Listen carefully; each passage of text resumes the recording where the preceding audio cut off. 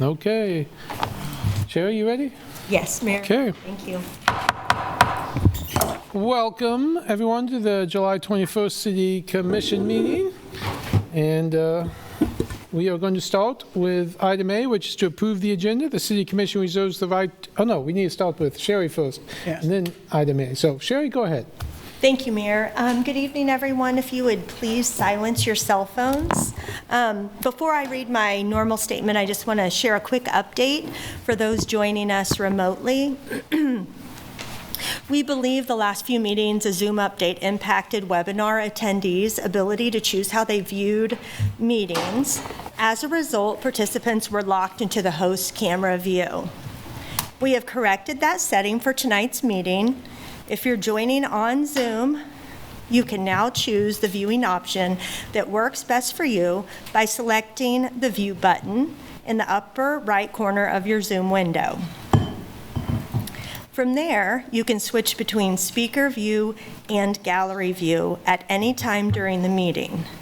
The City Hall view is the one that is closest to the YouTube upload. We appreciate your patience as we continue to identify and correct issues.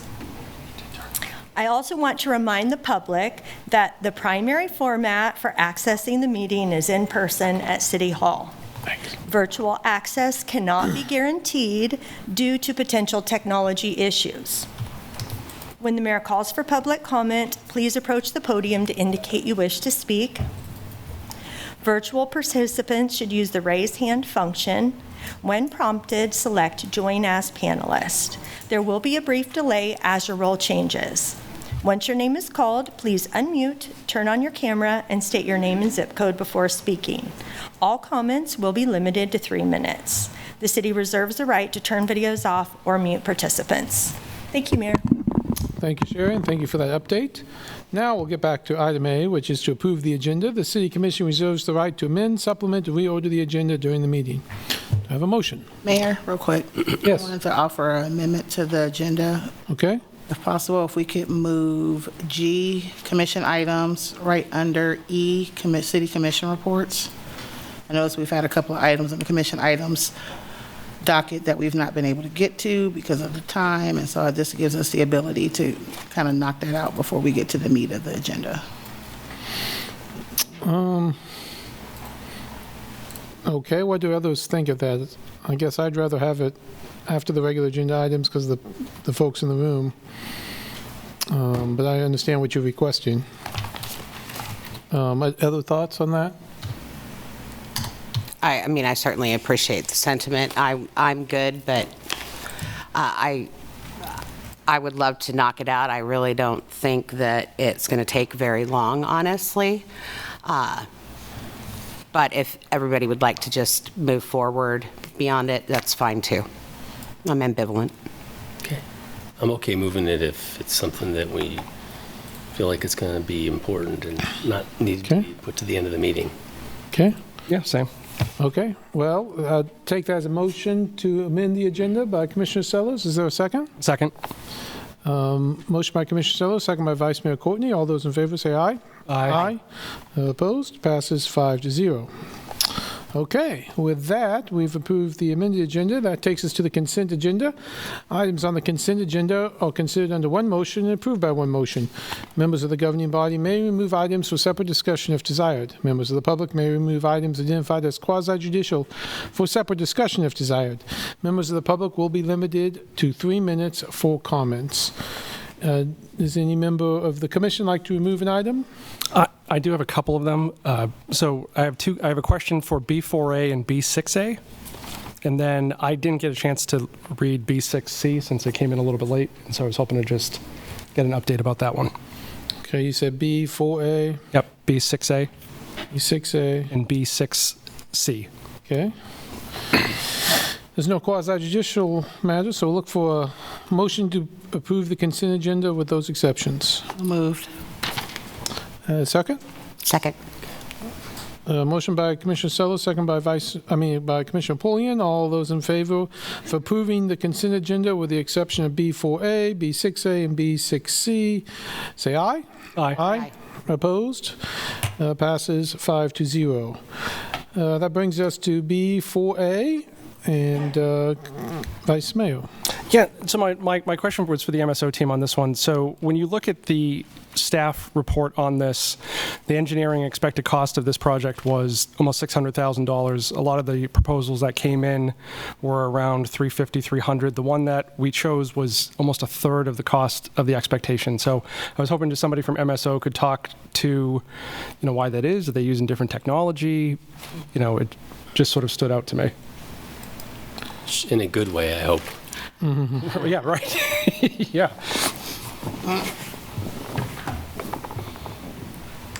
Yeah, I'm moving Steve over. Okay.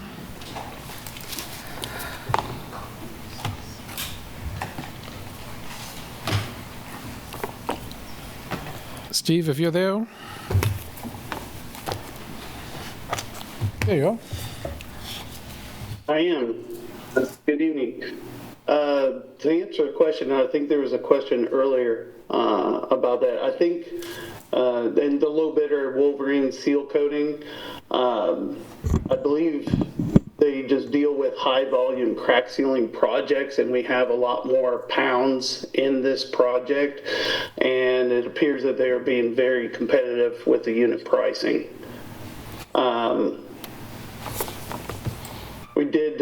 We did, since we haven't worked with Wolverine seal coating prior, I did work with purchasing department to make contact with or reach out and check references for the contractor, and they all came back in the positive. And we also had a call with the owner of the company to discuss, making sure they're understanding and able to perform and will perform per our city specifications. In terms of the range, with my engineer's estimate, based on prior bid prices we had in the past, we ranged anywhere from the $3 to even $11. So I was at the, lower end of that higher range of like the $4 per pound unit price. But I believe it's just a company that works with high volume crack sealing projects, and they provided a very competitive price. All right, and then one other question for you. When do we get somebody else to help for seal cracking compared to actually doing it ourselves? On the larger scale, I think we just, generally speaking, staff I think there's a lot of position. We don't have the staffing to be able to run patching machines and then also the crack sealing, for this type of scale. Now they do supplement, and they have done, and I say they, internal street maintenance crews have performed sealing of joints and cracks on work that they have done in recent times. If they go and do a mill patching, that sort of thing, they'll seal around those joints. So they're still utilizing that type of equipment, but we're just talking on a larger scale and a lot of coverage. Okay, that's questions I had. Perfect. Okay, any other questions? Sir.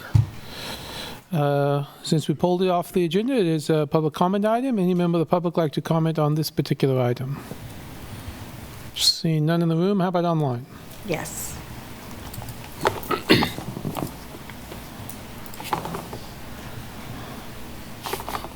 Stephen Watts. I thank you. I have absolutely no data with respect to what these guys confront or the numbers that they're associated with. However, this constant call for, we can't do this, we need more staff, is inordinate. And I believe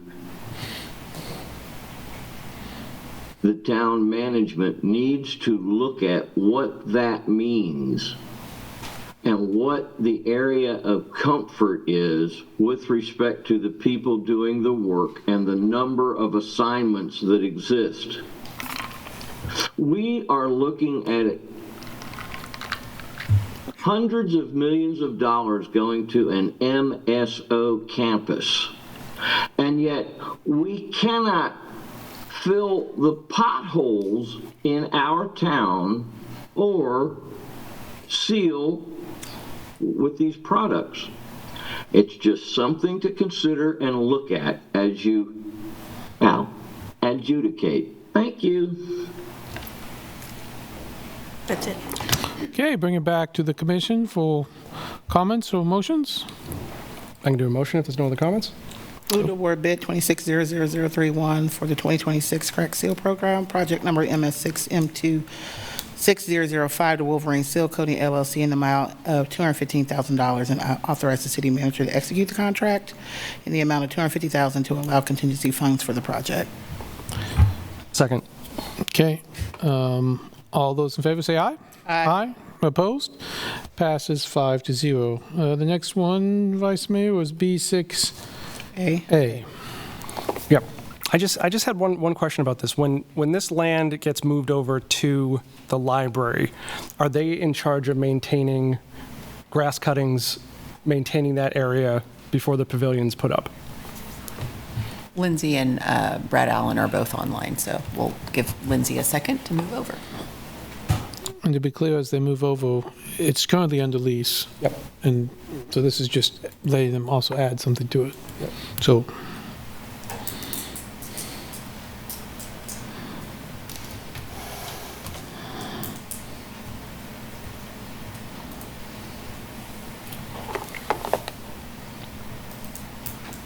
Well, I think I moved.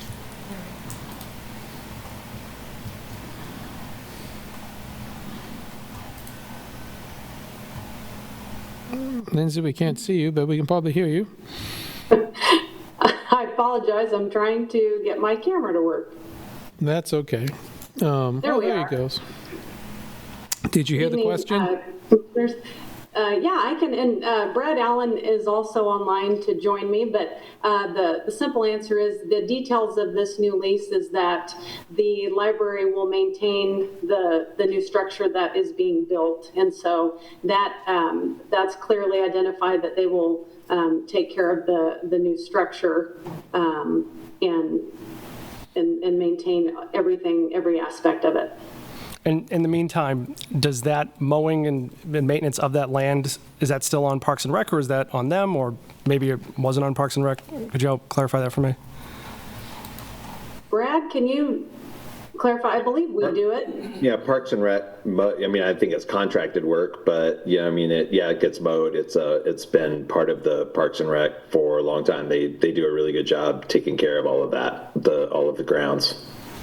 Okay, that was the only question I had. Okay. Any other questions? No, sir. So was if you can humor me for a little bit, Vice Mayor, I'm curious to understand the root of your question. Is it just, are you wanting to know if we will continue, if the library will continue to contract with the city to provide the mowing, or? Yeah, I couldn't tell that from your question. I'm trying to figure out what was. Yeah, I just want to know who's paying for the mowing.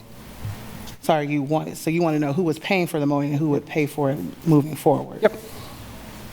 Because So that won't change. That won't affect anything since this is just an open structure. So we would still maintain that, but then the library will just take care of the maintenance of the structure itself. So that's the only change. right. Yeah, so what I'm saying is after we do this agreement, is it still Parks and Rec maintains that space until the structure's built? So you just want to know if they're going to get it for free, or are we going to make an agreement in order for? Right. Okay. Yeah, yeah. Sometimes being clear and concise could go a long way.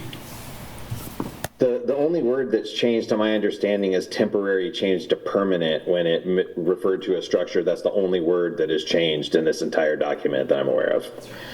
Okay. But as I have said, all things are temporary. But so, who knows? Spoken like a true librarian. Okay. We will see no other questions. Open it up to public comment. Any member of the public like to speak on this item? Seeing none, how about online? No, Mayor. Okay, bring it back to us for comments or motions. I will just say, I was going to say this in my commission discussion, but it's a very exciting agreement. Very exciting to have this. I mean, we've had this in our CIP for quite a few years, trying to have a facility there that you can host things with, and the fact that we were never able to fund it, and to have the library and the library, fundraising, the Friends of the Library, Friends of the Foundation, I always mess that up, step forward and fund this, and then take care of it is going to be a great step forward for downtown. And thanks, Brad and Kathleen and your team for making this happen.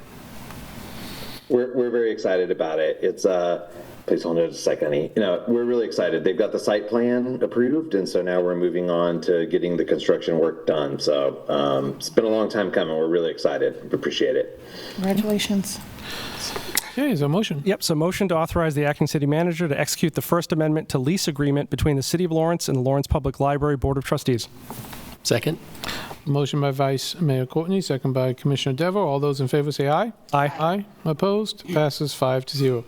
That brings us to B6C. Vice Mayor? Yeah, so I mean, this one, I believe it was sent out around, I just didn't get a chance to read this one this afternoon, and so could there be a presentation from the staff on this one? Is it okay? My thing's wrong. Yes, Mayor, Commissioners, this is Randy Larkin, Deputy City Attorney. Back in 2014, the city and here, Kansas at that time, and KU entered into a development and license agreement, and that would allow here to have adequate parking by using Mississippi Street and Indiana Street, and it allowed KU some concessions during football games and here during the move-in times. As part of the Phase 2 Gateway, the Gateway Phase 2 project, KU needs to increase the water line that runs to the project, which will require the removal of all parking on Mississippi Street, at least temporarily during the construction period. And what this agreement does is it amends the development and license agreement to allow that occur so that KU can complete their project in a timely fashion, and also would protect here from being in violation of their final development plan, which requires that parking. And then after the project is over, then KU is going to build podium parking that will remove 20 of those spaces permanently. And then at that point in time, KU will then make up that parking either in the podium or just outside of the Here's project, so that Here's in compliance with the final development plan. The community loses none of the public parking that's already there, and we are all, at that point in time, even. So KU is here, and also Here is here today as well. And so if you have any questions of anybody else, that's basically it, and if they have anything to add, they can. I mean, and just to reiterate what you said, so 20 parking spots are going away, but they'll be coming back as the Gateway project goes forward. We're losing 40 right now for the project. 20 of them are going to be replaced on Mississippi Street, and the other 20 are going to be inside the podium parking or just down the street a little ways. But all the parking will be replaced. KU has agreed to do that. Okay, any other questions? Okay, seeing no other questions, it would be a public hearing item. Any member of the public like to speak on this item? Seeing none, how about online? Yes, Mayor.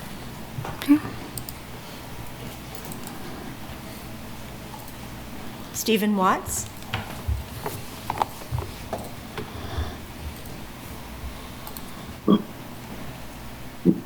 Wow. What a whole bunch of malarkey. How many promises has the University of Kansas made to our town and not kept? And with respect to these or the here, whatever it is, they sure do get a lot of attention. Aren't these old boys the same ones that promised an automatic elevator for the cars going up inside for for parking inside their building, and everybody bought into the high-tech stuff, and you're going, woo, I've seen elevators in car parking lots in Chicago. Yeah, it worked really well, and it's just curious that here seems to come from that kind of section. But at any rate, that system failed, and they had to go beg some parking spaces on the other side, and now they want more.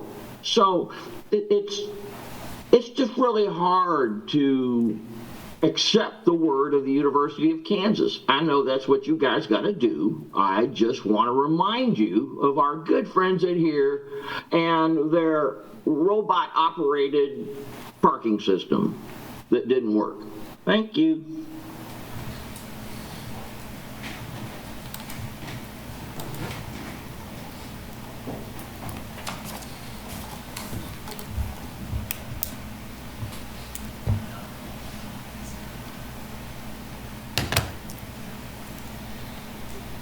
Jeffrey Hepler.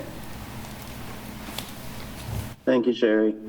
Good evening, Mayor, Vice Mayor, Commissioners. Jeffrey Hepler, 66044. I'm with Mr. Watts on this one. In order for them to be in compliance, they need to have more public parking access down the street because of this project. I would just expect a little bit more pushback. That's all. Thank you. That's all the comments, Mayor. Okay, bring it back to the commission for comments or motions.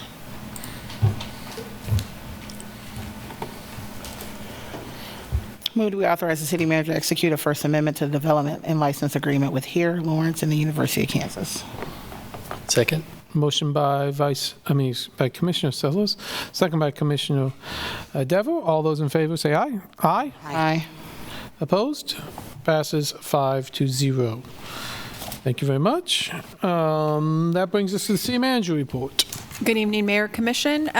We do have two items on the city manager's report attached to the agenda. That's our monthly Parks and Rec membership report, and then our utility billing report. I also wanted to highlight a couple other items. Our strategic plan, or Vision 2030, as we're coming to call it, has officially kicked off. We've been out in the community beginning to gather input on our strategic plan. That is supposed to help us determine if we're measuring the right things and the things that matter the most in our community.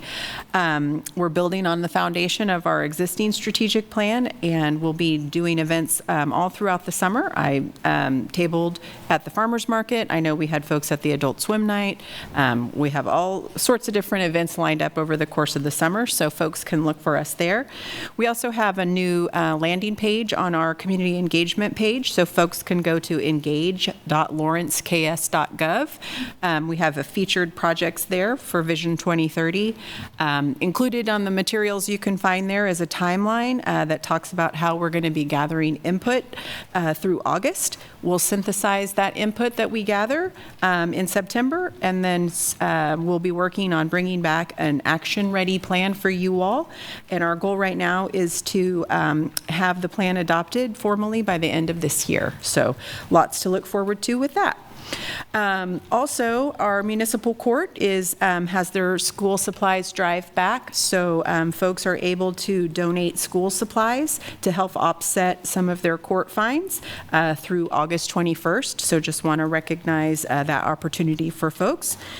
And then reminder that back to school also means that move-in, move-out season is upon us, and that involves a lot of work for our solid waste folks, our utility billing folks, as we help lots of folks move around in our community. There's lots of information on our website that folks can review at lawrenceks.gov. /SWM for solid waste management, and then /moving. There you'll find lots of information on how to take steps to help get rid of materials appropriately so that we can help keep our neighborhoods safe and clean, protect our city crews that are out working, and just make move out easier for everyone in the community. So those are the items I have for you all tonight. Okay.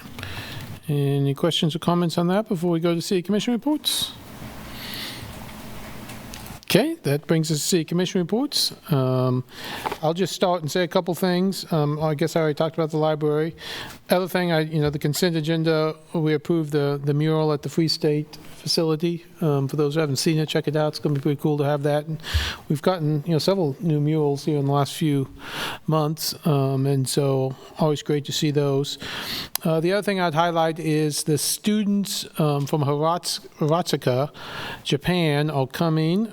They'll be here for just about a week. They come Friday night, and there'll be a welcome party on Friday night, and they leave the following Thursday night.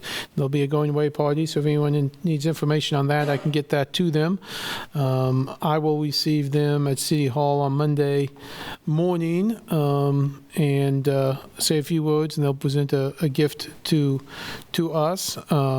And so if anyone wants to be there at 10 a.m. on Monday morning to join me to welcome those 10, I think there's 11 students and 3 chaperones coming.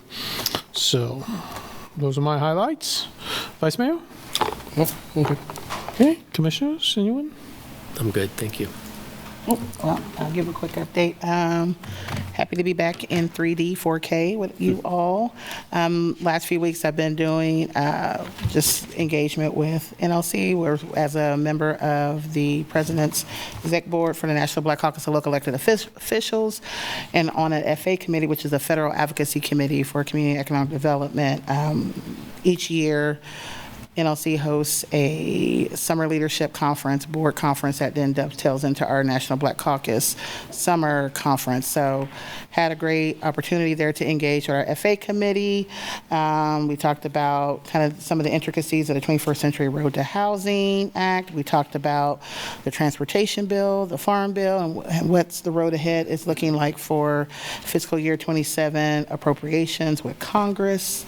So that was a good conversation. I was actually proud that the policy committee, which I chair for NBC Leo, actually produced several resolution recommendations and amendments to the municipal playbook that will be reviewed and considered and possibly voted on at City Summit. And then for NBC Leo, just wonderful opportunities there. I had the opportunity to facilitate one of our public safety panel discussions called From Fragmentation to Coordination that dovetailed into our panel discussion around criminal justice coordinating councils and social benefits that Kate Fitzgerald, who is the CJCC chair for our analyst administrator for the county, was one of the panelists, and so that was a great opportunity there. And then I also facilitated a fireside chat with Brittany Carter, who is a part of the Legal Defense Fund with the NAACP, and we talked about the implications of redistricting, specifically the 2 SCOTUS cases, Louisiana versus Calais and Allen versus Milligan, and its impact on local government and districting. So great, robust conversations. If anyone wants to know more, I'm happy to share, but it's been a great opportunity. Thank you, Mayor. Thank you. Commissioner Pullian, anything? No, I'm good. Thank you. Okay. So we did amend the agenda and moved commission items up, which includes Commissioner Pullian's proposal. We can start there, and then we have the future agenda and the calendar. Commissioner Pullian, you want to say anything about your proposal before we talk about it? I do. I would like to briefly introduce, I'm calling it a stewardship initiative. Several months ago, we had talked about reviewing some capital projects. What you have in front of you is really to spur on discussion. The reason I'm bringing it forward is really, I think we have a golden opportunity right now. We've got a lot of things going on. We know that something like this aligns with our current strategic plan. It sets us up for success for the next strategic plan. We have the potential for a lot of growth, and it allows us to really do a review of our largest projects. And we have a new city manager coming in. And as we know, and for the public if you don't know, He has a very strong expertise in capital projects specifically. He has a lot of experience in that. I initially thought it would be more projects, but I really wanted to scale it back. But what I have presented here is really just a recommendation based on my professional experience. I did list 3 specific projects. That is solely because when we talk about capital projects, the areas that we really want to make sure I say high and tight, that we've got everything appropriately tracked, et cetera, are those projects that we've issued debt for. So we want to make sure we're in compliance with any debt that we have initiated for a project. We want to pay attention to procurement. At least these are the things that I have paid attention to in my career. And then if we happen to have projects that are collaborative with another agency, could be city and county, city and the university. If we have ongoing agreements, it's good to touch base and make sure that we are complying with those agreements. So each one of those projects really highlights each one of those categories. That's why I noted them. But again, I want this to be a collaborative endeavor, but, and I really want to focus on saying that this is about looking towards the future and really not focusing on the past. So if we find opportunities for improvement, great. It's just going to make us better. Along those lines, as I mentioned, we have a new city manager. I recognize that it might be remiss to not have him weigh in, given he's going to be here by the next commission meeting. So I'm happy to make a recommendation if commission wants to push this off to the August 4th meeting and allow our new city manager to weigh in on this. I'm more than happy to do that. I think there would be a lot of value in that, and I think there's a lot of reasons to do something like this. One of the reasons I thought it would be great is it's likely he's going to go back and kind of take a pulse of the projects in general, given that's what he does. I thought this could save time, but I don't want to assume how he'll feel about this. So I'm happy to take questions, or if you guys just want to push it off until the August 4th meeting, we can really, discuss it then. Okay, well, I will say I certainly think we should let the new city manager weigh in, but other questions, comments? Commissioner Pulliam, I had a couple questions. Sure. On this draft proposal, is this something that you worked with on your own, or did you work with any other commissioner on this? I did not work with any other commissioner on this. I did use AI. I know that we had a resident come in and was very disappointed that I used AI. But I put 20 hours into this. It changed, and then I had a couple of colleagues not on the commission review this, but no other commissioner was involved. Did you engage with any staff member before this came and was put on the agenda? I have not, no. So when this was put together, what information did you use from staff or from staff processes, internal processes, did you research in order to culminate? What did you use to culminate this finished product? What staff currently does? A lot of what I have used in my career. I know, but my question is, what part of current internal practices were informed by creating this proposal? I've had multiple discussions, probably over the past year, with external parties who have done work for the city. And I appreciate that, but my question specifically was who on staff did you engage with as far as identifying the internal processes that are done? So there are internal processes that are very similar to what is being called for in the proposal. My question is, what staff members, what directors did you speak to understand those internal processes? I have spoken with Melissa and Melinda. We had a meeting about a month and a half ago, and we talked about some projects. I did due diligence they gathered data for me. It took a few months. We had a meeting. We went through how we choose vendors. We went through how we notate if vendors might have been lacking. This was all the information that they provided. We sat and discussed it. And it tends to track with how most cities handle their capital projects. So just the MSO department? The MSO department, correct. All right, and then in reading the initiative, I get of having an independent review. I don't see where staff involvement is where staff would be involved in this. Staff will have to provide the data. Okay. But this document is a suggestion.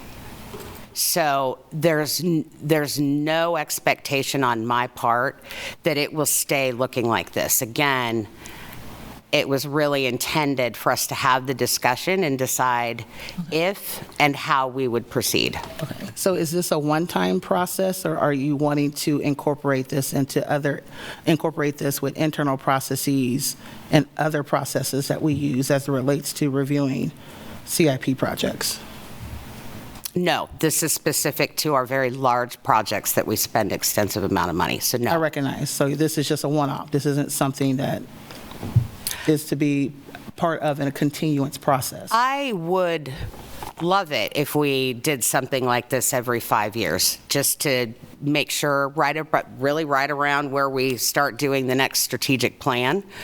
But that is up to the commission if that's what they want to do. I think it's a great idea, and I certainly would have recommended it if we're having the full conversation. I would love to see this happen every 5 years. You're wanting to audit internal processes?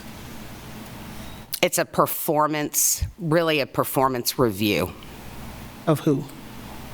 Of our processes. So whether it audit of our internal processes. But we're going to talk about something similar with the housing thing in a little bit. I know, I'm just asking a question. It's an audit of internal. I initially called it an audit. I feel like an audit a forensic audit. Sounds like, I said a forensic audit. And a forensic audit does not mean that that we believe there is a specific outcome that's going to come through with it. Activities? Huh? That's typically what a forensic audit is for. It can include that. It can include that. Basis of it. So again, my question is the intent is for this to be an audit of all internal processes as it relates to CIP projects, all CIP projects? I'm not trying to stick you on the why. I'm just trying to understand the what. The what will be, again, I think we need to look at any bonded project that we've completed, or if it's in mid-process, if we've got a very long project, maybe like the watershed project. I think we need to make sure that we're in compliance with the bonding, the bond covenants, and what we identified as what we're issuing debt for, and if the project is exactly how we spelled it out, which often doesn't happen. I also think we need to review procurement. That's what I'm focusing on, and then any ongoing agreements that we have. Those are the areas that I believe we should focus on. But again, if there are other areas that any of the other commissioners are interested in, it is open for discussion. Okay. My recommendation is we at least focus on this. Did our contractor get substantially completed on time? If not, did we issue liquidated damages, if it was appropriate? If we had a project that was a $20 million project, and for whatever reason, it didn't complete the way we initially intended, and we issued bonds, did we properly reallocate those funds formally, which is required by statute? Procurement, did we make sure that we issued competitive bids where necessary? Those are the areas that I believe are the most important. Okay. So if I understand you correctly, you've identified internal administrative processes that our departments currently do, and you're wanting to review, audit. You want to either review or have a audit done of those administrative processes. Mm-hmm. So it's an audit of internal processes. Of internal administrative processes, because it's not policy, it's administrative. That could lead to, but we're not going to get there. We're not going to get there ourselves. I just want to understand, you're proposing what could potentially be an audit that's done so many, whatever. It's an audit of internal administrative processes. Yes, to make sure that our large projects are completed as we intended them to be. Okay. Yep. Thank you. You're welcome. So I have a question then. I was listening to why you want to do this, and then you laid out 3 projects that you want to be specifically done, but I don't see them lining up with the reason why you want to do these audits. Okay, we'll start with Rock Chalk Park, for example. You said between 2021 and 2025. Are you aware of any large contracts or vendors lacking that have been associated with those projects, since we haven't done any work out there in the last 5 years? It's also about ongoing agreements that we have between KU and us. That's what Rock Chalk Park is. That's one of the reasons that I picked that project as an example. Structured? Do you know where that park is structured?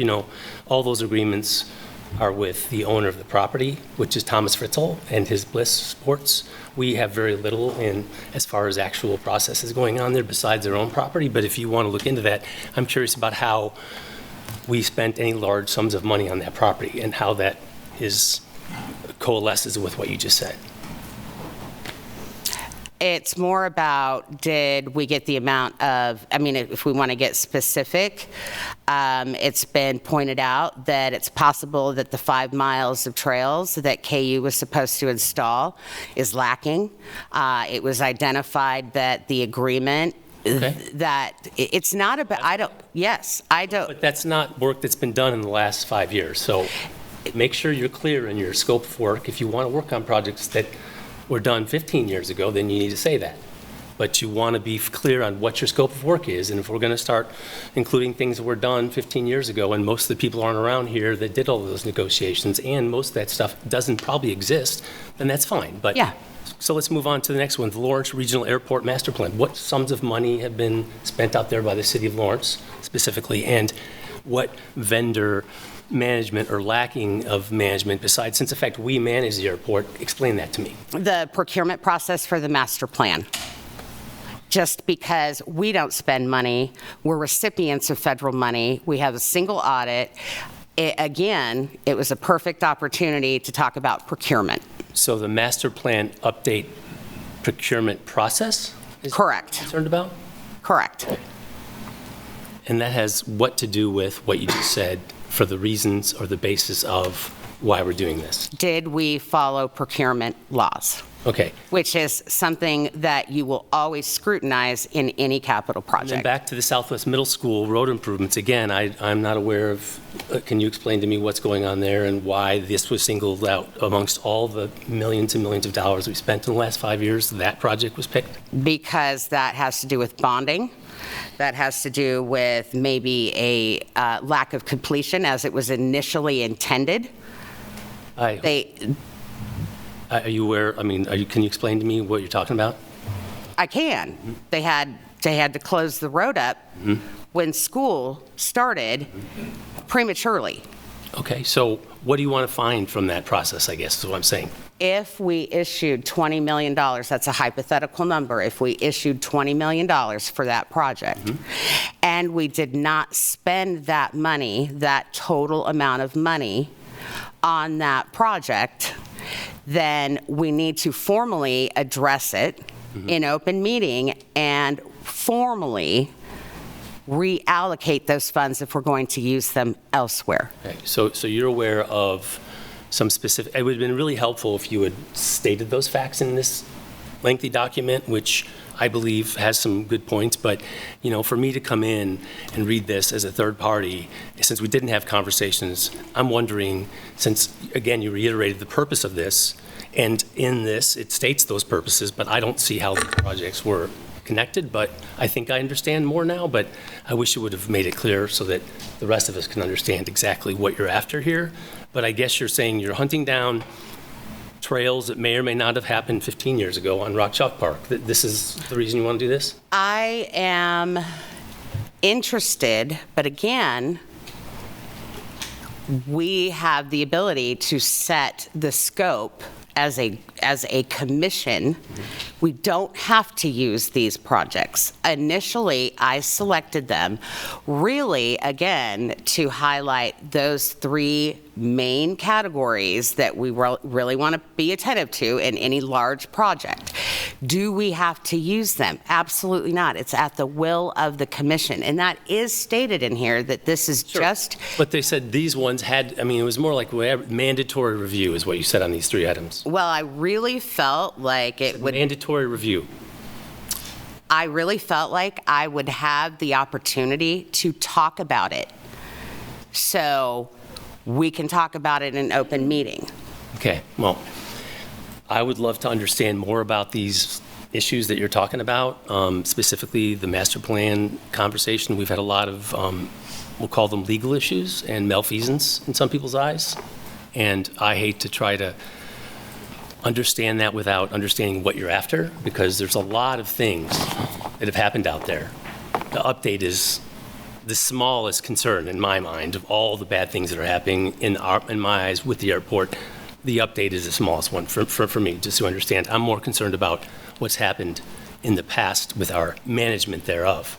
For me, that would be a topic that we should discuss. Since the federal government is concerned with the way we're managing that, that would be something we should spend money and time on, because that we would yield benefits from that, both in federal dollars and perhaps negotiations that might lend in our favor. So,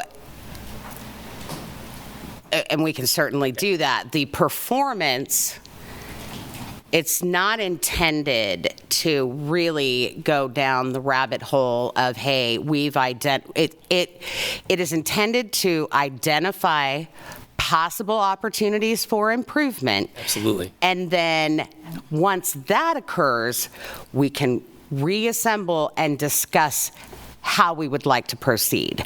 But this is not intended to discover issues and then give us the recommended fixes. That's a totally different engagement. Okay. When I see mandatory on a letter, that tells me I have to do it, and I'm not going to agree to that at this point. So absolutely, I'd like to identify the reasons and purposes behind these things before I lay out a list of projects I'm going to investigate. I want to know the scope of work. I want to know what we're trying to identify, and then I want to know what the tangible results are going to be at the end. And additionally, we don't have to pick any projects. We can say we would like X amount of projects reviewed, and they pick them, completely impartial. I apologize that it wasn't clear, but this document is literally just a recommendation. Also, we have a new city manager coming in who has no experience with anything. And when we talk about optics of impartiality, that was also put in here as a recommendation. I don't see any problem with the city manager being involved in this process, again, if he's willing. So given his expertise, he could be involved in that process. This, you know, we would advertise the RFQ, and the way I pictured it, again, we can, again, as a group, decide how to proceed if we proceed. But there will be some level of latitude with those that respond to this on how they believe best to do this. And then again, between the city manager and the commission, we decide if that's appropriate, if there is consensus there. I like that approach just because I feel like its intent is more genuine and more also random data appears to me to be way more valuable than stuff that's generated by people who decide when it's absolutely what we're going to look at. That's just my feeling in life. I'm great with that. Yeah. I think the bigger picture of this, because I think it's a little bit of putting the cart before the horse, because I've talked about administrative and policy. The bulk of what we do on the dais deals in policy, and policy does inform processes, which are administrative.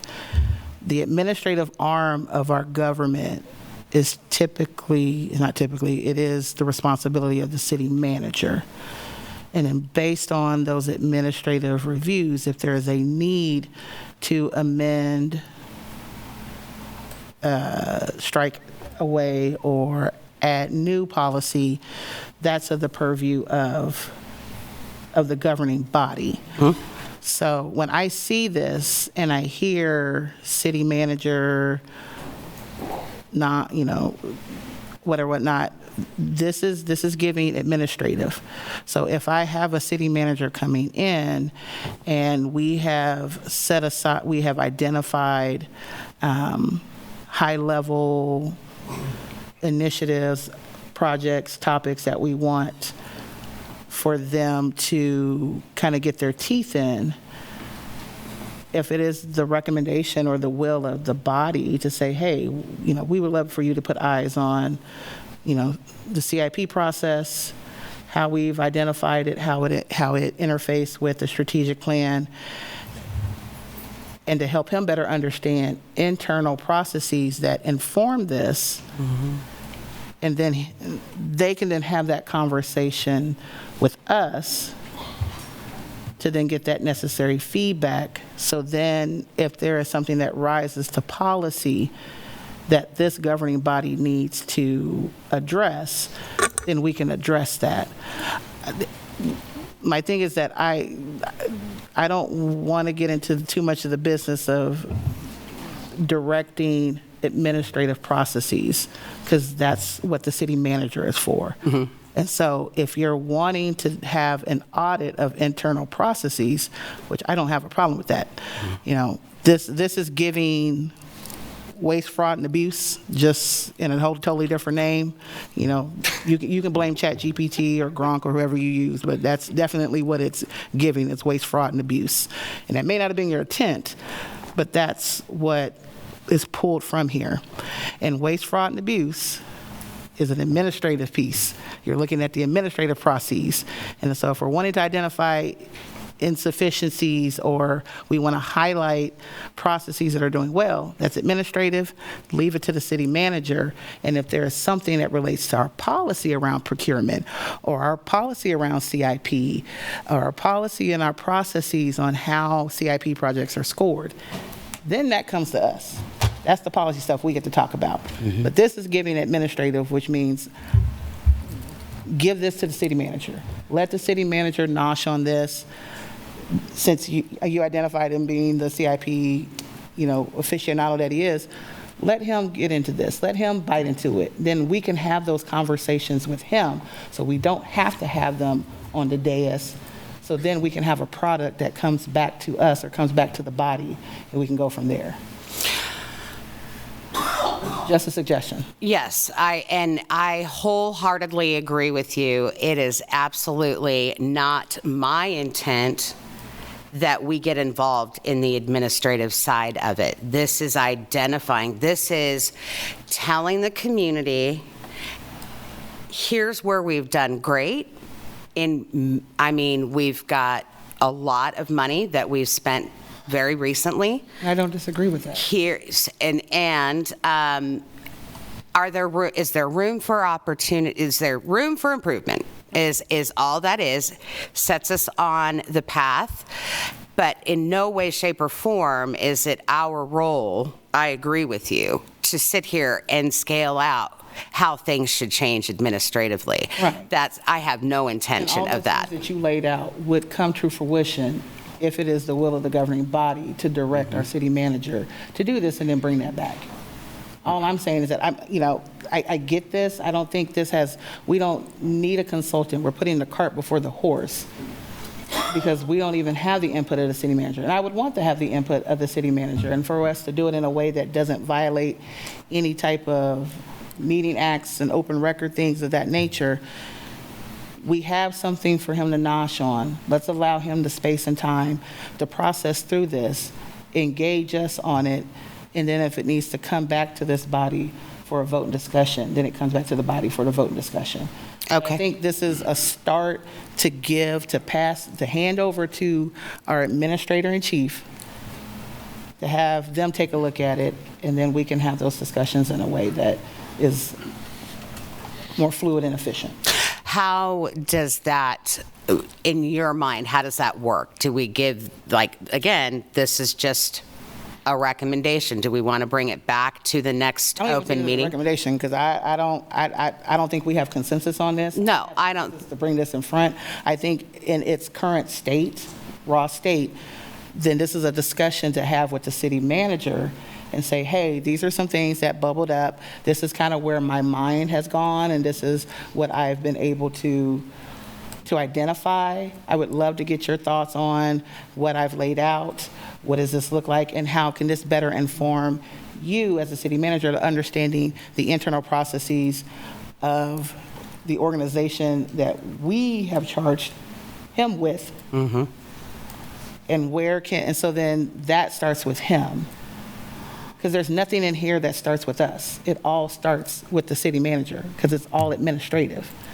So allow him the space and opportunity to process through this, because more than likely, he's already going to do this. I mean, he said it in his presentation to us, in his interview presentation, that was one of the first things he wanted to do. So this is now a document that you put together to show what things you're wanting to look at and what you're wanting him to focus on, whether that's a 6-month review, a 12-month review, get back to us on, because the timeline is going to be a little bit longer than maybe what you're proposing for an RFQ, but that gives him the time and space to do that in a way that it doesn't feel rushed and it doesn't shrink his capacity.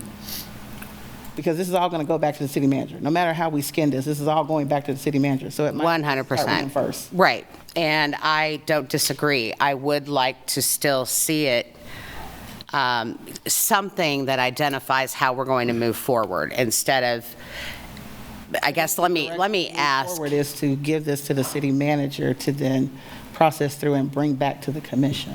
And do we have a timeline for that, or a timeline for him to bring it back? I don't want to discuss that. I don't. Well, I don't think we have one right now, and I don't know if we're going to have consensus for one tonight. So I think the best thing we can, I'm not saying the best, I think a solution to this is to say that we have consensus on, we understand that the CIP is something that we want the city manager to put eyes on, and that there are the hopes that maybe we want him to review those internal processes and to give us his assessment of how this could look like moving forward.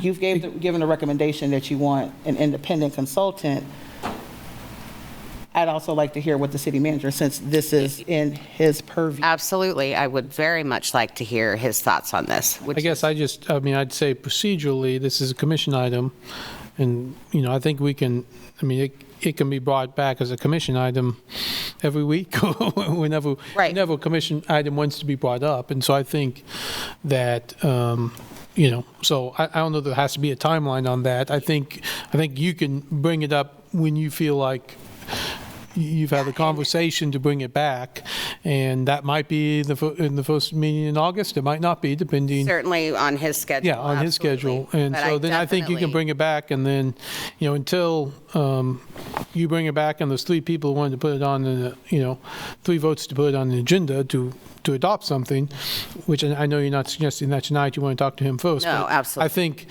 I think that would be the next.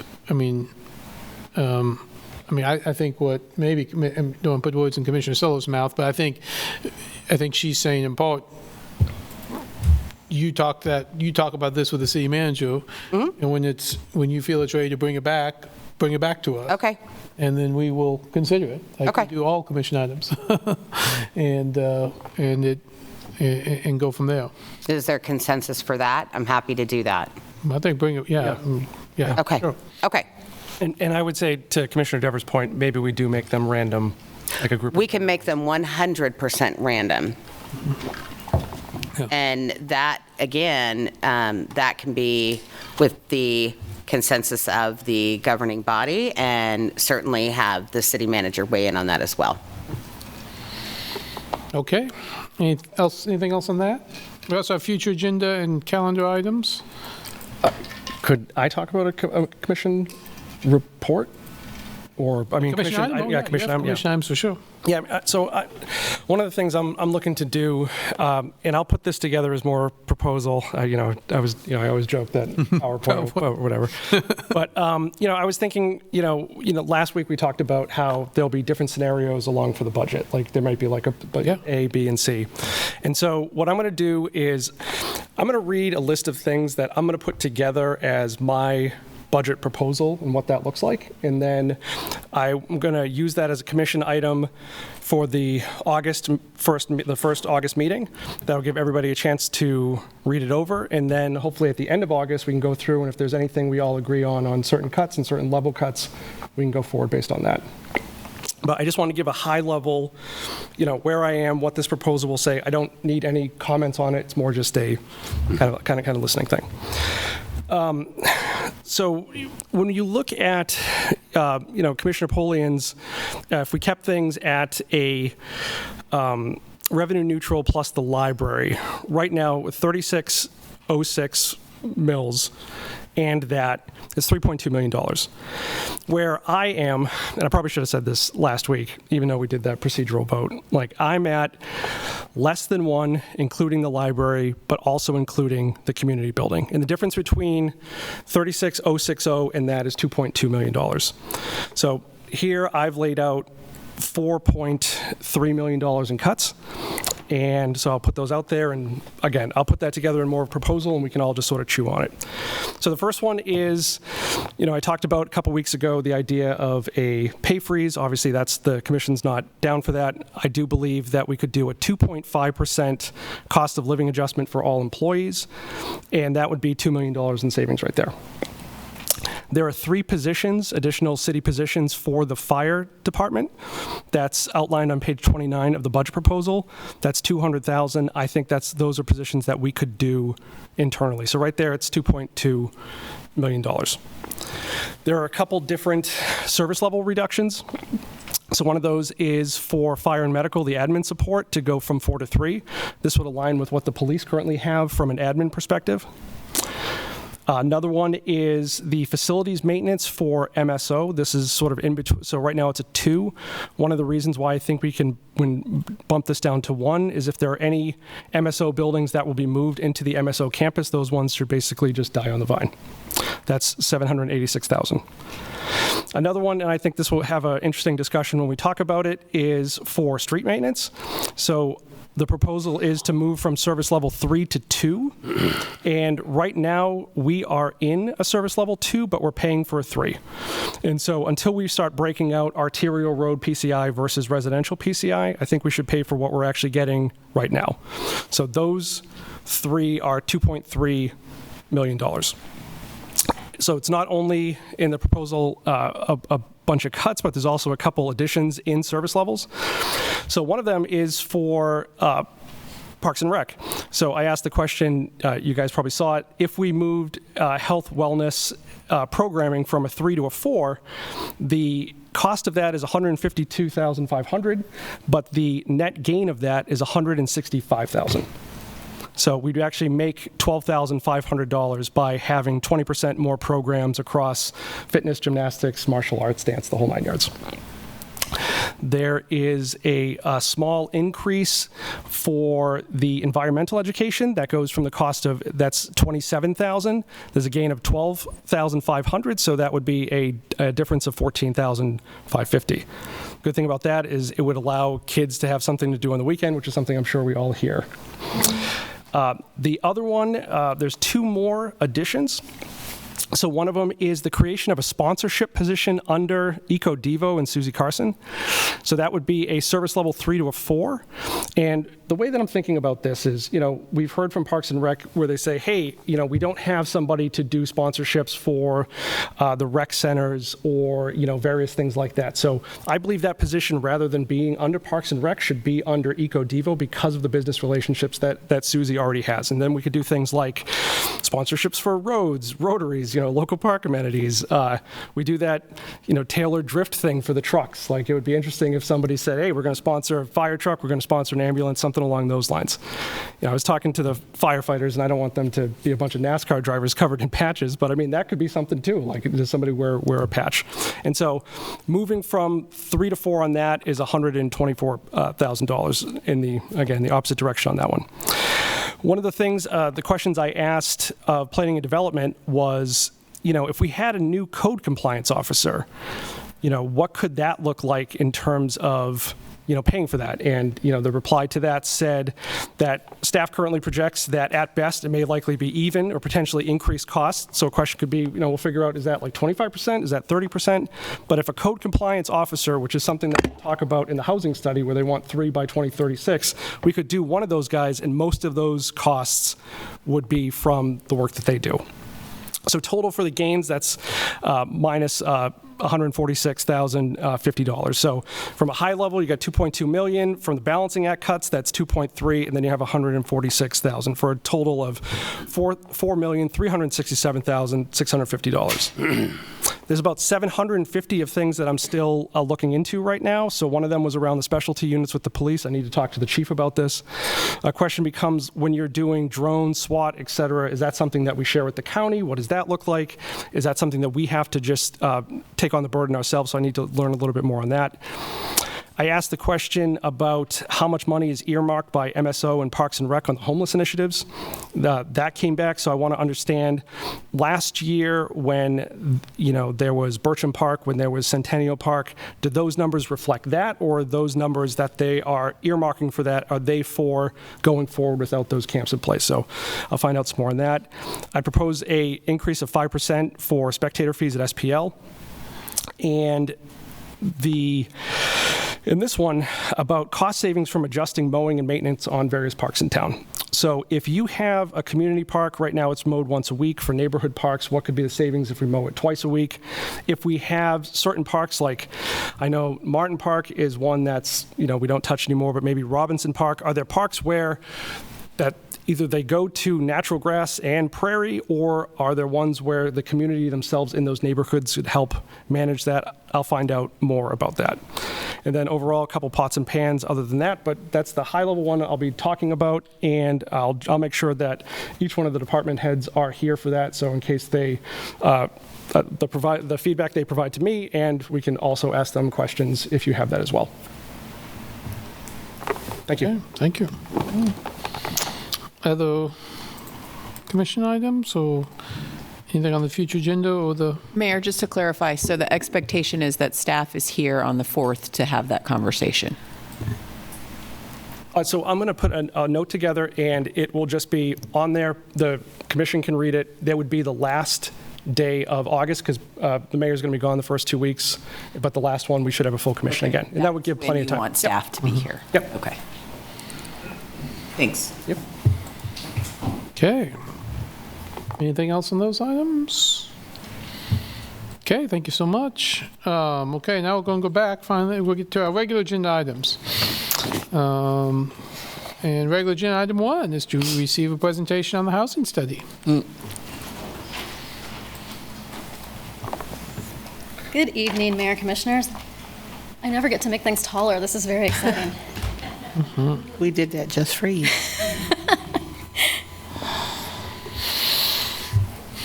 All right, my name is Danny Walters with Planning and Development Services, and before you this evening is a presentation from our consultants at Development Strategies on our affordable housing market study.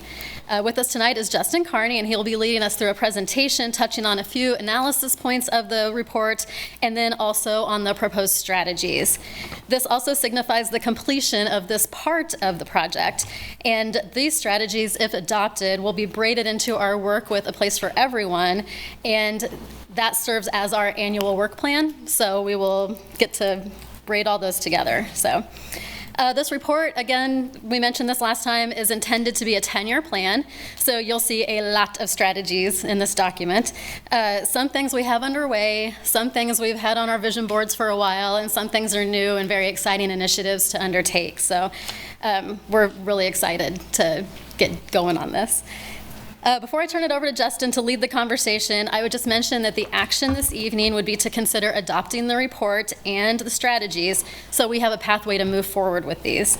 Each strategy we undertake will be tackled on a case-by-case basis, so it may be that some of these look one way in this report, and then as we get to them, the community looks a little different, the input's a little different, things change. So depending on the circumstances, they may morph a little bit, but you will additionally see links, I believe Justin alludes to some of these in his report, links to the Affordable Housing Incentive Policy, which you'll see right after this. It's important for us and for the community to show continuity in the plans that we're working from, so those same goals and objectives are what we're working towards no matter what we're looking at with housing. And I think on behalf of all of us, we just want to say a very big thank you to the Commission for helping us and supporting the undertaking of this initiative. We're looking very forward to moving ahead with this and doing some really impactful work in this space. So with that, I'll turn it over to Justin. Thank you. Thank you. Thank you. Thanks, Danny. Mayor, Vice Mayor, Commissioners, great to be here tonight. Great to be here in person and seeing you all. So I'm Justin Carney. I'm a principal with Development Strategies, and Development Strategies, along with Blair Freeman, have been the team that have been working on the affordable housing study for the last several months. And let's see if I can get this on a different screen. There we go. This is not the presentation. This is the one that I did last time. But I tell you what, yeah. We'll get the other one sent immediately. That's the one in the agenda. Yeah, that's the one you sent. There should be one that's about 15 slides. We are going to have a good conversation about strategies. And really, I guess, I tell you what, I mean, I've got the document here. You've all seen the document. We can have the conversation without the presentation. But a couple of things that I just want to highlight, I guess, that want to get into before we get into our discussion. This is really, as Danny said, the culmination of several months of work, a whole lot of data and analysis that has been looking at changing demographics, changing economy, and how the economy and the demographics, there we go, how the demographics and the economy are really impacting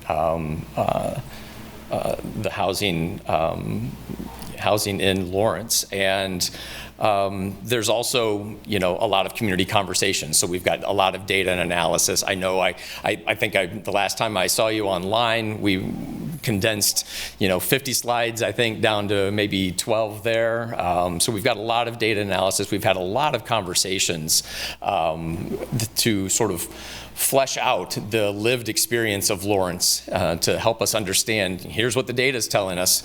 What are the people telling us? Whether they're homeowners, renters, folks looking to move from, moving into housing, folks that are looking for housing diversity and moving up. So we've covered a lot of ground, and tonight is really an opportunity for us to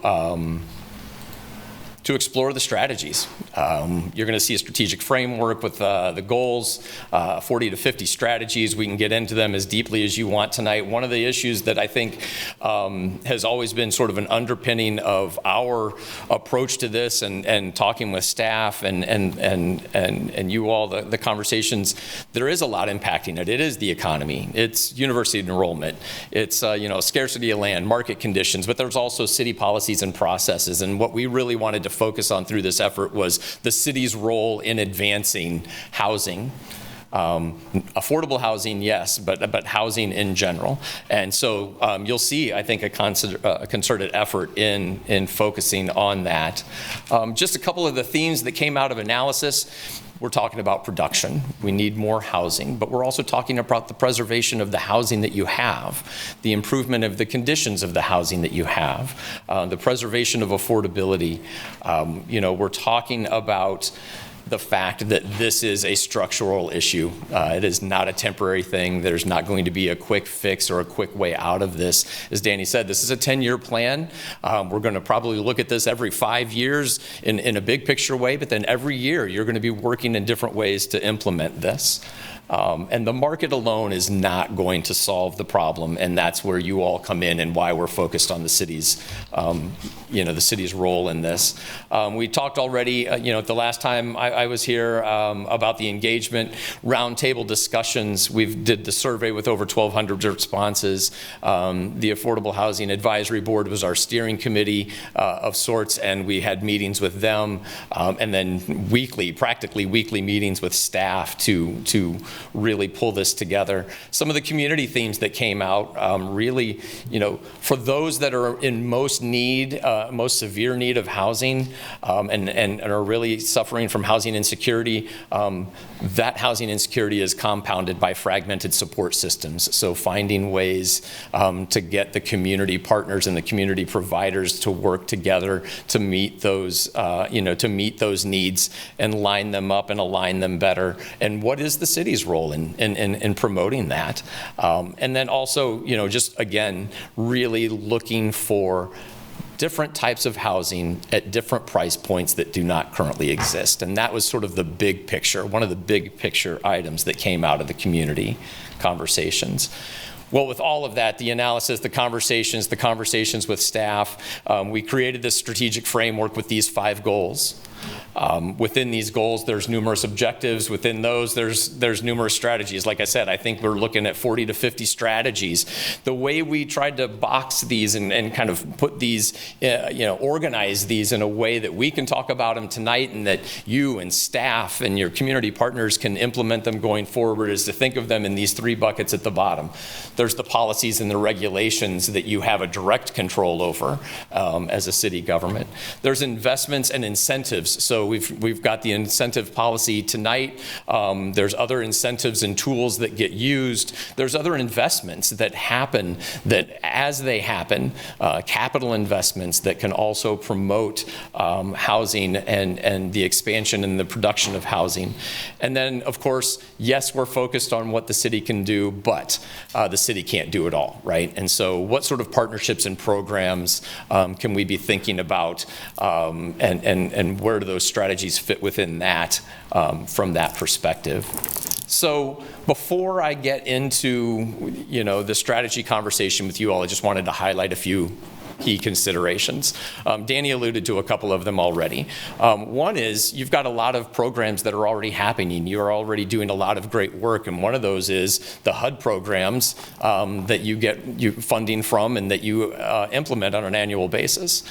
So making sure that these strategies or identifying where these strategies align with those HUD programs was a key consideration for us. The other one was really thinking about knowing that this affordable housing incentives policy was coming before you all. Which strategies do we see really having a touch point with that policy? And so when you look at the document and you look at the implementation chapter and you see the implementation matrix, we've tried to identify which strategies we think are touching those two in particular. Danny also alluded to the fact that this is a plan, it's a 10-year plan, and it's setting a north arrow in a direction with a lot of strategies that have specificity to them, and it's designed that way to give you as policymakers and decision makers and the staff as the doers and the community partners to give everyone kind of a clear direction on where to go, but also there's flexibility built into that, and it's naturally there so that you all as a city can respond to new market dynamics, decreasing interest rates, increasing costs, whatever it might be, right? To also respond to political shifts. We could have, a political shift at the national level that suddenly creates new pipelines for funds through HUD or not through HUD that aren't on the radar right now. So how do we respond to that, to the new funding? And then ultimately, you want to have a success. You're going to have success as you implement this plan. So as progress happens, as success happens, how do you shift and revise and review those targets that we might have set now in 2 years, 3 years that might shift because of some of these factors. And then this is that moment, right? You've got the plan. We'll move forward. You'll move forward into implementation. And what does that look like? It's a little bit of a roadmap on what that looks like, but really what it looks like is you have a plan now. It's giving you that 5 to 10 year direction, but you're going to see annually opportunities where you all and your staff are actively taking measures to implement this plan through the annual budget, through department work programs, the way and the types of solicitations you might put out for the Affordable Housing Trust Fund. There's strategies in here about dashboards and documenting and tracking progress and getting reports to you all about what that progress looks like so that you can continue to review and revise those targets over time. So all of that is going to be part of an implementation process that while we touch on it and frame it here, I know that sometimes when we do this, people are ready to go and they're ready to get into these implementation questions, and some of those may be questions for staff, later on as you get to building this out. So I'm not going to go through these right now in the presentation. I just want to kind of show everybody what we could be talking about tonight. Goal number 1, unstick the market. It's about production and reducing barriers to production and diversifying the housing stock. Goal number 2 is accessibility, universal design, visitability. It's about making units more accessible for people with disabilities, for seniors who want to age in place, for anyone who wants to just be able to stay in their unit over time. And maybe they can't find that now. Maybe they have pieces of it and they want to retrofit. What does that look like? Goal number 3 is improving housing conditions, both for single family and multifamily, for renters and homeowners. And goal number 4, there's been a lot of conversation around how can the public be an active champion for, to meet these housing needs and to meet these housing challenges, and what sort of community conversations do you want to have?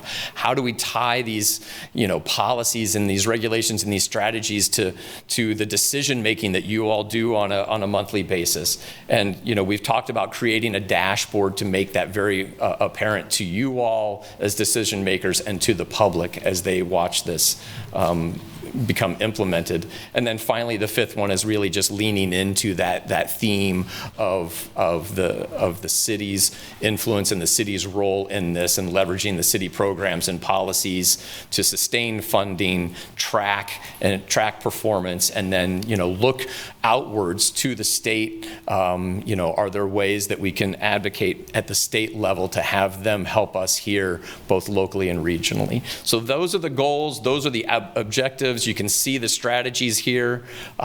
That's really all I have for a presentation this evening, and I'm excited to kind of answer your questions and take this anywhere you want to go. And I sort of framed it this way so that maybe we can, if people have specific questions on specific strategies, we'll just go from goal to goal and move through, or Mayor, however else you want to proceed with this.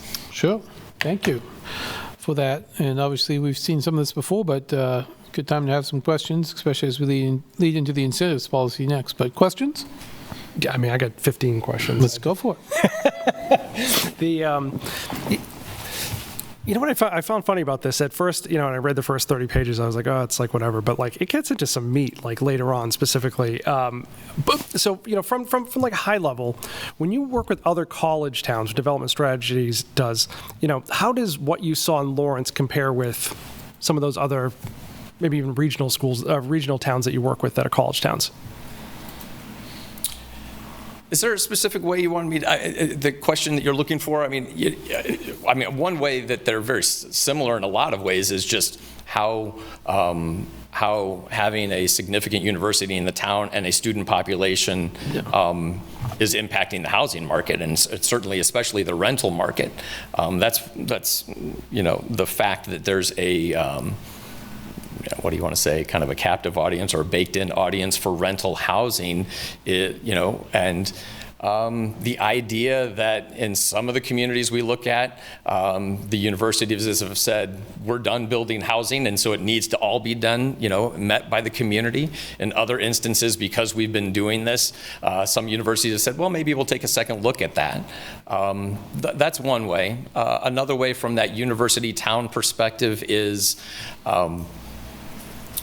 on the rental side, because a lot of it, or some significant portion of it, is student housing, there's a lot of conversation about the quality of the rental stock, and maybe the perception, the reality that we don't dig into real hard, but the community conversations that we hear, that student rental housing may be of a lower condition or quality than the rental market, but then that still trickles out to what else is going on in the rental market. The idea in some of our university towns that we have, students that are completely supported by parents. And so they're out there buying buying property to let their kids live in while they're going to school, or, being able to sort of outperform and outpay for some of the residential real estate because that's what they wanted to do for their student. So it's really kind of all of those issues sort of come and go depending on where we are. We've had any number of that kind of coming together in a variety of ways. So I don't know if that was where you're wanting to go, but that is some sort of comparison and contrast here. Yeah, I think the first thing that, stood out to me was, about the land. I mean, that's something we've heard too, that, the land, to Tim's analogy about, like, it's been like a dartboard, like, closer to the university, the more expensive it is, like, the farther you go out, it's cheaper there. But even now, so from the other college towns that you work with, are you seeing things where people are looking for specifically like apartment rentals, but the people who are trying to raise their families they're also seeing property taxes rise, like homes get like very expensive. Basically, is there something, the one thing in here, and we can talk about the details, but like, is there something that from a high level that we should do as a community other than like add stock, that based on your analysis of other college towns, that if we did this, that would provide some relief to people already in the community? It's a great question. I have one a month. Yeah, nothing immediately is coming to mind from that. A lot of times what we hear is, Well, and so I just want to also be clear, like a couple of things you said are slightly different, right? So there's the housing, if your supply is constrained and rents are, and rents are going up, that's one thing that's different than the property tax, right? So I just wanted to separate those. A lot of times what we see is just we need, from that rental side, more multifamily in order to increase the supply, to try and give not only just, it's not just about supply, but it's about what does that supply look like? And, what is the quality? What is the amenities? What is it that people are looking for and want? Is it market rate? Is it student rate? What does that mean? We've had conversations around, we might improve not only is it about production, but it's about that preservation that I was saying. So if we're improving the quality of the rental stock, whether it's students or not, that quality and that perception of quality permeates and becomes more competitive for folks that, part of the issue of looking for housing is not just a price point. It's about having the right kind of units that you want or need as a family, or maybe a twosome or a single, in the right neighborhoods with the right location. There's a lot of dynamics that go into why you choose where you live, right? So I don't know that there's not a silver bullet right now from that perspective. I wish there was. Yeah. We'd be selling it. Yeah. On page, I'll do one more question, and I'll let other people take a turn. So on page 44, it says that the high-cost utilities are a common challenge. So how does Lawrence compare to other college towns that you guys have worked with in terms of utility costs? Is that how we phrased it? Something like that.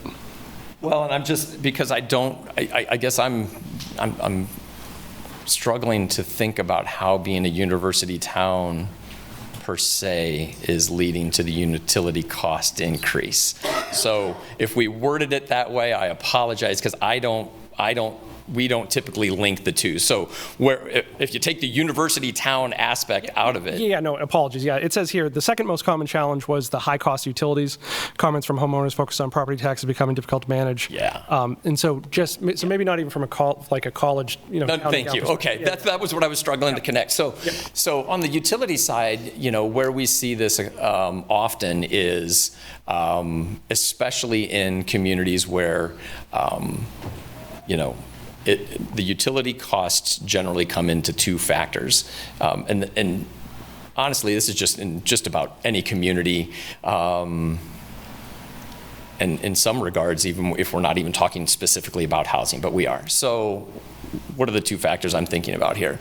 One is, in some communities, what you find, especially older legacy, towns, what you find is the utilities have not been maintained well over time, and so they're suddenly being confronted with the need to raise utility fees in order to generate revenue, in order to maintain, what they have.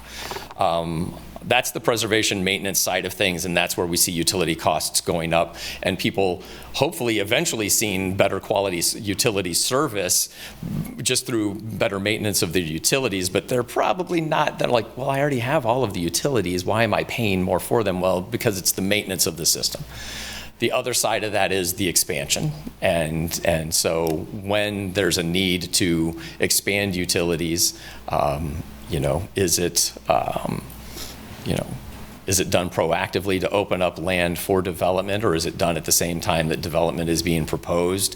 If it's done at the same time that development's being proposed, who's incurring that cost up front, or who's sharing it, or even if the utility or the municipality is extending that proactively, how are they recouping it as development comes online? And those are sort of the two ways that we hear about utilities impacting housing. And what ends up happening then is you just see utility fees that are just like interest rates going up or property taxes going up. It's just one more fee to a homeowner that might be an existing homeowner. From that, my fees are going up side, but then also from that production and expansion side, it's just okay, if we need to, if we're annexing an area of land or that we have a green field that we don't have utilities and we need to extend that, there's a cost there. Who's bearing it? Is it the new homeowners? And then that is, is that impacting the affordability of those homes, et cetera? Your point earlier about, land costs kind of radiating out from the center, yes, so you get further out and the land costs are perhaps, per square foot or per acre cheaper. But you got extensions of utilities, roads, and other things that then people need to sort of factor into that. And so that's why it's not necessarily like, oh, the land's cheaper, so we have affordable housing out on the edge. It's the land's cheaper, we extended utilities, there's cost, and suddenly the housing that we're putting out there just isn't necessarily any more affordable. Yeah. Okay, I'll take a break. Let other people ask questions. Other questions? Can we talk about naturally occurring affordable housing? NOAA, yes. And I have a limited scope. I've worked at the Housing Authority, but I have a limited scope. So I'd love to hear about that and how that works. Yeah. Okay, so really high level, what we're talking about NOAA often is older housing, usually older, smaller housing that over time has sat with maybe one, maybe two owners, and that turnover and that selling, and we call that churn in the market, right? That churn, that turnover hasn't happened. So I'll give you an example. Bought my first house, an 1,100 square foot brick ranch in St. Louis, and the woman I bought it from was the original owner, right? So she had it built for whatever she had it built for, I don't even know, but let's just say she built it for $50,000. And then when I bought that house, it was $115,000 in 2002. That unit is small, 1956 brick ranch that was great for me, my wife, and my daughter, and had only turned over once. So it hadn't gone through the market and seen the continual price increases. It hadn't had that opportunity to see that. So what that means is, in that moment when I bought it, was an affordable-ish, as a young professional house. It was naturally occurring because it was there. I bought it from the original owner, and it's small and older, and it just doesn't have the same sort of market potential, market value as a new home that might be built for $370,000. Okay. So it's naturally occurring in that your older housing, your smaller housing with one or two owners over the lifespan may not have seen the prices increase very much. And so the person that owns that, when they bought it, let's say in the early 2000s, might have had a great interest rate, might have had a great price, and they're sitting on that. It's naturally occurring and it's affordable to them as that homeowner, who is then going to have a hard time leaving that house and finding a newer house that they can afford that's not suddenly $150,000, $200,000 more than what they're paying right now for that house. So you will see that across the city, and you'll look and you'll say, okay, where is our smaller housing? Where is our older housing? Let's look at, the assessor's value, but also sales, and just, where is that housing that exists that is smaller, older, hasn't turned over much, maybe of a lower quality, a little less marketability, because maybe not a lot of people are looking for a 2-bedroom, 1-bathroom, or a 3-bedroom, 1-bathroom, but that's what we're talking about. And so is NOAA across the country becoming less affordable? Naturally occurring less affordable housing? It really is, because what people are finding is, that they're sitting on it, and when it does sell, they're taking advantage of the new increases that are happening in today's market.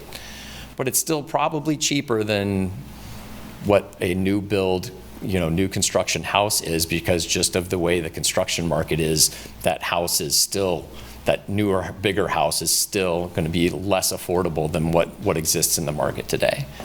But I'm not talking about 10 or 20-year-old houses. I'm talking houses that were built, post-war, probably up through the, 60s and 70s. It's kind of that time frame is where you're seeing that NOAA existing. It's not a house that was built in 2005. So it's really more about the property itself and not kind of, let's say upward mobility. That's kind of what I was thinking. Like, you've got a couple who, after 5-10 years, they're doing better financially, and they want to upgrade. Mm-hmm.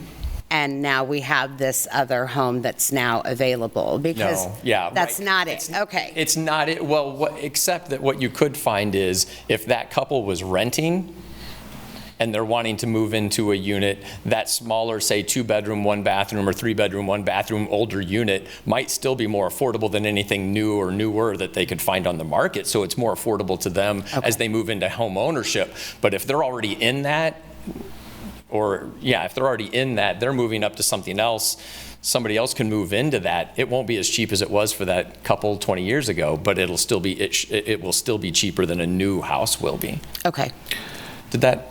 That does make sense, and I brought up that kind of upward mobility because for us specifically, I think a lot of developers are having a tough time penciling out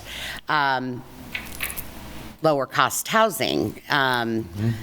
So we might be getting luxury apartments or $600,000 and $700,000 homes that most people can't afford.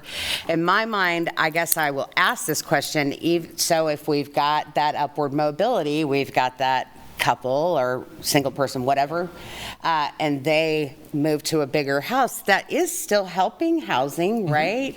So, because it does. Yeah, absolutely. It does help. And yes, it does. Because what happens is, and it's the same thing that happened to me, I'm not in that house anymore. We moved 5 years ago for exactly what you said. And so, I'm just using myself as a case study here, but yeah, it was the same thing. And so now when I moved, now somebody bought that house, that 1950s brick ranch. They didn't buy it as cheaply as I did, but it was still cheaper than buying a new house. And so there is that movement and that momentum. Over time, it's still going to keep bumping up just by the nature of the housing market, but it will always be more affordable than new construction for what you just said. Builders aren't able to pencil out anything they aren't penciling out 285, they're penciling out 300, 350, yeah. And so that difference is the difference we're talking about between sort of NOAA and new construction. And I really I appreciate that explanation, by the way. And I kind of pivoted a smidge to what we were talking about because I do want to point out that there is, in fact, value. If right now we can only do this, but we have such a wide array of housing needs, but it's not all bad if we've got some larger homes being built. I needed to absolutely make that work in my head. Yeah, and if I don't have it. It's in the other presentation we got. No, I'm kidding. But the demand for housing in Lawrence is across the spectrum. We just spent a lot of time, because it's an affordable housing, study. So that's kind of a lot of the lens. Absolutely. But absolutely, there is demand on both ends of that. And what ends up happening is that the folks that can afford more expensive, higher end market rate housing that aren't, they're competing for the stuff in the middle. And the folks that are getting outcompeted in the middle are working down. And then that makes the housing challenge at the affordable end even more, kind of explicit or obvious. It's not to say that the solution is just market rate housing and that trickle down is going to solve it, but it is a piece of that conversation where NOAA fits into the middle and then, more subsidized housing at the end. Those are kind of where we're talking about. And speaking with people in the mortgage industry, 6 months ago, a year ago, they said that we're typically in those neighborhoods where those would be the starter homes because there's not the inventory. Those are now turning into much more expensive homes because they're staying put and renovating, remodeling, adding on, whatever. And I mean, that's just one example. That's not everything, but to your point. And if you don't mind me just kind of taking that point also, that it points to some other things where those homes in those older neighborhoods where you're starting to see that happen, then there's sort of neighborhood association and community, desires to make sure that those neighborhoods are the neighborhoods, not the homes, but like the sort of the neighborhood continuity and preservation and property maintenance are well maintained, because now there are people that are investing in those homes that maybe in the past weren't, and everybody's happy with some level, but as that investment happens, now there's an expectation for more, better, more active neighborhood associations, more neighborhood preservation kind of efforts, and you start to see that as well. Can I follow up on the NOAA question? So I guess what stops NOAA from happening? Do short-term rentals, did they prevent some of this stuff from NOAA from happening? There are a couple of things that I will say make preservation of naturally occurring affordable housing, the preservation of NOAA, difficult. One is, I'm going to start on the other end of the spectrum before I get to the rental side, but one is that depending on where those neighborhoods are, sometimes what you see with NOAA, especially in really high markets where there's a lot of pressure in that older neighborhood, is unfortunately sort of the tear down rebuild model, because now that lower, that smaller, not marketable, really marketable, older home, suddenly becomes cheap enough for somebody with a lot of means to buy it, tear it down, build up something twice as big because they love the neighborhood. It's a historical neighborhood, or maybe it's not historical, but there's just something going on there. So there's some pressures on that end. But I think short-term rentals, and I think sort of the corporate, real estate, the real estate folks from across the country that are buying rentals, or buying single-family homes and turning them into rentals as investment properties, real estate, investment properties. That is probably more than short-term rentals, but short-term rentals play a part, just because then it's not churning in the for-sale market. During your analysis, did you guys figure out or have an idea of how many of those we have in the community? I don't think we looked at that. Okay. Two of the strategies you have related to these questions, piqued my interest. One is strategy 1.5B and 1.5E relating to creating a system of monitoring NOAA houses. And then in particular, strategy 1.5E is a right of first refusal policy for at-risk properties. Mm-hmm. Very excited. Can you give me some, the strategy seems intriguing. Can you point me to some cities or some places where I could see what this looks like more specifically? Like are the cities that have these right of first refusal policies for at-risk properties? Or is this just 1.5E? As he's looking, Mayor, I will also say that was the most exciting thing I saw about this, because I don't know how to implement policy as it pertains to the purchasing of homes. Yeah. I'm going to have to talk to my team to get you a specific examples, and I can probably point to a case study or two. We'll get that back to you for sure. So there's a couple of places where we see this, and we don't quite say it in this strategy, so it may show up somewhere else. But where sometimes this is happening is on tax delinquent sales and third year tax delinquency sales, and one of the ways that we've we have explored this in other communities is to say, okay, when the properties are, tax delinquent and going through the rolls and going through that process, rather than just simply letting them go out to market, go out to bid or whatever, is there a way to say properties that are in these targeted neighborhoods or properties that, are at a certain price point? So then you might be talking about a land bank, a community land trust, or another nonprofit service nonprofit developer saying, how, Habitat for Humanity, for example, how can we get that before it hits the open market, because we can't compete when it does. And so do we have, is there a way to build that in, which is which is slightly, I think, more refined than what's in this strategy here. But if my team was looking at something different, I'm going to get that for you. Yeah, I know. I mean, Wyandotte County has a similar program. One of our counties next door. We looked at that several years ago. Yeah.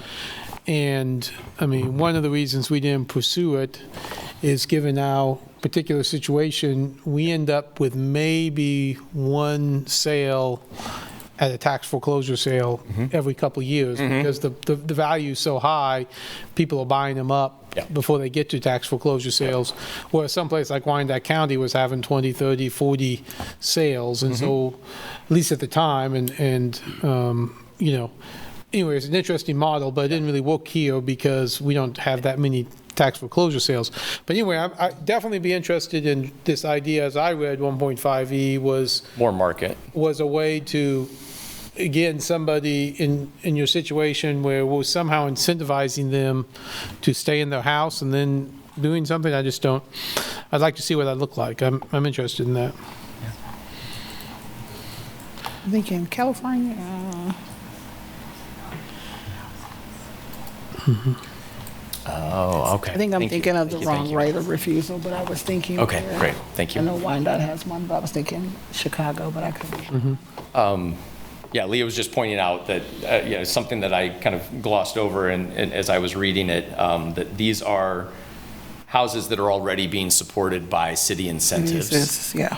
And so they're already being supported in a way that, as if they're already being invested in by the city and they're turning over in the market, is there a way to have a policy that says if it's turning over, is there a way to get somebody else to be able to purchase that and preserve that affordability because you've already invested in it through your incentives? Right. It's like a tenant's rights. Well, yeah, I read. I understand that. Okay, I read that. Maybe I was more optimistic. I read that into how do we create an incentive policy to get people on that list. Basically, just say, hey, and we've heard some speakers here before saying, I'd love 10 years from now to give my house. I wanted to keep it affordable. I've lived here for 30 years. I don't, and certainly on small scale, someone does that with Family Promise or does that with the Housing Trust. But this idea of creating some sort of incentive policy to say, we'll help you now in order for you to do that. At some future time. At some future point. I just wondered if there was models of that. Like a land trust. Yeah, a type of land, just something we're not thinking of. I'm open. Yeah, exactly. I believe they're out there. Yeah, I'd be interested in that. Washington, D.C. That's that's one for tenants. I think he's speaking more of the right of first, how to put it on the affordable roll. Yeah. Anyway, just a thought. Community land trusts are different, but are an emerging tool that I think a lot of communities are looking at right now. And I just want to kind of comment. You said you don't have too many tax turnovers. We're working in another community in Kansas, and they do, and the county won't play ball. So, so it's like yes, it's like these things exist and we always want to talk about them and put them out there because we don't want to leave them unsaid, but also the realities of any particular location just make it, challenging at times. Yeah. I know we've talked about some, a related sort of topic is, a vacancy type ordinance, which many places have, that at least identifies vacant properties, tries to understand why they're vacant, and then is there anything we can do to protect them, save them, or get them back into productive use? Because we do definitely have some of that in our community that, and I know a couple different people have worked on it from a couple different ways. I mean, we've dabbled in it, and I know we have, but again, always looking for how we might Did a vacancy. continue to see how people are doing that and innovate in that space. So. Absolutely. Okay, other questions at this point? We'll have public comment, we can come back and talk about it, but other questions at this time? And you only did like 3 of your 15 questions. Yeah. So. I have one really quick, and it's just because it was in here. I'm trying to find it. It was early in the document, but you indicated that the scarcity of land ultimately ends, like we end up doing more infill, and in here you indicated that that tends to be more expensive. And to me that was counterintuitive because you've already got existing infrastructure, et cetera. So I just didn't know if there was something else I wasn't thinking about. It's not super relevant. Yeah. It's page 14 and 15. Thank you.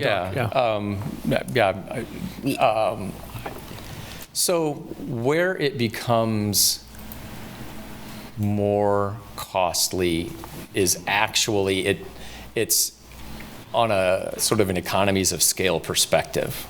So infill happens sort of one unit at a time, here, versus a greenfield subdivision where the developer's just putting all of it down and putting them in, and there's just sort of an economy of scale because all of the buildings happening all at once with that. It's really like a macro, like aggregate. So it's kind of in that way. There are ways though where we have seen infill housing actually be more expensive, and where that is on smaller, what I'm going to call more urban infill sort of lots where the lots were platted. Maybe the zoning doesn't, allow the lot as it's configured now, even though it was, platted that way back in the day, but now current zoning doesn't allow that lot to be built on as it is. So now the developer might need a rezoning, the developer might need to seek variances. So now there's like holding costs and a process and a time and a cost to that process where that is. Other instances where we've seen it is in some communities, it's around stormwater control. And what we end up seeing is new stormwater regulations that are controlling runoff and trying to prevent a lot of flooding say, we've got new regulations. Well, these regulations aren't meant to allow a house to be built on an infill lot that might have been platted in the 20s or the 30s. And so now we've seen small developers say, okay, the stormwater control, regulations, I need a detention pond. I can't put that on my lot. Or if I can, it's impacting, how the size of the house that I can put on it. Or, I was hoping to be able to put a duplex on it, and because of the stormwater controls, I can only put a single family house, and that's not penciling like the duplex did. Those are different ways, I think, that you see that. Okay. But a lot of times it's very specific, and doing a vacant lot analysis and understanding the zoning and how the regulations impact lots. As I was saying, we did a vacant lot analysis with this other community, and as we were doing it and talking about these lots that are 35 feet wide and 3,500 square foot lots, those are tiny. And so having planning commissions and city commissions sort of wrap their head around a tiny house on a tiny lot, and that's not what people want. And it's just, sometimes there's just a kind of a regulatory and policy pushback to that as well. So question about that. Is that what people, I've researched a lot of growth on that idea of a small home. We have some in North Lawrence that are being built, and the question becomes like, how do you zone that properly to make sure that you can get, to your point, like as much bang for your buck from a infrastructure perspective, while also almost creating like a small cottage court, yeah. So what was the question? Yeah, so I guess the question is, are you seeing that in some of the other towns that you work with, that people, for the home buyer option to get to the single family number, that they're basically finding a way to incentivize those smaller homes? Yeah, well, so right. So what ends up happening is when you start to do that analysis and you say, we want infill housing to be a part of our production solution, then you start having conversations. So they reduced their minimum lot size from 3,500 to 2,500 square feet. So now suddenly they're setting policy and regulations that are embracing, this, and then they're saying, okay, along with that zoning, that zoning district that allowed for a smaller lot, we got to make sure the setbacks are the same. We got to make sure that we're talking about, did the stormwater controls align with that? Maybe we have a streamlined, maybe we're doing a streamlined review process for those infill lots up to 3,500 square feet and pre-existing, home plans, which I'm sure you've probably heard about. And so how do we start to intersect, this vacant lot opportunity and making sure that our regulations allow for it, and then making sure that our administration processes, you were talking about that earlier, Commissioner, making sure those administrative processes might help all of that. And not any one of those individually is going to solve the problem, but starting to layer those like that becomes like a pretty robust infill strategy. So to go back to the commissioner's original point around infill and the cost and seeing the cost of it, would you say that the increase or the increase in cost for infill is pretty much predicated on regulatory or zoning? So if one could adjust zoning, that in a way could reflect on infill costs? Because, well, especially if it will allow for creative homes, and so where you might have like a stacked duplex instead of a side-by-side duplex because it's a narrow lot. Yeah. Does your zoning code allow for that on that small lot, right? And so you, certainly where it starts to impact the number of units and the size of the unit and everything, yes. And I just want to reflect the commissioner's question. She's right. The utilities are there, the infrastructure's there, so we're not spending more on that infrastructure.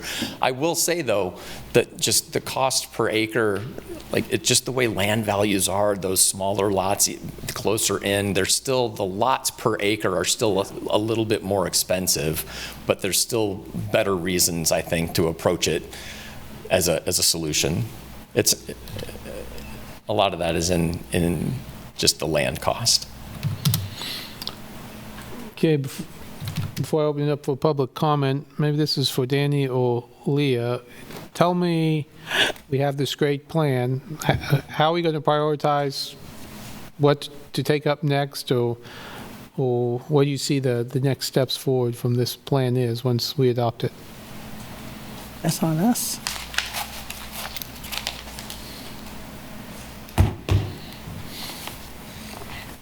So the Place for Everyone is currently our city and county document that guides our affordable housing, the continuum of housing plan. So the next step is to take these strategies back to the Place for Everyone Affordable Housing Steering Committee. We actually have a meeting scheduled already to dig into the report and the strategies and sort of go back to the drawing board in a sense of revising the strategies included in a Place for Everyone Affordable Housing section now that we have this incredible data, so we can set realistic, achievable, still aspirational goals, and set the timeline, set the accountability. So sort of exactly as we did the first go around with the Place for Everyone, except for now we have even better data. We have great strategies that we can draw from and update and integrate that into the plan. And so you see that committee, spending time on 1.5E, coming up with a policy on NOAA houses versus strategy 1.3C, which is development of new approaches for affordable housing, versus 5.6D, whatever. That committee is going to be the one that says we think we should tackle these first in the first year, and in the second year we should tackle those. Is that who you see making that decision, or is that something you see someone else making?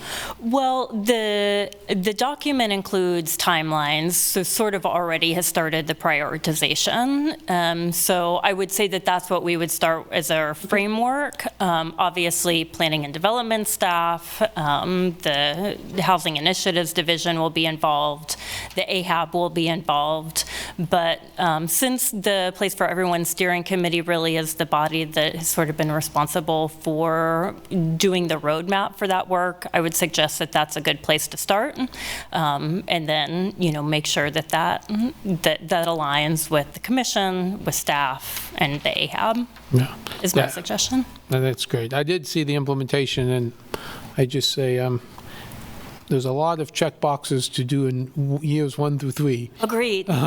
Seemed like that didn't really didn't seem like we could pull all that off in years 1 through 3, and so that's what I was trying to get to, because I'm sure lots of people in this room and lots of people sitting who care about this issue think, well, that one's most important, or this is going to give us the most bang for the buck, or this is where we should spend our time first. And I mean, there's a lot of things in here to like. I just, like Place for Everyone, we know it's a long-term process, right. But that's what I was trying to get at. So thank you for that. Do you have, would you like to see a different way of? No. Okay. No. Okay. I mean, I have my personal favorites, but I don't, I mean, there's some that intrigue me or seems like they would work, and some we're already doing, like one of them is the pre-planned plans, and we're already doing that. And, obviously, there's other ones in here. We've started at different areas. Obviously, I think some of these we've touched on with the development code and the new code and stuff like that. So some of those I think are easier to check off and or evaluate if we hit the criteria just right. But others seem like we might be creating stuff out of whole cloth, which sometimes takes a while. Yeah. Okay, but no, I'm excited about it. So thank you. Okay, well, I'll ask 2 questions, and then I know one of the people who's going to ask the question will be interested in this.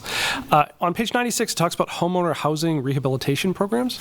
And so I guess the question for that is that something where there would be money that's in basically AHAB or something like that, where someone could apply to that to make sure that, it's 94 in your document, sorry, that people would apply to that in order to be able to stay in their homes and age in home? No, that's CDBG dollars. Yeah, go ahead. Talking about the homeowners housing rehabilitation program. So the city currently has a home rehab program that's supported by HUD, and I don't know if Danny wants to talk more about that. So we do have a small scale program that we could potentially expand on. And one way that we're looking to expand is by partnering with other agencies that do this work, including Habitat for Humanity and Tenants to Homeowners. So where I would suggest that we might see the Affordable Housing Trust funds come into play is to provide grants to those organizations that do the work, which we currently do, fund habitat programs for home rehab, et cetera, and perhaps expand those programs and leverage all of our funds by partnering. Okay. And then the last question was around page in the 70s, it talked a lot about how, reports coming to us that outline how things are happening. They were talking about like a housing liaison and ombudsman, stuff like that would work for the city to make sure that the codes and planning development were moving. They were basically like kind of how we were talking about like reviewing things earlier. It would be like for housing. The question I have for that is, would that person be under, in your estimation, under planning and development? Would that be like an outside person? Like how would that person kind of fit into a city structure? Yeah. So let me just ask I'm going to answer your question with a question just so that I can clarify. So, or maybe I'll just say, I don't envision that being an outside person. Okay. It's not an agency or anybody. It's you. In our experience, it's somebody internal. Now, the question I was going to ask is, I'm not sure which department that is. But so that was my But no, I envision that all being somebody internal. I have seen it in so many different ways. It is the folks in public works because they've got the permitting. It's folks in planning because they've got community development and and it's somebody out of the mayor's office because he wants to have that, housing liaison ombudsman person under his umbrella or her umbrella. And so now because then it's sort of a central office that then can work with multiple departments. I've seen all of that. And so, we were talking earlier about, 5 years reviewing stuff like that. So would that person say like, hey, 15 applications comes in this year, like their recommendation is every year there's recommendations to tune up how things are going? I guess, like, how does that person fit into the ongoing development? So we're able to hit the, 360, single family homes a year that's in here over the next 10 years. Yeah, so I think that person probably fulfills a couple of different roles. One of them is in that reporting, because I think they've got the finger on the pulse of what the dashboards are. I think that person could be the person, perhaps, right, that's in charge of making sure that the different departments are putting in the data into the dashboard so that there can be regular reporting. And maybe that person is doing the reporting out. Maybe that person's not just reporting out, but then also sort of evaluating the effectiveness, right? But then there's also just the other side of it, which is that sort of process streamline, ombudsman, hand-holding kind of thing where, as they're doing that, then the idea is that it shortens the process. It makes the review of permitting and zoning and variances and utilities and all of that, it aligns that, streamlines that in a way that shortens the process, makes it easier, especially for those smaller community development, nonprofit developers, the folks that might be, really small mom and pop shops that are doing that infill that we were talking about earlier. They may know how to pull off the project, but if they could have somebody really hold their hands through the city's permitting and review process, then it just streamlines that. Maybe the costs are reduced. Certainly the holding costs are reduced because they don't, the time is shortened. So there's probably both ends, the sort of the reporting and the evaluation of, kind of how things are going and maybe recommendations, but I would imagine that also comes from your department head, your department heads, but also then just sort of the streamlining the process piece. Last question, I swear. Hey, and so is that person usually doing residential and commercial, or is that person just usually focusing on the residential? Just residential. Okay. And the way we've conceived it and talked about it in this plan, just residential. And also, I just want to highlight, I think the way we wrote about it, I think the way we wrote about it is that person, or maybe it's not the person, but certainly some of the process streamlining was focused on affordable housing first. And then as that comes online and you start to see successes in production of affordable housing, is there a chance to broaden that to all residential types and just expand does it help with production across the income spectrum? But residential. Okay. Thank you. Well, we're going to open this up to public comment. Members of the public may speak on items. You have 3 minutes. Eric? Mayor, Vice Mayor, Commissioners. Okay. Just going to go, affordable housing. Here, sign here.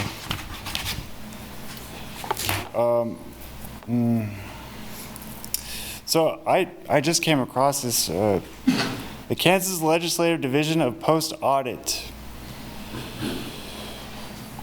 During 2010 to 2024, local governments issued about $18.3 billion in industrial revenue bonds and exempted about $1.1 billion in related property taxes, most of which would have gone to school districts and local governments in this state. So, right, see here. They're exempt for up to 10 years per law, or qualify for that.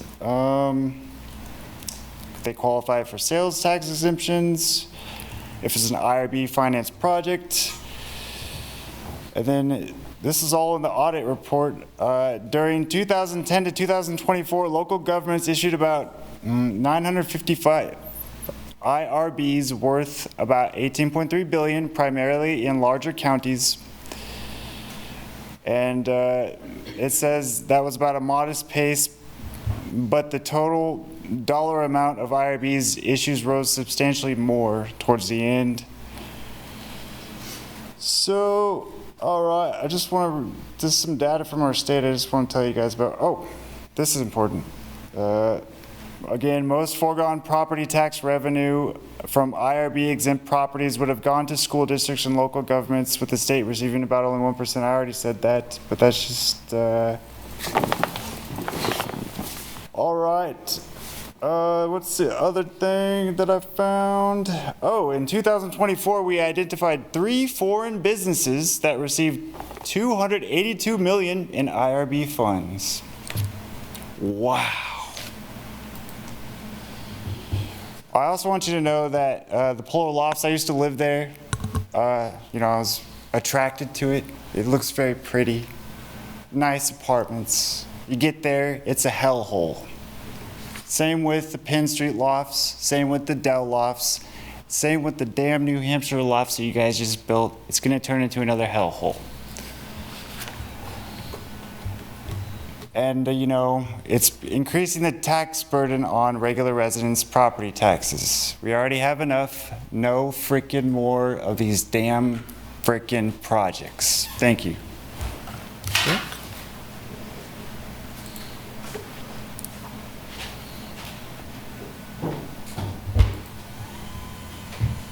Tim? Tim Hamilton, 66044.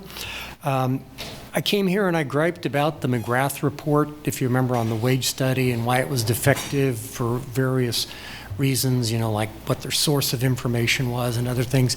This report, really, really well done. If I'm going to come in and gripe about one that's not so well done, I got to give kudos when one is really well done. And this one was really well done. I like the way they synthesized various voices in the community. And I also like that they broke down different markets, which I think is really, really well done. One of the summaries, or at least in my mind, the summary on this report is that the demand for housing in Lawrence is kind of like a giant barbell. And on the one end, you have a lot of demand for the really high-end luxury housing. We have more retired people, more wealthy, high-income people moving to Lawrence. They want to come live in Lawrence. And then we have the big chunk in the low income that's there. If that is true, and I agree that it is, then that's really telling you that the trickle-down economics of housing is not going to function. Because if you have this swelling demand for these luxury apartments, luxury houses, then that demand is saturated from people out of Kansas City. We're the VIP lounge for the Kansas City area. And as those wealthy people come in and buy those houses up, that takes away the entire premise that there were already high income earners in Lawrence that were stuck in middle income properties, that now they can buy this luxury house, thus that frees that one up, and that someone from a lower income will leave their lower income house to jump up to that one, and that's how that trickle down chain functions. But if you have that swell of demand for that high income housing that's going to be filled from outside, which it will, then there is no middle house to trickle down. The other thing I wanted to bring up, Lynn Zollner, who I love, was speaking at Lawrence High School here about a month ago in the neighborhood, and she made the point that a lot of the older homes had low rents. An older 3-bedroom house in the Oread or Old West Lawrence is renting for $2,000. When that gets torn down and then they put up a nice duplex or luxury duplex that then rents for $4,000, you've taken what was affordable housing and you've torn it down to make luxury housing. And maybe we're shooting ourselves in the foot when we do that. Thank you.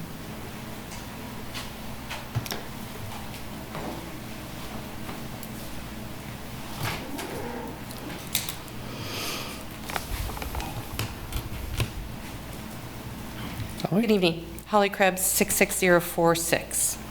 Our coalition is glad that the city has received the study, and we hope that the information helps the city improve the diversity of housing inventory needed for our residents. The report affirms our observation that more than half of our community's housing needs are for single-family housing, and that 40% of our community's housing needs are for single-family home ownership options. The study identified that the primary solution to our current situation is to increase the housing stock. The federal government recently passed policies that should make it easier for pre-manufactured home development, which could both speed up the process of increasing the housing stock and could also improve the attainable housing stock, because these homes are usually at least 30% less expensive than conventionally stick-built homes. Our community hasn't had many developers explore pre-manufactured home development, especially at scale. So how do we attract that type of development to Lawrence? When Commissioner Sellers talked to our coalition about housing policy and development earlier this year, she shared what I thought was a very important fact. Our community could benefit from having more relationships with financial institutions that will support affordable housing and more relationships with affordable housing developers. Could we extend this same idea to pre-manufactured homes? Could the city build relationships with developers and financiers of pre-manufactured homes as a direct mechanism for growing our attainable housing stock? Just like an economic development director recruits companies to relocate here, could we recruit housing developers by building relationships rather than providing incentives in order to build the diversity of housing stock we need? Similarly, how do we encourage developers to build more attainable ownership options, such as row homes and condos, that meet the LDC's intent of more density? The new LDC made more housing options possible. Without offering incentives, how does our community get developers to now take advantage of these options? While I don't know logistically how the city can build these relationships, I do see the deep need for our community to have relationships with developers who will build the housing stock our community needs. Thank you for your consideration. Thank you.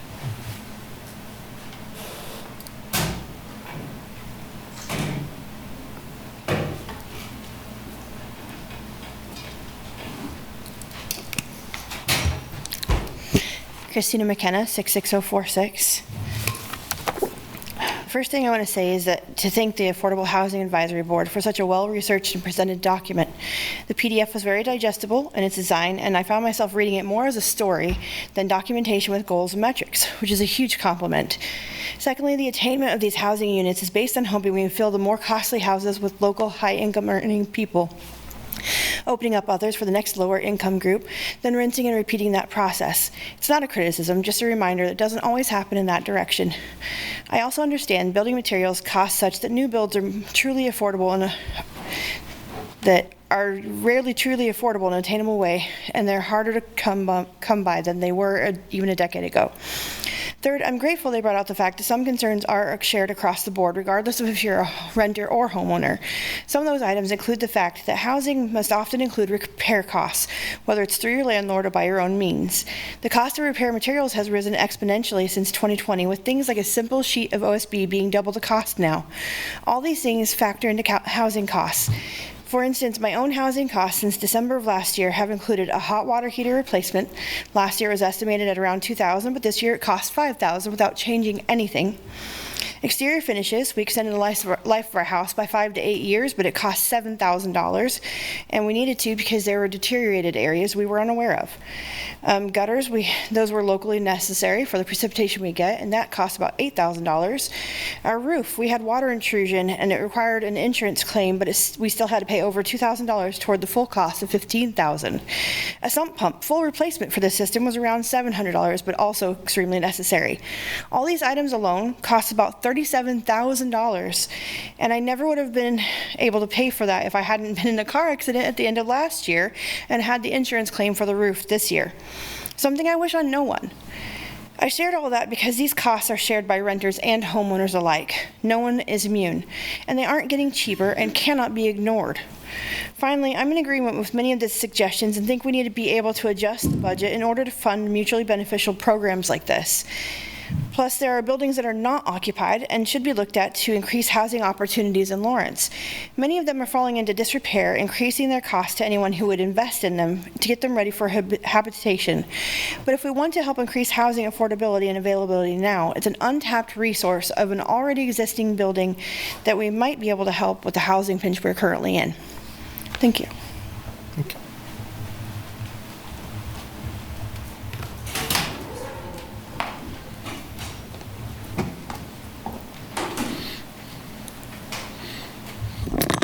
Thank you, Mayor and Commissioners. Courtney Shipley. I want to thank Commissioner Courtney for bringing up short-term rentals. I think it's a little bit of a short-sighted that that wasn't included in the sort of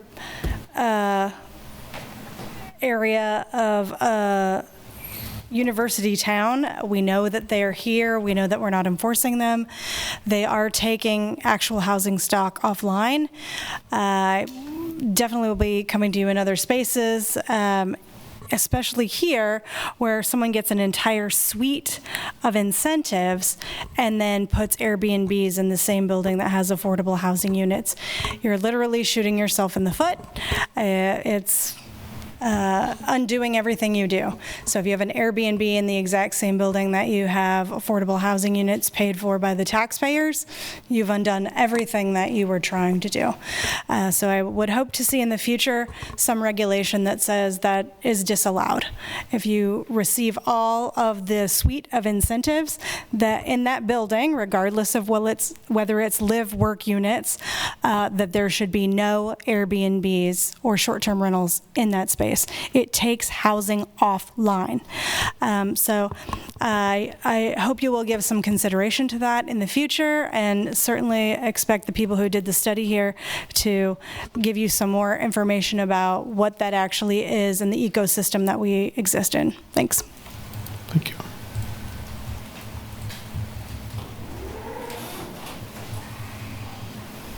John Martin, 66046, and I'm just happy I'm not wearing the most obnoxious shirt in the room today.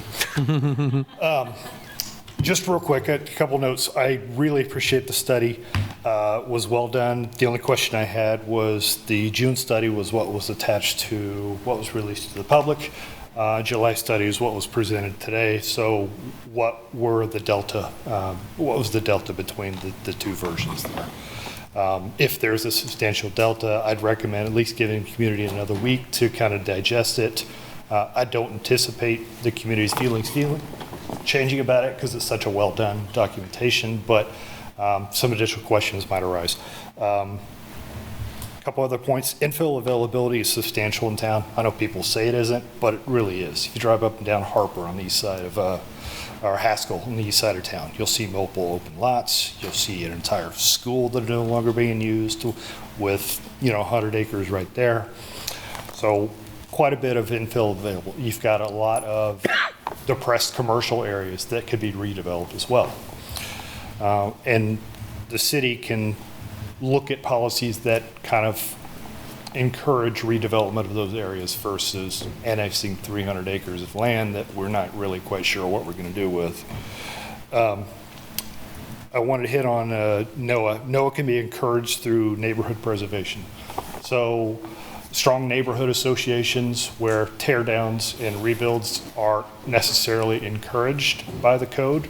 However, infill in those using modulars, container homes, tiny homes, are something that can readily provide housing stock at a much lower cost than a new stick build. Yeah, that's it. Sorry. Thanks, all. Thank you.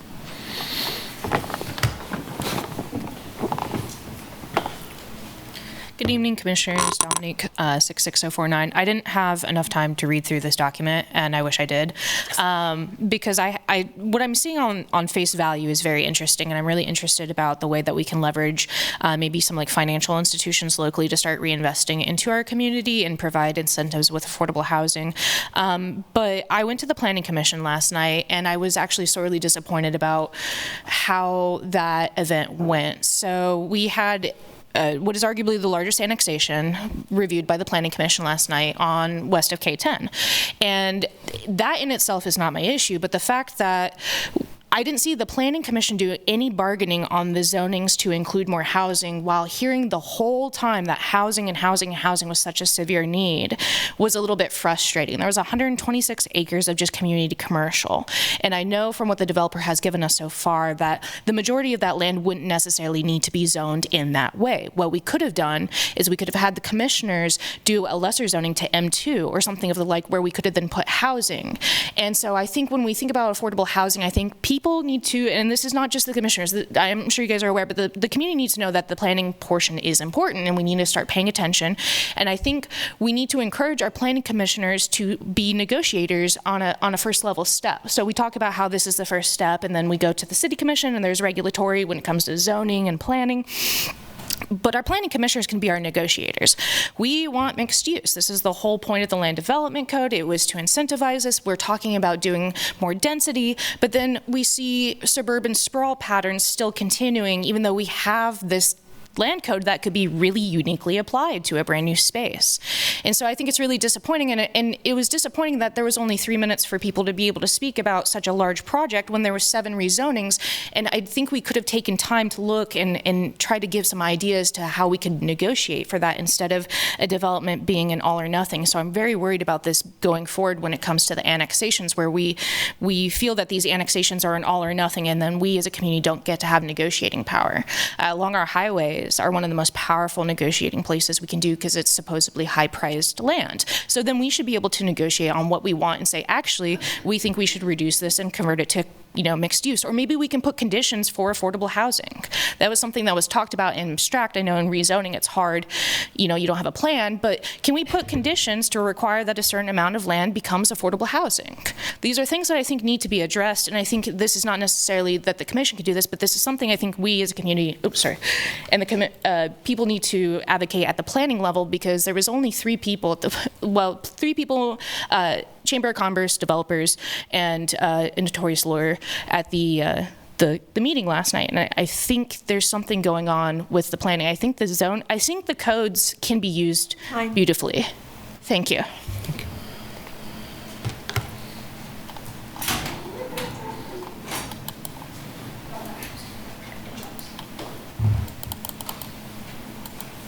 Hey, Patrick Ross, 66049. So I attended last night's planning commission on Zoom from Rock Chalk Park, so tried to be efficient with my time. I would also just I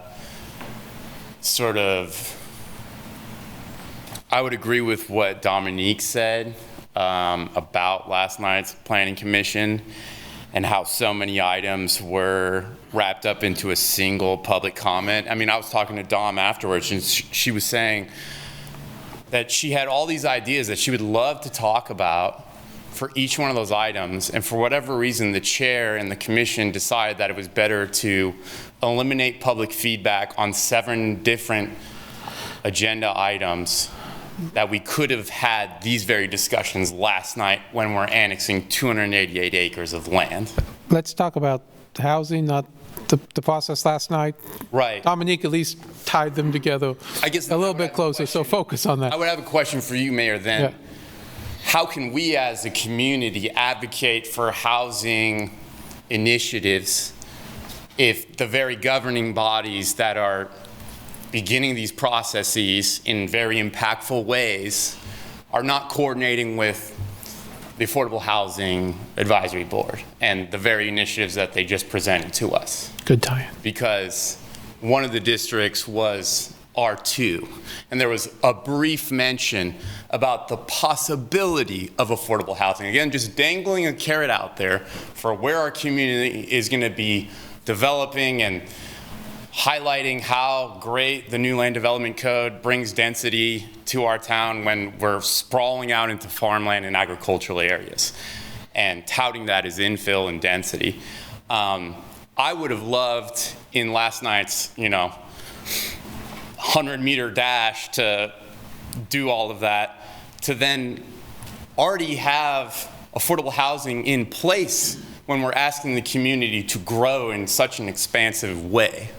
So I guess we're still sort of reeling from how it feels when we're trying to advocate for solutions to housing affordability, housing shortages, and the very governing bodies that could address these issues are jumping through hoops and not really being the watchguards that they should be to help us on some of these deals. And yeah, I don't know. So I just thought now would be a great time to say that, because I almost like chimed in last night to try to say something and call a point of order or whatever. It was just really frustrating. And I think all of this kind of contributes to our housing issues in town. So I thought I'd just say that. Thank you. Thank you.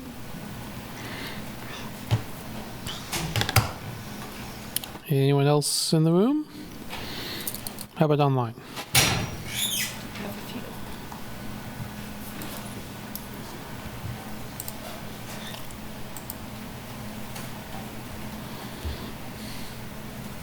Julie Jones.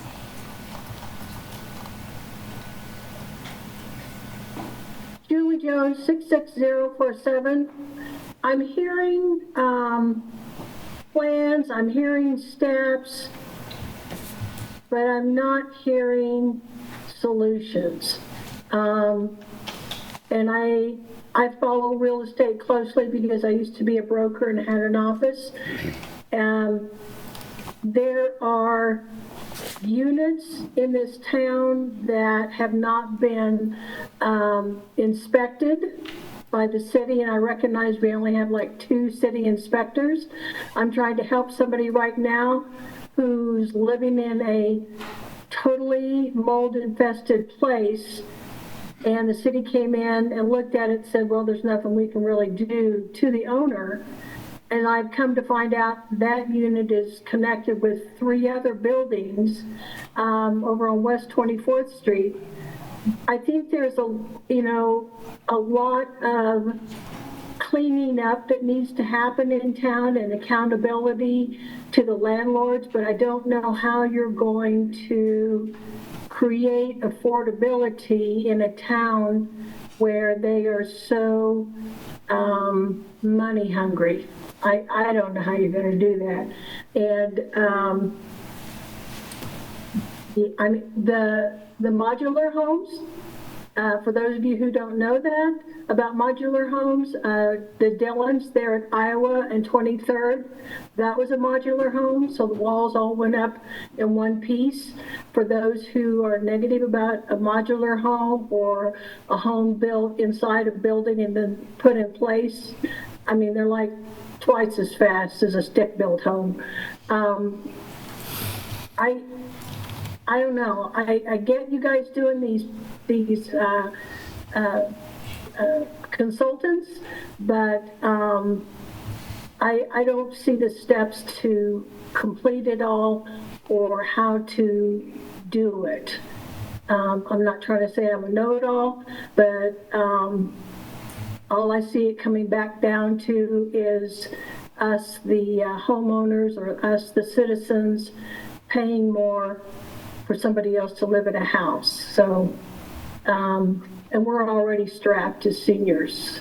It's, I have an Airbnb in my home, not a separate unit, and that's how I'm affording to stay in my house, is because of that Airbnb. And yes, I have it checked out every 2 years. They come in and run me through the program. That's all I got. Thank you.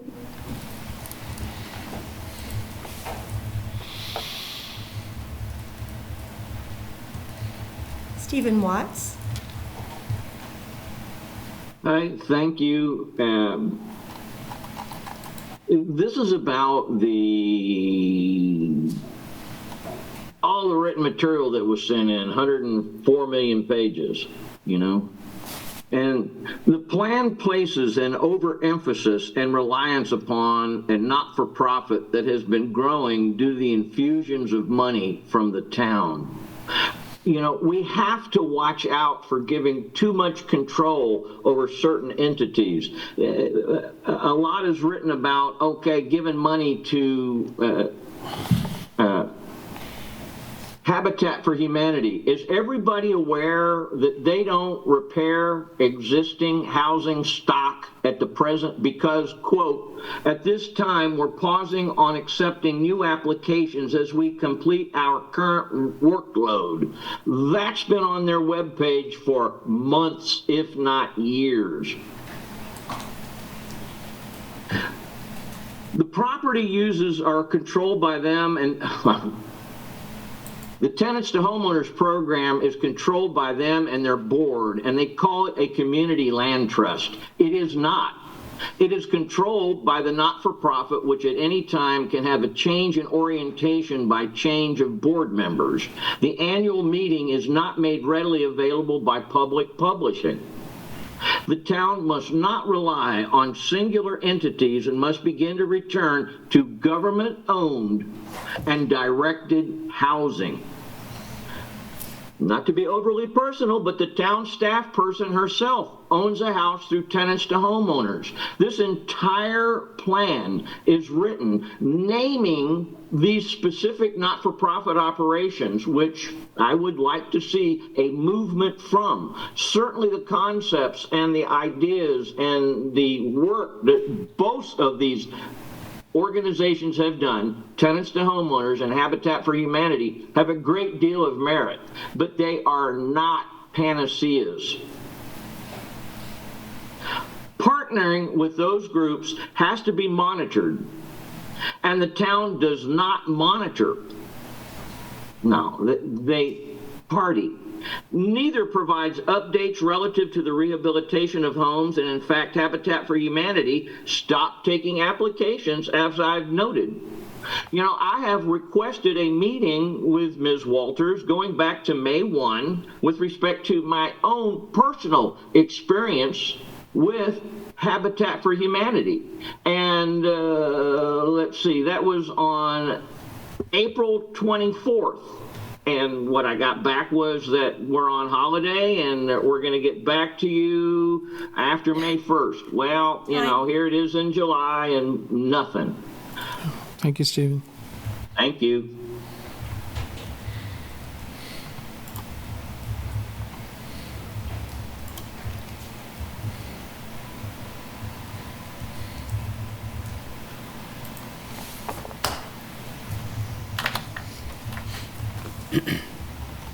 We have one more, Mayor, just trying to get him moved over. Yeah. See ya. Did I miss my opportunity? I'll let you go in a second, but we have one more online. If he wants to come over. He declined, and Jeffrey's pretty familiar with Okay. it, so I missed it. Did you want to say something? Go ahead. I'll be real quick. Sherry Ellenbecker, 66049. I got here a little bit late. I don't know if anybody mentioned it, but when affordability comes into question, you can talk about what something costs or what people make. And, you know, the other way to look at it would be to make attempts to raise the wages in this town, and then more people could afford the housing that does exist. And I've always been lucky to have a good job. The other thing I wanted to mention is when Commissioner Courtney mentioned short-term rentals, and that's an area of interest. So I feel like the owner-occupied short-term rentals really do make the housing more affordable for the people. If they're renting out part of their basement, if it's a split level or something, that helps them live in that home, even when they get older. But we have a problem in this town where we have so many short-term rentals that are non-owner occupied, and they are taking away from affordable housing stock because they only exist in the areas that are not covered by covenants or homeowners association rules. And people flaunt the ordinance, which was well-intentioned, and if we get maybe 20 affordable units in this town through developers, I think there's 5 times that, 5 years worth we could get by enforcing the ordinance that is now suspended because of the World Cup. But anybody who says that short-term rentals and affordable housing are not connected, I don't think has done their homework. Thank you. Thank you. Okay, bring it back to the commission for comments and then eventually a motion. I have a few. Okay. First, I wholly agree with the sentiment. It was an excellent report. Thank you very much. For somebody with minimal exposure, it was very helpful. I liked how it was laid out. As far as housing, obviously, we definitely have to think outside normal processes. Somebody pointed out we've had, many industries over decades that have taken advantage of technology and streamlined, et cetera, but somehow housing hasn't really kind of caught up. So one of the things that I would hope that we're going to concentrate on, obviously, would be like the low-hanging fruit that we can control. So those barriers, if there are things that we can do, even if it doesn't quite fall in line with the goals, I think that would be outstanding. I just found out that San Diego implemented a short-term rental lottery. So once a year, and Commissioner Sellers, you probably maybe were aware of this. My best friend visited, and she said that it's for a year, and that's it. So they have designated that something to consider. I would also like to, if there is consensus, start exploring the vacant land that we have. If we are going to be giving incentives in one way, maybe if we have some property that we can donate for affordable housing, yes, in one way or another, property taxpayers will, it will require taxpayer dollars, but if we're not actually foregoing property taxes, future property taxes with existing land, maybe that's something. So if there's consensus to that, maybe staff could start that conversation.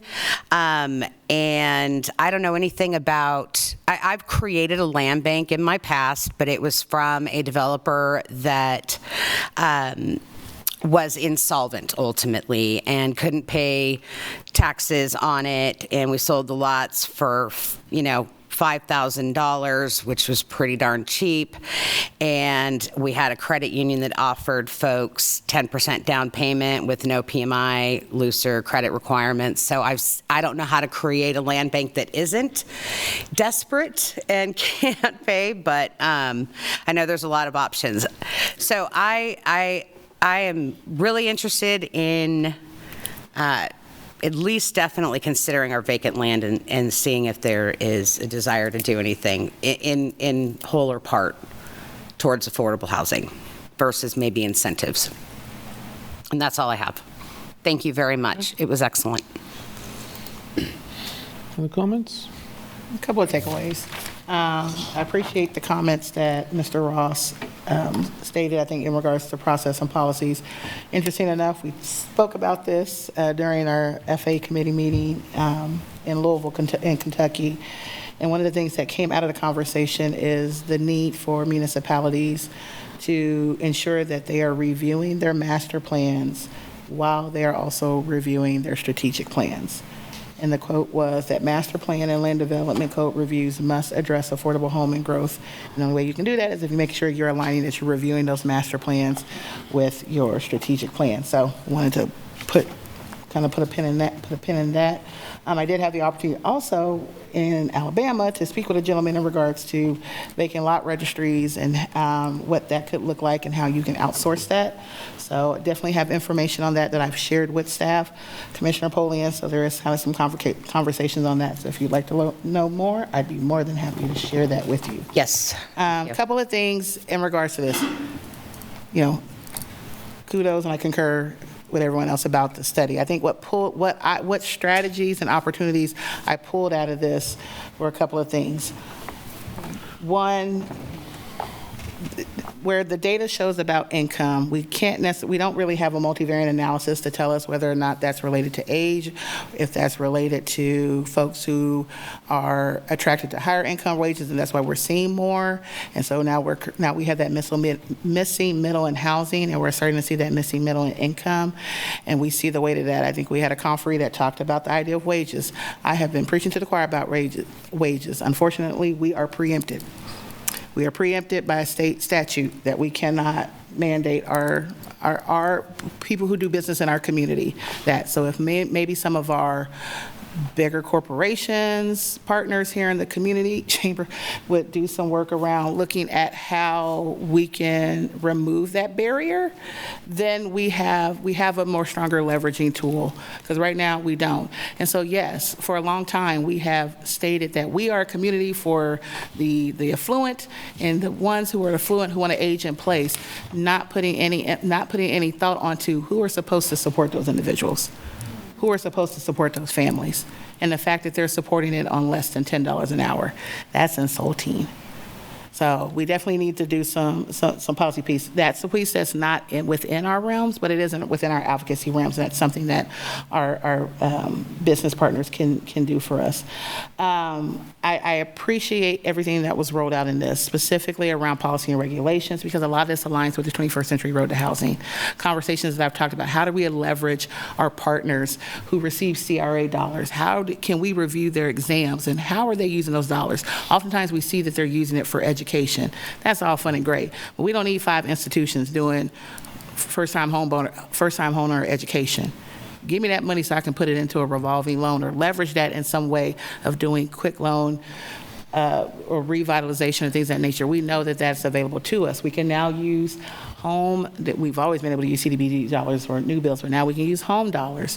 What's even more interesting is that we can use home dollars now for infrastructure if we make the claim to that, if we can show that it is going to be built towards affordable housing. What does that make me think of? Holcomb Project.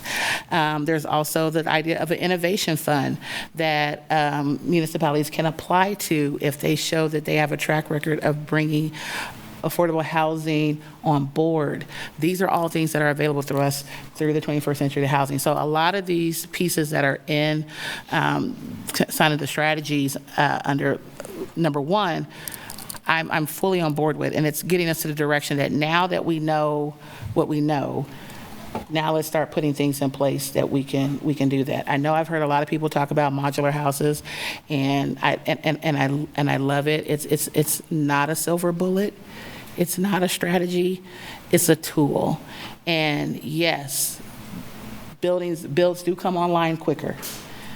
They are more cost efficient depending on who the vendor is and how they go across building, how they establish their builds, their manufacturing, and how they order their supplies. But you will still need subsidies if we're wanting to make them deeply affordable. So you almost need to come up with a matrix, and I feel like this could be a great educational tool, because we talk about, and we've thrown a lot at people, little A affordable housing, big A affordable housing, attainable housing, workforce housing, market rate, and everybody's just like, blah, blah, blah, all the same thing. Not really.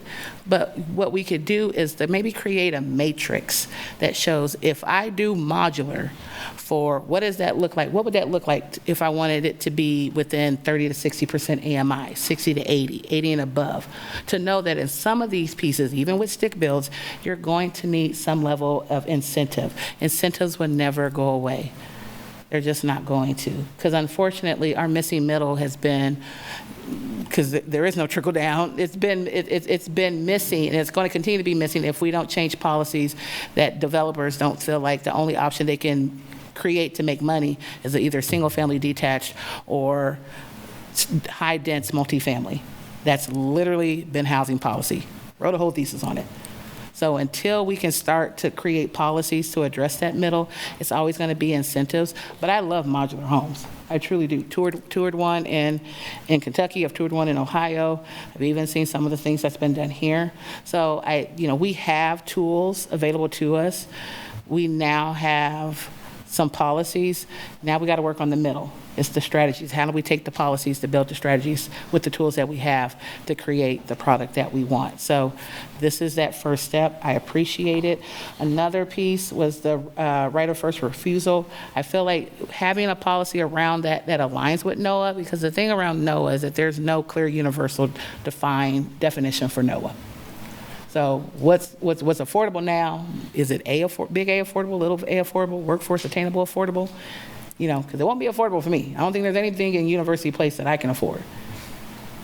And so we have to think, if we're going to think about what that type of policy looks like, we might want to align that with some of our NOAA, which means we need to really take a deep dive into our housing preservation policies. And I know we kind of talked about that maybe a couple of moons ago with Lynn, and maybe we kind of struggle bust a little bit in that conversation, but I think this is a way for us to get to that point.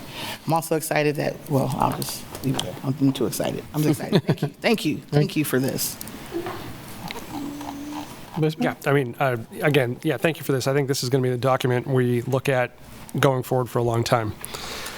You know, thinking about, yeah, I agree on the tools on the modular side. Also, you know, you need builders who are available to do it. And so it's, you know, I've told a lot of people who are in the Elbor community, I'm like, yo, one of you guys is going to make a ton of money when you realize, like, there's a ton of opportunity to build houses and put them there. We have, you know, Build Smart north of town. They're doing that now. They're turning around, making a lot of, you know, panelized homes in town. You know, so whenever I see like a stick-built house, I'm like, oh man, imagine how much it would be if, you know, you just made the walls or you made the bathroom or something like that to speed up the overall design and delivery.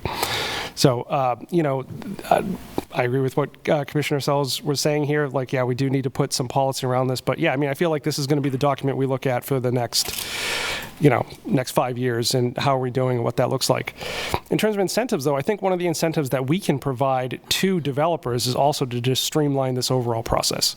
So if we're able to say, hey, this takes like X amount of time to go through, so rather than wait 6 months or to have your lawyer on retainer for X amount of time as these processes go forward, if we're able to shorten that, that should make us more developer friendly as a community. So I'm interested to see what that looks like, have a discussion around that, because to me that, and also if we can find a way to do some work in the Airbnb housing thing, I do feel like a lot of homes are taken offline because of that. So if there is a non-owner occupied home that somebody owns from outside the community, you know, like to Julie's point, if she's using the Airbnb to live there, I totally understand that. And if somebody's just using it to like make money from outside the community, to me, it's interesting to have a discussion about, you know, what can we do to talk about that? I have no idea. Literally just. Would you be open to restricting short-term rentals to owner occupied? Yeah. We've had a few discussions on that over the years. Yeah. Or restriction through like a lottery. So I was trying to give you. Yeah. Thank you. I appreciate the softball. Yes. Yeah. But yeah, I mean, like, I think that would be a interesting discussion to have, and I would welcome that discussion. You know, hopefully after we get through the budget and the back half of the year and have that discussion. So yeah, I mean, everything in here is great. Somebody said like it's a good story to read. You know, that was the same thing. I was reading this too, and I was like, wow, like I'm just chewing through this. And so, thank you.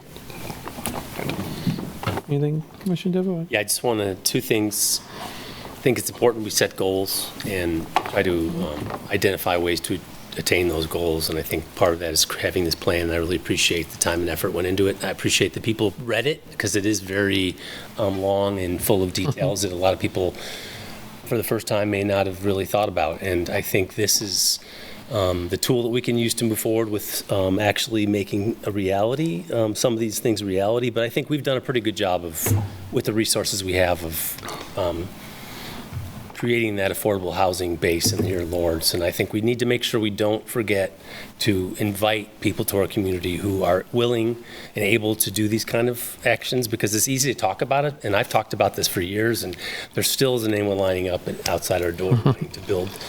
Forget stick-built homes, straight-up modular homes. We need to make it a place where people want to do business, and hopefully we're doing that through our land use planning rules that we've implemented. But overall, I think we need to focus on what land we have existing, which is existing houses, whether those houses are being rented or owner-occupied. And I feel like if we're going to start picking on Airbnbs, then why don't we pick on all the other people who are renting out these homes? It could be immediately affordable to somebody who came in. It's solely used for third-party rentals to say students. Where we've created, in effect, areas where it's only student housing because of some of the land use decisions we've made in the past. So, frankly, if we dig deep into the short-term rentals, I feel like we should do an equal assessment of our rental base, look at how many homes that we have in town that are owner-occupied versus unoccupied, and see if any of those people could be incentivized to stick it into an affordable group of homes. We only might get 10 people out of it, but you know what? That's 10 new houses back into this form. But I think we need to work with the people in town to make sure they understand this is a serious problem. We have a existing stock that is in need of repair. Do we want to invest in it and then hopefully pass it on to community in the form of affordable housing, or do we want to continue renting to students and filling that niche, which is there, but hopefully the university can kick in and start providing more of. So I feel like we've kind of focused on some of the smaller groups, which I believe we have numbers on short-term rental, but there's a lot more owner-occupied rentals out there that I'd like to focus on too, because those may be real opportunities to actually put them in a program, rehabilitate them, put them back on the market. But without real money and real plans, I don't think any of this is going to happen. So we need to make sure we get the people in here with the money and the plans to do so, because these people need help building this stuff, and we can't do it ourselves. So thank you. So if I can. No, go ahead. I mean, it was something that you said, and then I wrote it down, and it kind of came back to me in this question to the governing body, and you don't have to answer it right now. But what you had mentioned about, we were talking about the rights first refusal in NOAA, and what would the process look like, who's going to review this, and how does it get back to us?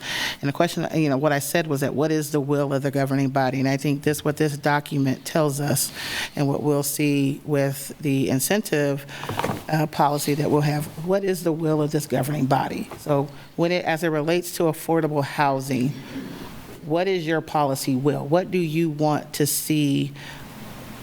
What do you want to put in place so that we can direct staff, partners to move forward with? And again, not looking for an answer tonight, but I think that is the question that we must ask ourselves that will help us inform staff on direction and what we see to be the utmost importance of us from a strategic plan process, from a strong, welcoming neighborhood. What is the policy will of the governing body as it relates to affordable housing? Is it universal design, expedited, double listing bonus, financial, what is that policy piece? Because again, some of this might be in here, but it'd be good to know, at least me, because I haven't heard that. What is your policy will when it comes to affordable housing in our community, and what are you committed to moving forward? To your point, if I may, I love that, and that's kind of where I was trying to go without being pushy. I thought about let's just throw down and commit 100% of our vacant land that the city owns. We're going to absolutely make it towards affordable housing. That's irresponsible. We haven't looked at the property, but along that vein, I think Julie Jones, and she said it, I think we all feel it, you've said it, that let's commit to something. So I will throw something out that we do not have to decide tonight, but for at least the next year, affordable housing and our progress and a discussion, hopefully, maybe creating that policy here in the dais once a month. And that's, again, I'm just throwing out ideas, but I would love to see how we're doing, even if it's a 5-minute conversation. We did XYZ from staff, or we discuss a policy. Food for thought, but those are the kind of things that I'm willing to commit to. So. And I'll. No, we don't know. Sorry. We got to talk about this tonight. Got a lot to do, and I got to go to the bathroom. You're right. Okay, I do too. Done. Well, I'll try to keep it short. No. But it's an area I care a lot. I mean, I'd say a couple things and appreciate what everyone said. I mean, to me, someone mentioned this, this is kind of part of the plan for a place for everyone, and it's an and, it's an and, not an or. And there's a lot of things we've talked about tonight and we'll continue to talk about that are trade-offs. I mean, we talk about, back in the day, we had robust conversations about double density. And we had rooms full of people and neighborhoods saying double density will ruin our neighborhood, don't do that. And then we had 2 years of short-term rentals. How do you balance the right for somebody to make money on the property they own? How do we balance tourism? How do we balance tax dollars? And where do you find that right balance? And if your focus is only on affordable housing, absolutely, eliminate short-term rentals. But it also, you can eliminate rentals altogether. But, but there's other factors to consider, and people's property rights are something to consider, and all of that. I mean, I think, those short-term rentals is something, and again, we can talk about that. I'm a big believer in, vacancy properties. I mean, those properties out there are vacant. Someone's grandma owned it and it's important to them, but they live in California. They don't want to sell it because grandma owned it and it just sits there. What do we do about that? But there's also, back to some of the things, I mean, and other communities do this, especially communities that have, higher tourism rates, but we have some of this. What about people's second homes? And third homes is, there's people who own homes here that come 3 times a year. They can afford that. They come here for a couple basketball games and they own that house. Is that okay? Are we okay with that? Or do we not? Do we want to regulate that? Someone's property rights. I mean, there's all sorts of balances there that you have to, you can balance. And to me, there's a lot of those to talk about, but we need help prioritizing which ones of those to tackle and which ones make the most bang for the buck. As I said, I used the example, I got really excited about this program in Wyandotte County where they went and used tax foreclosure sales, and we got excited about it, and we called a meeting, and we came together, and we found out, well, heck, we have 2 every couple of years. It really works well in Wyandotte County, but it doesn't work very well here. But that's a sign because we don't have things. enough. Yeah. I mean, so there's some of these that we just have to continue to think about and where we get that bang for the buck. I'll also say is obviously we felt this with the development code and trying to balance all these competing issues. I mean, should we have limits on how many people can reside together? Some people say yes, some people say no. We can certainly house more people if we get rid of that, but then we affect neighborhoods. These are all things we have to balance. I am excited that the new code and is achieving some things. I mean, I was just talking to someone today about empty lots. When I came on the commission, we had this vacant lot study, and it showed all the vacant lots in the community. And then the real estate community came in and said, well, I can tell you, yes, that's a vacant lot, but this is why it's vacant, and that's why that's vacant. It's a stormwater issue. It's a setback issue. Until you change the codes, we can't do that. So now we've changed the codes, and just on 9th Street, you had the old father building that sat empty forever is now becoming an apartment building. You had an empty lot at 9th and Missouri that's been empty forever that's now a 2-level duplex. You had the parking lot next to Family Promise that is now, a 4-plex. You have those are all going on, being built right now. You go over to 19th and Haskell, that empty lot that was once owned by Salvation Army. We've been talking about it for years. They're building the first houses there as we speak. 18-unit complex looking to be talked about on the front. Empty lot, been empty forever on Haskell. Tenants to homeowners has been finding lots all over the city, buying them up and building them. You had some lots there, 15th in Kentucky, that we have 2 duplexes going in, long ways duplexes going in on a lot that have been empty forever. That's, just and some of those projects are affordable. Some of them are just developers building lots and renting them out. Those, to me, it's an and we need to continue to look at that. The pushback of the new development code, I think, is a lot of these NOAA houses. People are afraid that houses are being torn down to put up a duplex, and it's a more expensive duplex. Again, to me, finding some of these balances that we've been talking about in University Place and other places, but ways to incentivize not necessarily tearing down the houses, but saving those, or saving that and adding an ADU, or if we could incentivize not tearing the house down, but instead building an ADU, we got both of those cheaper, and we still have 2 units on the same piece of property. How do we do that? And so I think, again, all these things we have to continue to try to balance out and balance those competing needs. A couple other things I would say is, the other thing this really points out is, again, it's an and, not an or. I mean, this report talks about how we need, for people that make 200% or more, we still need 1,500 houses.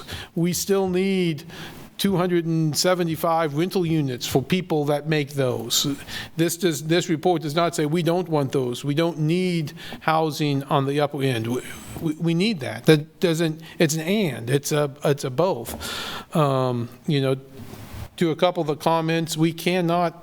The law does not allow us to have inclusionary zoning and require affordable housing in zoning decisions. Can't be done. It's against the state law. We used to do it. State law changed it. We can't do that. What we can do is, when they ask for an incentive, we can require affordable housing in exchange for the incentive. I.e., if they come in asking for a stall bond, we can require affordable housing if you're going to ask for a stall bond. But you have to get there first. On that point, we did that with KU and their stall bonds. And we are about, in some point here in the next 6 to so months, we're going to get $4 million from KU to put into our affordable housing fund. What are we going to do with that? Which of these priorities are most important? And of course, also as part of that stall bond project, we required KU to build more housing and to have a goal of 25% of their housing, the student population being built. So they are looking to build more housing on their property, and we can use some tools, mainly the incentive tools, to accomplish some of our goals, and we need to continue to do that. But to me, we're going to have a discussion here pretty soon about, here's $4 million, what do we do with that? And how do we use that most effectively? And we'll talk about this in the incentive policy, but we also, again, Habitat can only do so much. Tenants to homeowners can only do so much, and they can only have the capacity to build so much. So we have to look at the and there, and what else can we do with that, and how do we use that to balance rehabilitation versus new construction. This report says, we need new units, absolutely, but we also need to protect the old ones. How do we find the right balance between those? Even when you have $1 million, is that 50-50? Is it 70% new, 30% rehab? Is it 70% rehab and 30% new? Our new policy, you talked about vacant land. I think we're going to have some vacant land to deal with under our new policy, which we'll talk about soon. It has to be 99 years. Well, there's only so many people who do that. Tenants to homeowners does that. But if Habitat somewhat does that, if that's our goal, that the land we give out has to be 99 years, well, that limits who's going to build on that land. And are we okay waiting a few years for people to build housing on that land, or are we okay with saying it's only going to be 50 years if you build it in the next 2 years, right? I mean, those are the balances of trade-offs that we're going to be talking about here next that I think we have to continue to talk about. So anyway, this is exciting. I think it's important.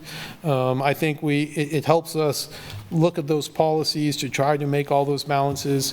If there was a magic wand, we'd all be using it. If we had an easy solution, we'd be using it. But it's also always this trade-off of people's rights and and we need to encourage this in lots of levels. So, to me, it's exciting. When we did the code, we tried to find all those balances, and you'll never get unanimity on what the right balance is there. And all we can do is do our best and continue to iterate. And, we'll continue to make, people mad who say you're not doing enough, and other people who say you're doing too much. You should be focused here, you should be focused there. But let's keep pushing forward. I think we've made progress. We have lots of progress to go. So, anyway with that. Yeah, I've sat here needing to go to the bathroom, so you mind if I do the motion? Yeah, go a motion, and then we'll go. Motion to adopt the 2026 Lawrence Affordable Housing Study Final Report, Strategies, and Recommendations. Second. Motion by Vice Mayor Courtney, second by Commissioner Sellers. All those in favor say aye. Aye. Aye. Opposed? Passes 5-0. Okay, we're going to take a 10-minute break. We'll come back and talk about incentives and go from there. Thank you so much.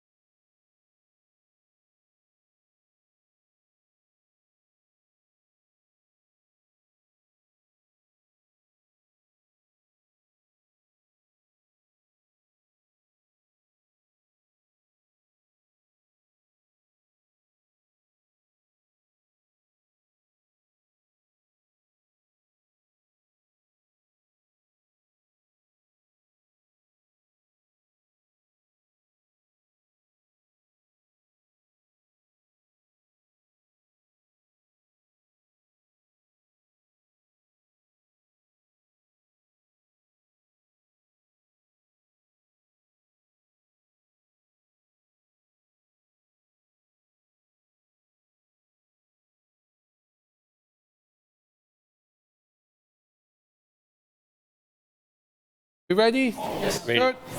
Four's enough to proceed. Okay, we're coming back from our recess, and we're going to take up regular agenda item number 2, which is a resolution related to the affordable housing incentives policy. And looks like Leah gets to take this on. Are you controlling this, Kurt? Okay. Okay, but now it's your show.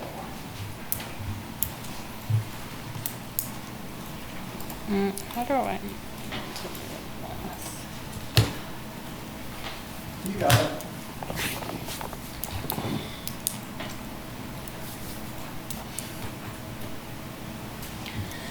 Okay. Hello again. Good evening, Mayor, Vice Mayor, and Commissioners. Leah Roseland, Affordable Housing Administrator. Thank you for the opportunity to present the proposed Affordable Housing Incentive Policy for consideration of adoption. Tonight, staff is requesting adoption of the incentive policy, which establishes a clear and consistent framework for evaluating and administering city incentives that support affordable and attainable housing. This policy brings citywide tools together under a single framework with the goal of increasing production of affordable and attainable housing and providing investments that serve the greatest community good and providing applicants and the public with greater transparency and predictability. This policy advances multiple strategic city and community goals. It moves the needle on city strategic plan KPIs 5, 6, and 7, as well as efficient and effective processes, sound fiscal stewardship, equity, and inclusion. It also advances 14 distinct recommended strategies in the Affordable Housing Report presented this evening, and of course achieves a key strategy in the Place for Everyone plan.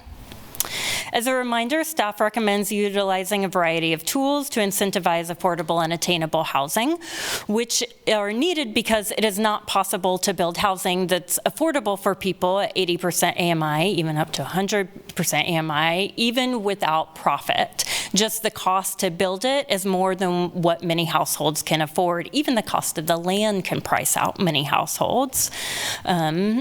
The reason that we incentivize affordable and attainable housing is because in the 200% housing, AMI percent housing that needs to be built, which as the mayor noted, absolutely we need more of that housing stock. They can recoup the cost through the price of the sale or rents. That is not possible with affordable housing. So by leveraging policy and incentive tools, we can make it feasible to build housing that is affordable to our residents and to our local workforce. This supports the local workforce, increases health and educational outcomes, decreases crime, and allows people who love Lawrence to continue living in Lawrence, which sustains our tax base. All recommended tools are consistent with best practices in the field and align with recommendations in the housing study. Since I've already presented the draft, I'm not going to go through as many details as last time, but I will just highlight there are 3 different categories of incentives, and I'll start with the direct financial incentives shown here. Whoops, sorry. The CIP recommendation is an update from the last draft.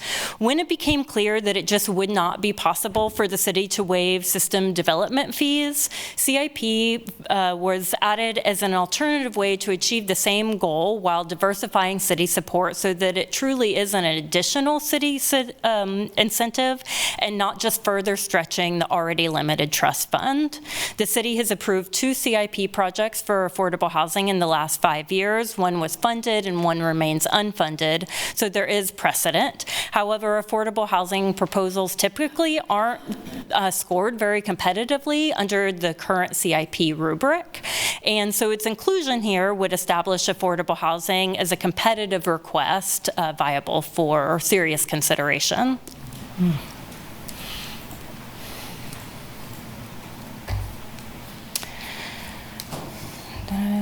Okay.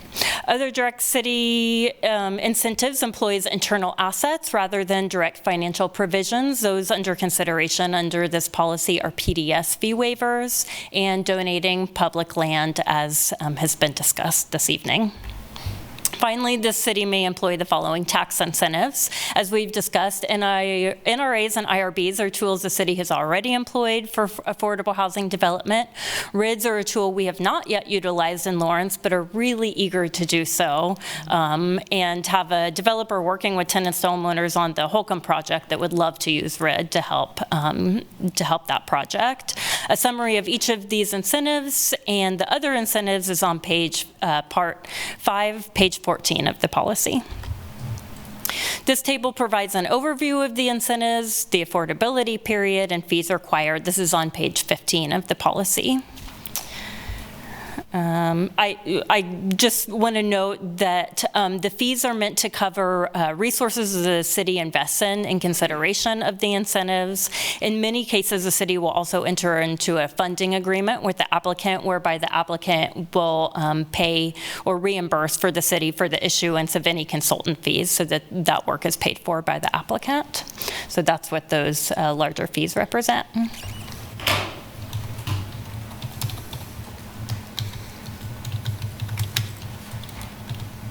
Moving on, I will highlight the changes I made to the final draft based on your last comments. First, I provided additional clarity on eligibility requirements, separated requirements from standards and procedures, and clarified eligibility for small scale and rehab projects. So the final policy is much shorter than the first draft that you saw. It's much more streamlined, and a lot of those details will fall into a procedure manual instead. I also incorporated greater flexibility based on your previous feedback. Added language regarding the authority of the governing body to deviate from the policy in the best interest of the city, lowering unit thresholds, and providing more flexibility on site location. Finally, as I previously mentioned, I revised a couple of incentives. The first is clarifying that only PDS fee waivers are available for consideration of waiver, and also adding the CIP as an additional proposed incentive. And I will close with some anticipated next steps. So after the policy is adopted, we will use the rest of the year to finalize all the processes, procedures, and create and distribute forms and documents, as well as create online content and marketing resources. If the governing body approves the RID as an incentive, staff will prepare the required RID resolution for adoption in the fall of this year. The policy would take effect on January 1st, 2027, and we would begin taking applications and providing community education about the incentives at that time. However, I want to note that the trust funds will not be available to utilize until January 2028, given that we have already started the 2027 Affordable Housing Trust Fund grant process, unless otherwise directed by the Commission. And with that, thank you so much for your time and consideration, and I'm happy to stand for any questions. Questions? I want to start with the big picture question, and I kind of mentioned it before, and you know, I'm a big believer in trade-offs, and I'm a big believer in 99-year affordability, but I'm also a big believer in we need lots of units quickly. And I know it doesn't have to be a trade-off, but sometimes it feels like it's a trade-off. And I was talking to Rebecca about this a little bit. Talk me through how this policy and big picture you think makes that right balance between, if it is, and maybe it's a false question, between 99 years and speed. But anyway, can you help me with that? I don't, as you said before, I think it's a both and, not an either or. I think that the balance is that that the most, I guess, valuable incentives are reserved for the projects that are going to be the most valuable to the community. We have very limited land. I mean, we have spent years evaluating city-owned land that may be good for affordable housing development, and the list is very short. So with this very limited asset, the thinking is that it should serve the highest public good. And I don't think that it's a trade-off. So it doesn't just have to be tenants to homeowners or the community land trust that is able to secure a 99-year affordability. That can be done through a deed restriction by any developer. And the Housing Authority does it as well. Correct. And again, I'm not being critical here, I'm just pushing the limit. I mean, we, tenants to homeowners and Habitat, we got them some land out west, we have 31st and Castle, we have Holcomb, we've 3 or 4 years since we got that, we're still, no one's moved in yet, we're still a few years away, and certainly at 31st and Castle, we're quite a few years away from the first person moving in there. Obviously, the one out west is closer. Holcomb is maybe closer than that. But I guess I'm thinking, if we had 10 acres of public land now, and there was a developer ready to build something that was 50 years, is that a greater public good than waiting 10 years for an entity who might be able to build after they finish all those other projects? Well, what I would recommend, and what the AHAB has also recommended and has been exploring, is to shift to a model of an RFP, to where if we own that land, then we are drafting the project that we want to see, perhaps a 99-year requirement as a part of that project. In doing it that way, then we can set the unit types based on what the study has shown that we need, the AMI targeting, and we can get proposals from a number of developers who can also make a profit off the project. I think that that's a win-win that lots of communities all over the country have used, that we just haven't gotten there yet. So I would suggest, again, that it can be a both and. It really can be a win-win if we just shift the way that we're doing it so that we are telling developers what product we need, incentivizing it with land, and perhaps some other assets, and having them come to us with proposals. Okay, and last question, and I'll let others. I definitely understand the vacant land because it's such a commodity. And same with the, a good argument with the housing trust funds because it's a limited amount. Why PDS waivers being 99 years? My understanding is that that is going to take a big hit on the PDS budget. And to my knowledge, there's no new revenue being infused to support that. And so the department has to still maintain all of the services in the budget. If that incentive was available for any affordable housing project, I think that we would see those funds depleted rather quickly. Okay, thank you. Other questions? Yeah, got a couple. Some of the ones I wrote in on, I think it's kind of good for the public to hear. On page 11, the AMI values, they're updated. Are they updated each year based on HUD, or if not, how often are those numbers updated? Yeah, HUD updates those numbers annually. And the affordable housing incentive policy, how often has that been updated in the past? This is a brand new policy, so it has not been updated yet because it is brand new. So it would be updated as needed, as as the governing body sees fit, as needs change, as incentives available changes. And on the incentives, that page, it was back a couple slides. Was there any discussion about saying if you hit X AMI targets, you'd be available for more of those incentives? Or depending on, so let's say you were like at 80%, you'd qualify for like the bottom half of that page. If you were like 30 to 60, you'd qualify for the whole thing. Any discussion about something like that? So the way that it is laid out is that the AMI is the AMI breakdown is required, and the AMI requirements are based on, are in alignment with like LIHTC and other affordable housing standards. So no, we haven't considered, like, if you include more 30% units, then you can get a higher amount of incentives. But if that's something that the governing body is interested in. I mean, I'd be interested in that, but I think one thing to keep in mind is that, just because a project is eligible doesn't mean that the incentive is guaranteed. And I think that the city could be doing a lot better job negotiating for better products, quite honestly. And that's where those negotiations could come in. And who would be the one doing those negotiations? The governing body, unless dictated for staff to do that. Leah, there was a question that came to mind when I was looking under Part 1, General Policy Statements, and there was one for mixed-use projects.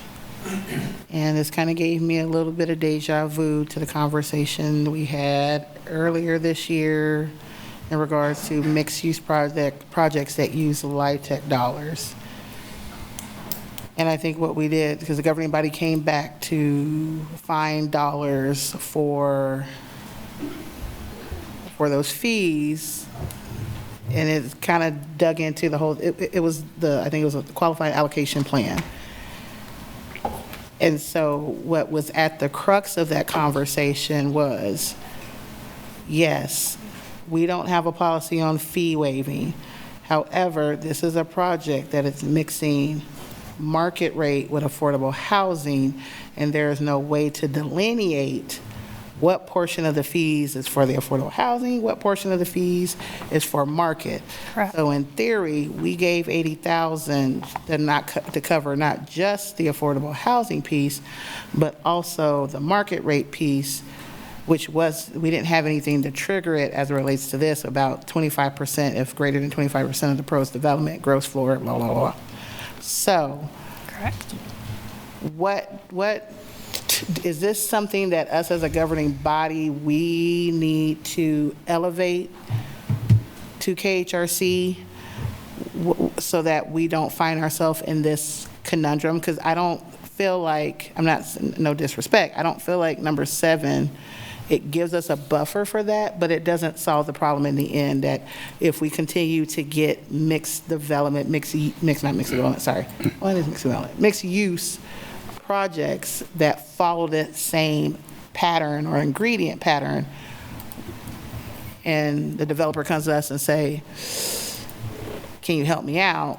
I need all of this, when technically, you don't necessarily need all of it to get your points. You only need a certain amount. Where does that leveraging tool, or what do we need to do in order to leverage that tool with the higher that be? Yeah, thank you for that question. So a couple of things. I think one point is that's why the AHAB looks at the number of affordable units and subsidizes affordable units specifically when making funding recommendations. So, and yes, theoretically, the developer could use it for the, for the commercial component, for the market rate component, but what is subsidized and what is in the agreement is specific to income eligible affordable units.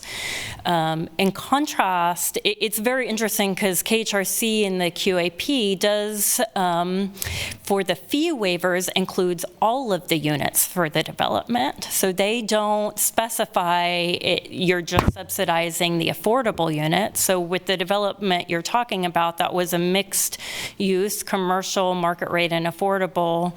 The unit count included the market rate units, but in order to score the full points, then we had to award the maximum amount for fees in order to get the 10 points. Because KHRC included all units. That's the only place in the QAP that they include market rate units. And so to the heart of your question, I would suggest that would be a really vital and impactful area of advocacy, perhaps, for the commission. The QAP draft was just released last week, actually. So the time is ripe. Yeah. And I'll try to, without make this a form of a question, because I'm not making comments yet. But I mean, I do think that's an important piece. I mean, obviously, as we talked about trade-offs, I mean, affordable housing, when the Affordable Housing Committee's looking at affordability, they're looking, only at the affordable units, which I appreciate. But when you look at the downtown master plan, it says if you're going to do we want affordable housing downtown, and we need it to be mixed use. Yeah. And we look at a plan that says we want more affordable housing west of town. Yeah. Right?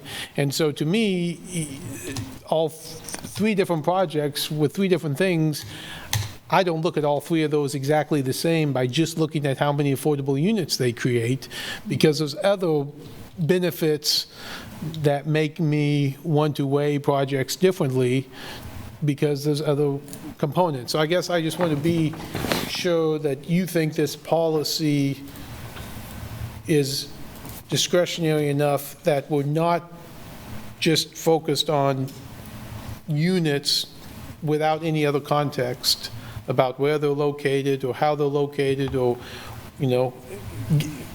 giving other context. Do you think this is broad enough to allow that flexibility?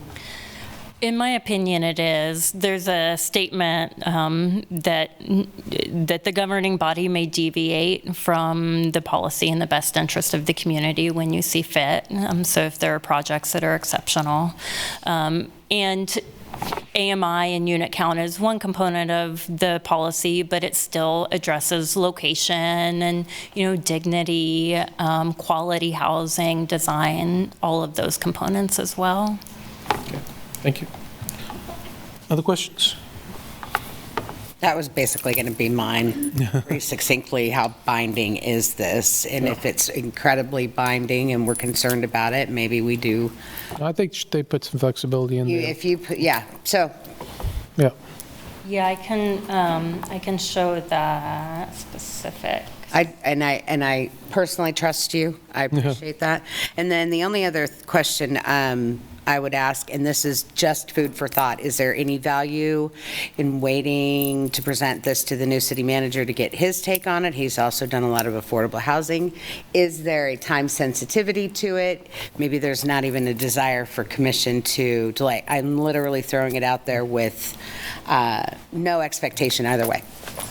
Well, I guess my initial reaction is I think we want to get moving it, but it doesn't really go into effect till 2028 in lots of ways. So it can be amended as we move through the process before it really comes into effect. But I think getting it out there so people can see it and start talking about it, and then to Vice Mayor's point, we can be the first ones to amend amend the brand new policy.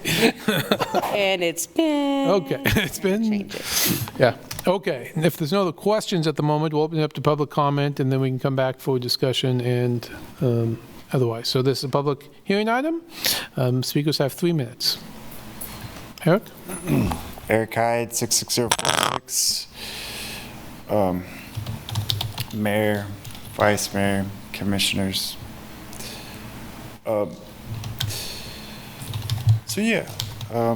I heard that these affordable housing projects decrease crime. Well, then why has crime gone up in the city? Because they don't, if you look at the loft, the affordable housing big units in the arts district, crime's up very high around there. So I know my car was stolen from. So that's not true. There's a difference between what people say, what people do, and what happens. So there's a lot of talk going on here, but there's going to be a different reality to work through. I was talking about NRAs the last time, or not IRBs, industrial revenue bonds, not NRAs, but they kind of work in the same way. They do drive up property taxes for other people, just because the way they're structured. It's kind of a sneaky way of doing things. I really truly believe that affordable housing, just those two words together, it's a flat out lie. It's never been affordable. The costs go up every year. Utilities go up every year. It's just talk. It's a pipe dream. There's an article in the LJ World about how more housing in this town has not led to more affordable housing. You know, if a 3-bedroom, 2-bath house costs $250,000, you know, around now, but 7 years ago it costs $180,000. Is that affordable? You know? So we tend to talk about affordability, overlooking that it is a willing suspension of disbelief, like when we watch a movie. And it's not a happy ending because things just keep getting more expensive. And when I hear all this talk about AMIs, you know, honestly, the first thing I think about is an acute myocardial infarction, which that's a heart attack. So just stop. We keep saying this stuff year after year, and the cost of everything just keeps going up. So what does affordable even mean? It's just affordable, affordable, affordable. Because none of it's affordable. Affordable for you, maybe. But it's not affordable. Thank you.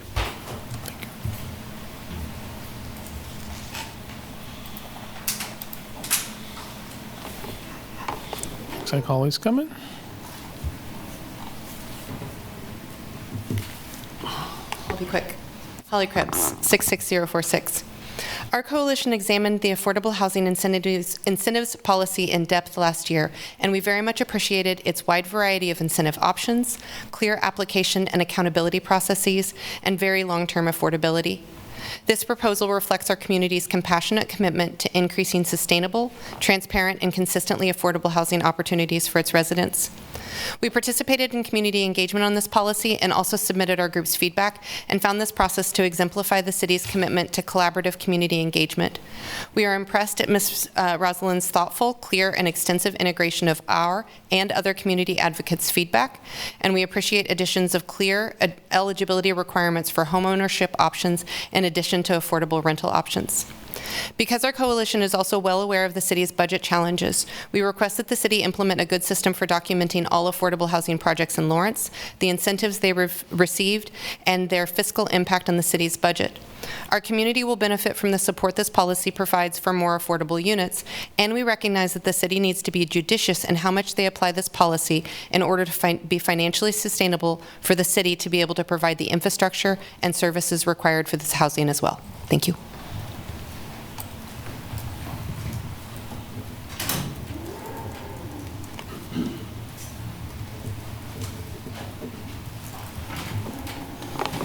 Christina McKenna, 66046. When we were talking about incentives, there's something that I've brought up several times, and that is community partnerships. Whether it's with the community members asking them to help renovate a senior citizen's home because they can't afford it, or whether it's working with other businesses that do things like modular houses. Those kinds of things are the ways that we help in our local communities and our local economy to create the systems that we need. For instance, the business I work for, we're currently doing a cool time study as well as a durability study with one of our modular builds being put up at the same time as a stick build over 19th and Haskell starting Monday, and then there's going to be more there.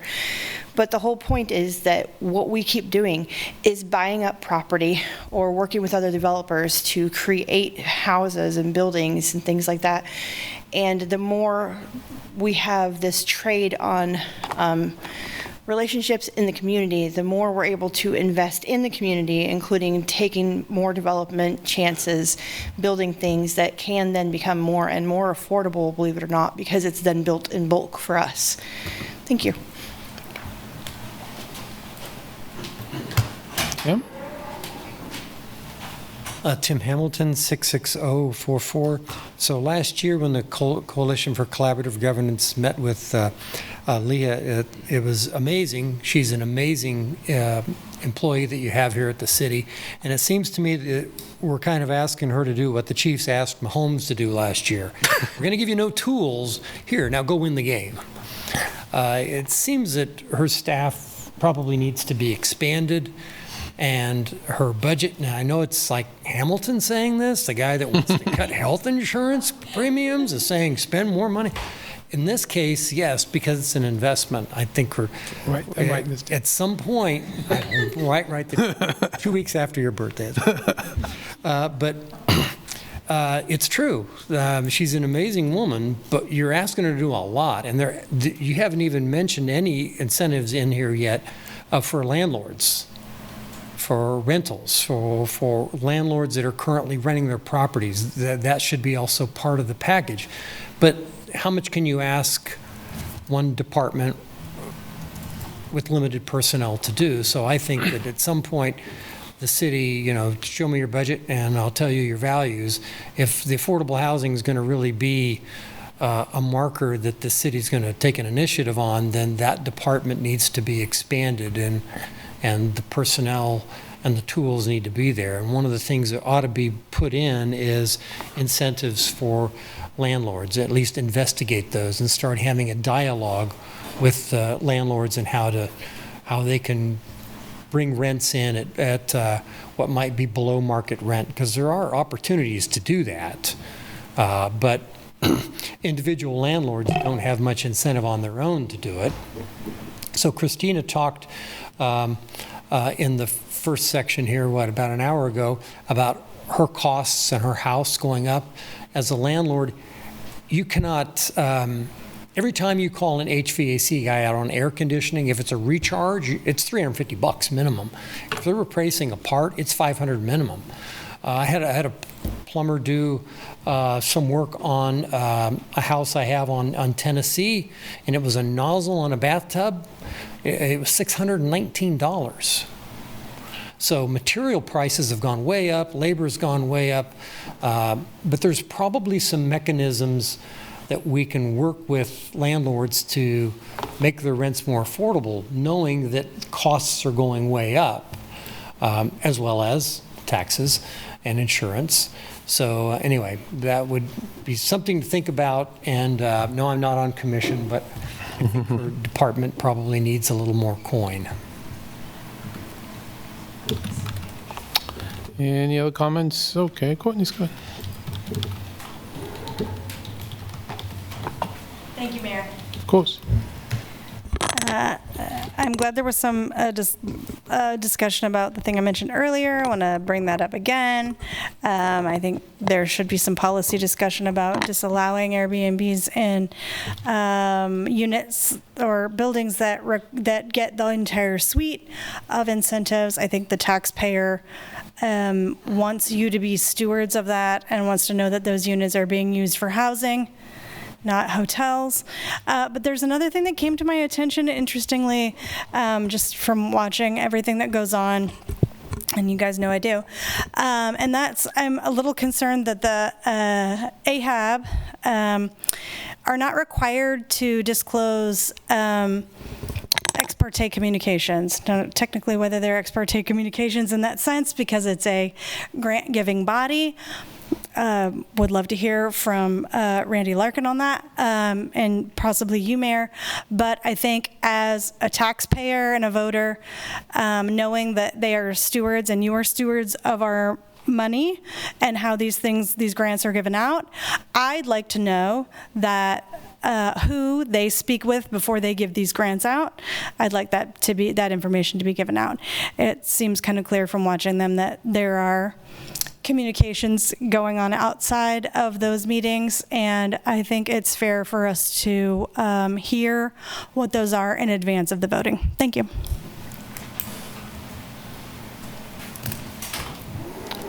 Seeing no other comments in the room, how about online? Yes.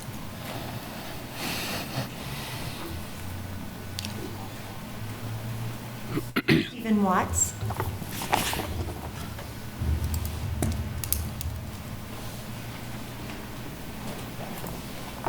Hey,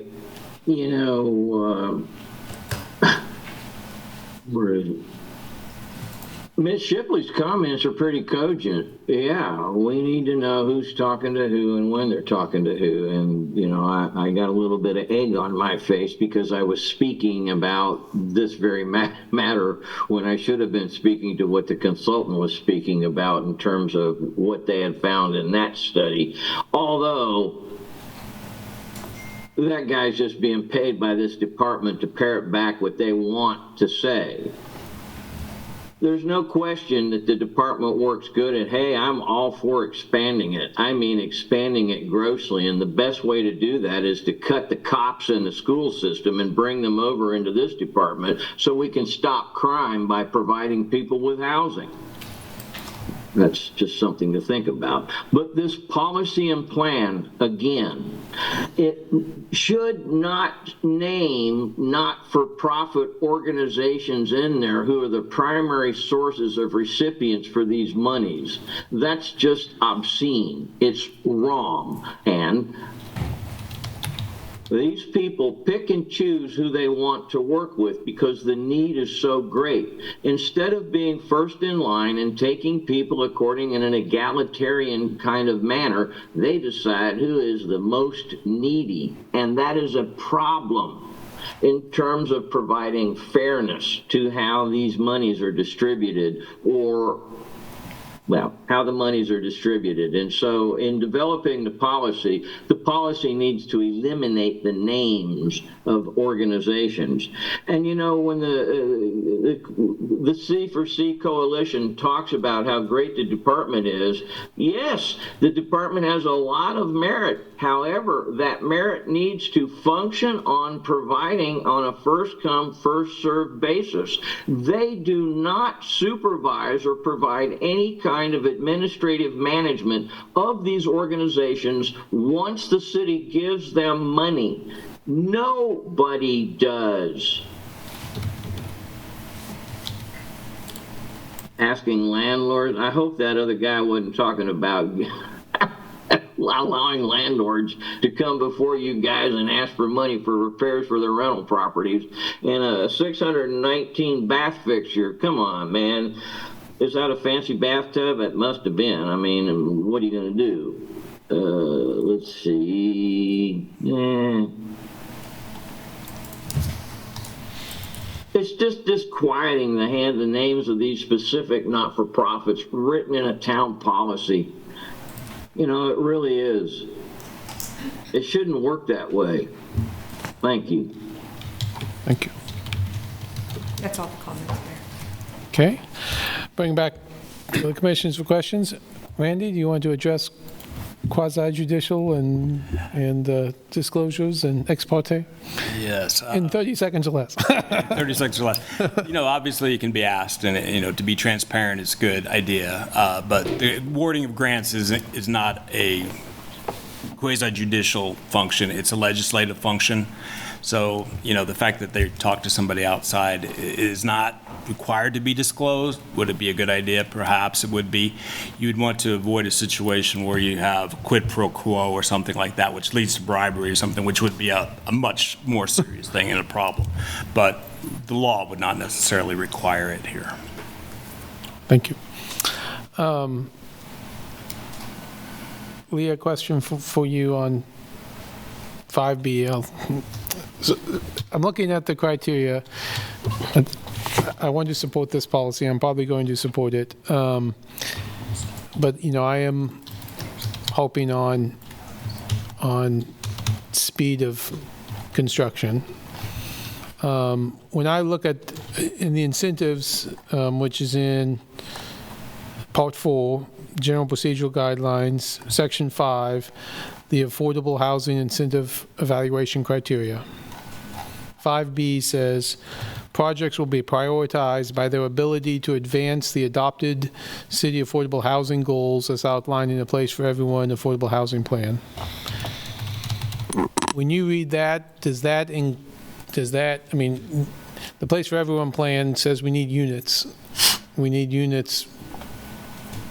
It doesn't say sooner rather than later, but I read it into that, I mean, does that capture that? I mean, if you have one plan that says, I can do this, but it's going to take me 10 years before I get a building permit, and you have another plan that says, I can do this, but I can get you a building permit in 3 years, is that something AHAB would consider? Yeah, and I'm sorry, Mayor. I was trying to share my screen, but I didn't want to not look at you. No, you don't have to look at me, but no, I appreciate that. I just wanted to show where that is. So to answer your question, though, so as I mentioned earlier, I tried to condense this into a true policy and take out a lot of the procedural details. Yep. A separate sort of procedure document will be created that will further outline how projects will be prioritized. I'm sorry, now I'm not. Yep, one more. I should just leave. No, one more. You're almost there. You're right there. Right there, that's it. One more, B is the one. 5B, right there. Projects will be. Okay, amazing, thank you. To more directly answer your question, this is not the only prioritization criteria. I still fully endorse and anticipate that we would continue using the rubric.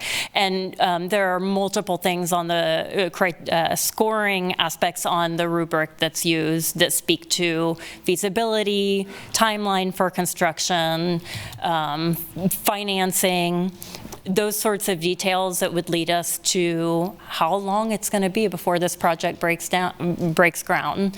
And I would suggest that it is important to prioritize projects that are more feasible, that are ready to go quicker, so that we get the units built quicker. Okay. And if the governing body is interested, we could increase the points related to, feasibility or timeline, so that that's weighed more heavily in the prioritization. Well, personally, I'm interested in feasibility is obviously important, but timeline is important to me. Okay. I mean, I can't speak for the rest of the commission, but I do think that's an important consideration. Okay. If you did the RFP thing you laid out earlier, could you set in the RFP when you wanted this to be completed? Absolutely. Yeah, I think that's helpful too. Cool.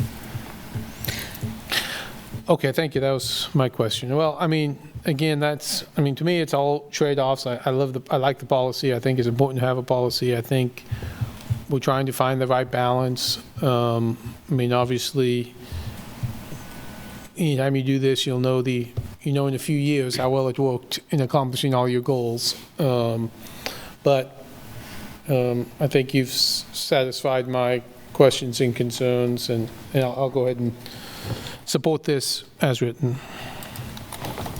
So there's nothing you want added? No, I think we're good here. I think I am. I think we've talked it through. Again, to me, there's always trade-offs. I thought about changing, the PDS waiver from 99 to 50, but I hear the point that if we do that, we'll, affect Jeff's, budget, and so I think there's a balanced trade-off, and I think this does create the flexibility for us to make that final decision. AHAB makes the recommendations.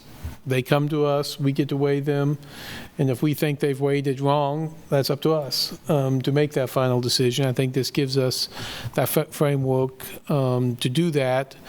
And again, I just encourage AHAB to continue to evaluate, not thinking about all these plans and all these factors. And I think if they do that, they tend to find the right balance.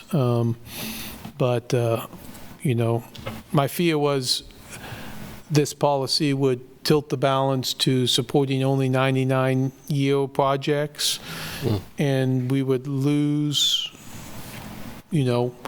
other projects that, either LIHTC projects would fall off, or projects that could be built quickly would fall off. I think I've been. You've reassured me that balance is still there, and again, if once we run it through a couple times, we don't think the balance is right, then we can change it. So I appreciate the work on this, and so I'll support it as written. And unless someone else has a great idea that I haven't thought of. No, and ultimately we evaluate every project on its own merits, right? No matter what, whether it's economic development, affordable housing, and we have the room, so I'm good. I am happy to make the motion, unless others have comments. I'm not trying to rush anybody. I kind of am, but. Yeah, okay. I'll make a quick comment. back to that ex parte communication thing. So somebody could just not tell the truth, but could there be the ask when they're talking about it at AHAB to say, has anybody talked about this? Is it not ex parte? Absolutely, but the law would not require ex partes to be disclosed. You could ask. The reason you have ex partes is for when there's a constitutional right involved, like a property interest or liberty interest. And here we're talking about grants. Nobody has a constitutional interest in receiving that grant. So the fact that somebody might be talking to other people does not have to be disclosed so that everybody's on the same page. Like when you're dealing with a quasi-judicial, like a zoning matter, you're talking about somebody's property right, somebody's property. So everybody needs to have the same information to make the same decision regarding that, so that it's fair, so that the person who has the property can respond to it, or maybe a neighbor who opposes the project can respond to it, so they all have the same thing.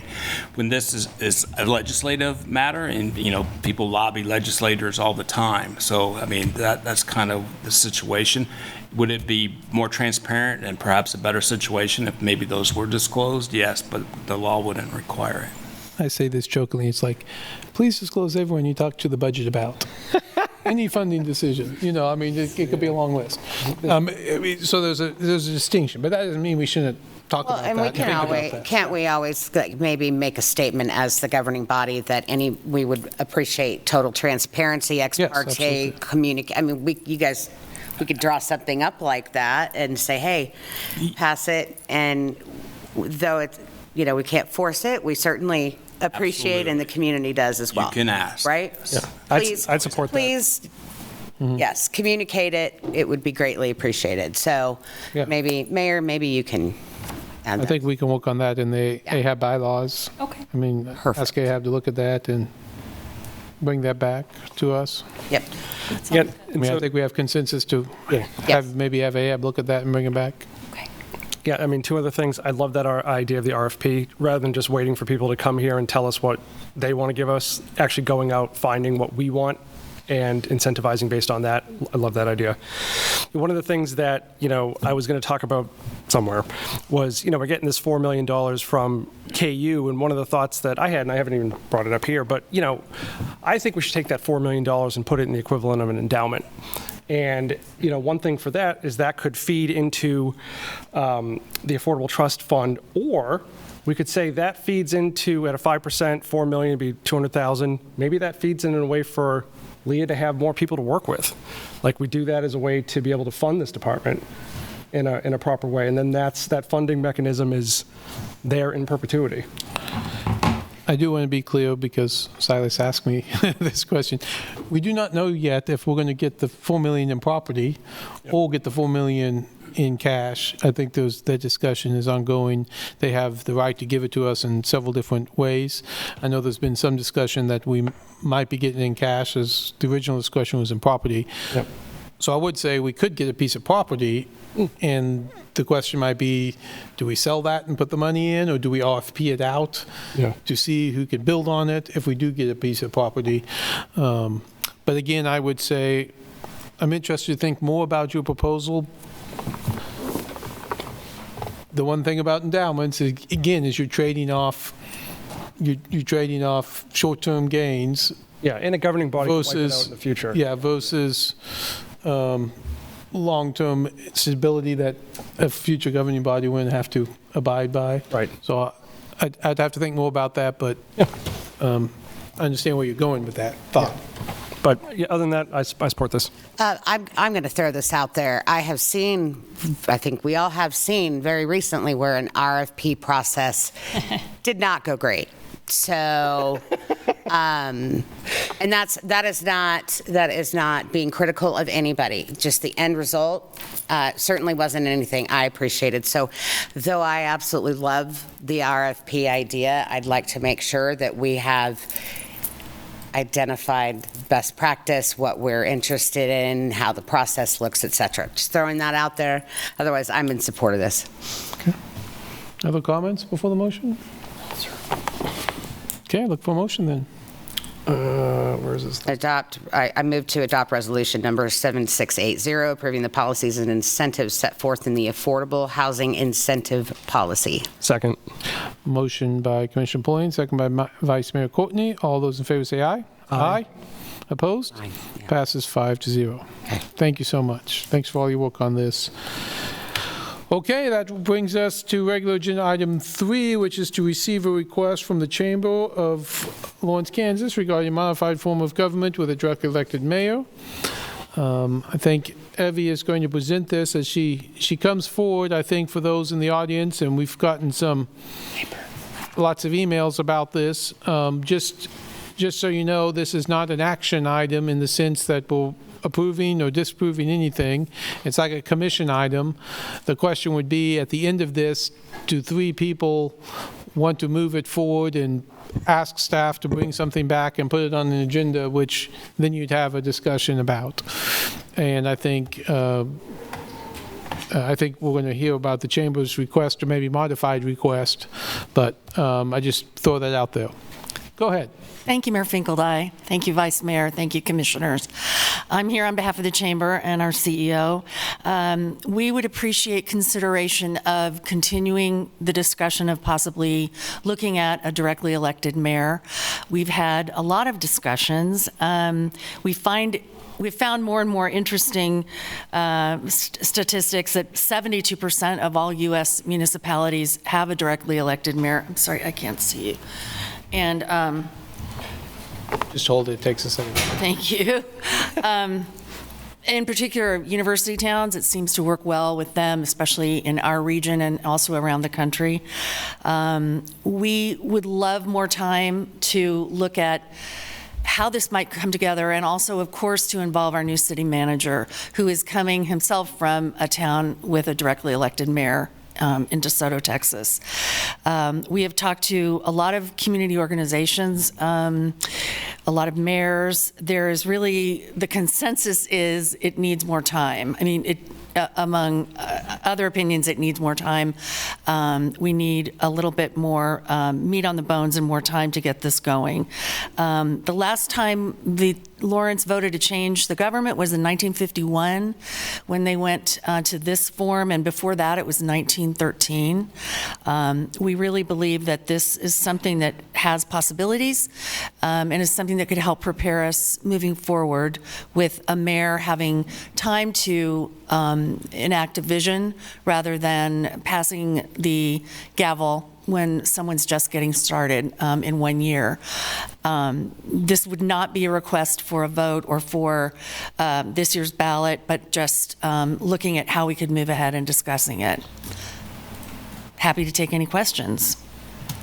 And I think, to be clear for those watching or otherwise, I believe, and maybe Randy knows for sure, I think the deadline would be, we've talked about it with transit, September 1 would be for November. The time we'd have to come up with the ballot language.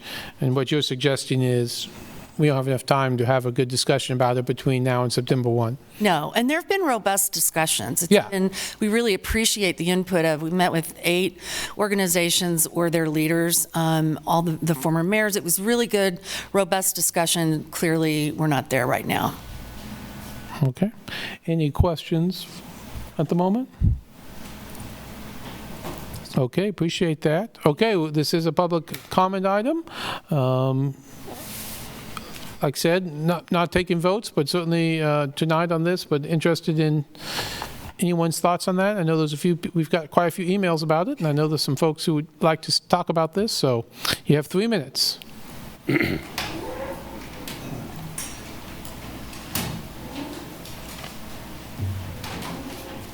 like Holly's leading us off. Holly Krebs, 66046. In June, the Chamber of Commerce proposed putting a question on the November ballot to adopt a directly elected mayor form of government in Lawrence.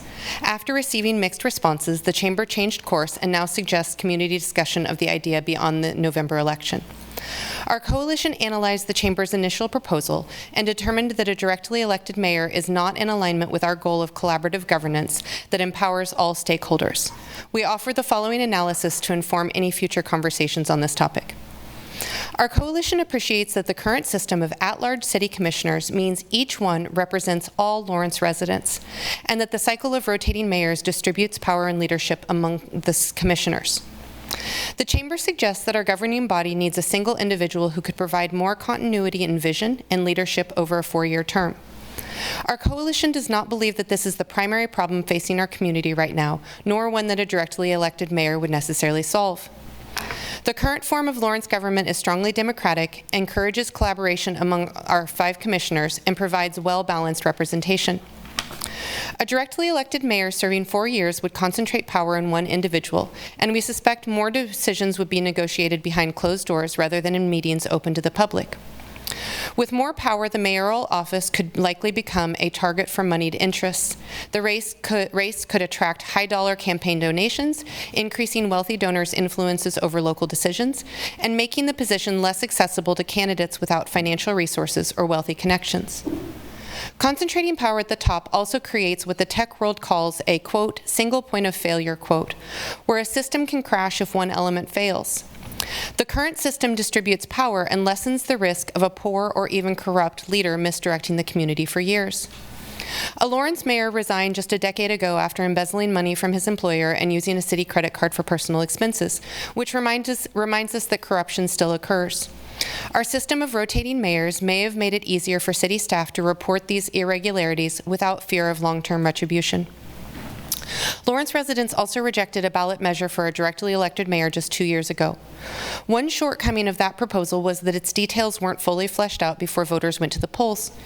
The Chamber originally proposed something similar for a ballot measure regarding a directly elected mayor, but our coalition believes ballot proposals should always tell voters exactly what they are voting for. The Commission also just hired Majed Al-Ghafri as our new city manager, a primary leadership position in Lawrence government. His leadership may provide the continuity and vision that the Chamber seeks. Thank you. Yeah.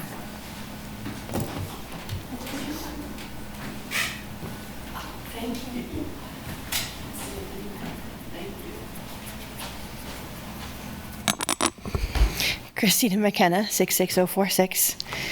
Lawrence is currently managing many challenges: a lack of adequate housing, a declining population, slow economic growth, rising property taxes and utility fees, and a general affordability crisis. Our city is focused on balancing its budget and sustaining existing services. These are the issues our community needs to attend to right now, and exploring a directly elected mayor would divert time and attention away from them. How would the city address the Chamber's goal of improved vision, continuity, and leadership within the current collaborative system? How might we better empower our current commissioners? First, we could build accountability and continuity into the systems that all 5 commissioners and 950 members that the city staff use, rather than asking a single individual to carry the weight alone. Systems that better document staff work and the Commission's decision-making, especially for complex multi-year projects, would improve project execution, accountability, and continuity of vision as members of the governing body and staff change over time.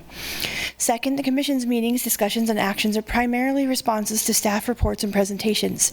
Holding more meetings where commissioners bring proposals, direct discussions, and recommend initiatives would empower them to execute their vision and bring continuity to their work with the community. Third, the current commissioners are paid $22,000 a year to run a city with a budget of more than $400 million. They only make 7% of what the new city manager makes, and for supposedly half-time work. We've seen more work than that being done.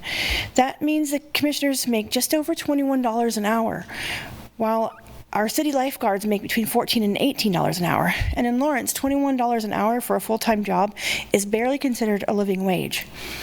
Paying them adequately would allow them to dedicate more time to analyzing city projects and policy, engaging with residents, and executing a joint vision with the community. Local voters could also be more empowered if we return to Lawrence's previous election system, in which 3 of the 5 commissioners stood for election each year, and the third-place candidate received a 2-year term. According to the city's own documentation, this system ensured that every election has the potential to replace a majority of the commission.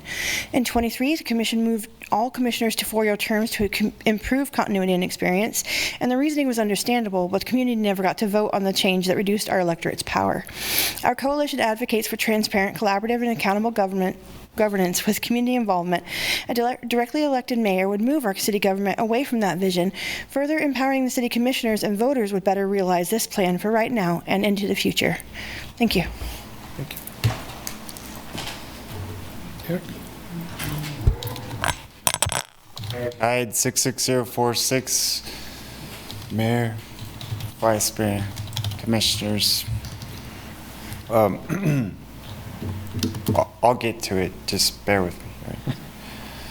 So, let it be, let it be, let it be, let it be. Whisper words of wisdom, let it be. And when the broken-hearted people living in the world agree, there will be an answer, let it be. For though they may be parted, there is still a chance that they will see. There will be an answer, let it be. So I quit the crowd 7 or 8 years ago. You know, savages, lushes, panderers, pretenders, legs wide open, money, money, money, monkey. It's kind of funny, but that's how I think about a lot of people.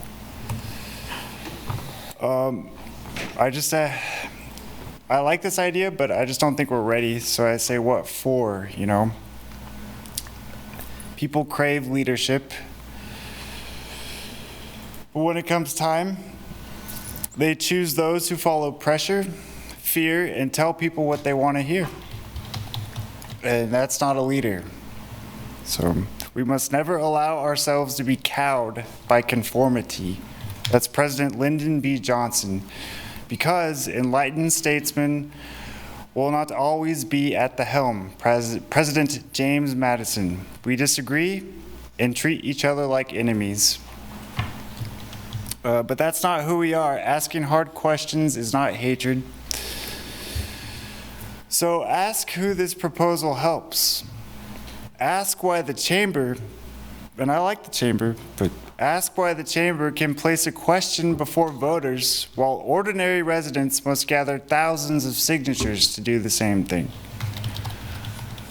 Lawrencians already feel like unemancipated slaves. And yeah, I mean, most of us here think it's okay that calling a dog's tail a leg means the dog has 5 legs. So, coincidentally, we've got 5 legs running our government, but that's not an insult. That's not an insult.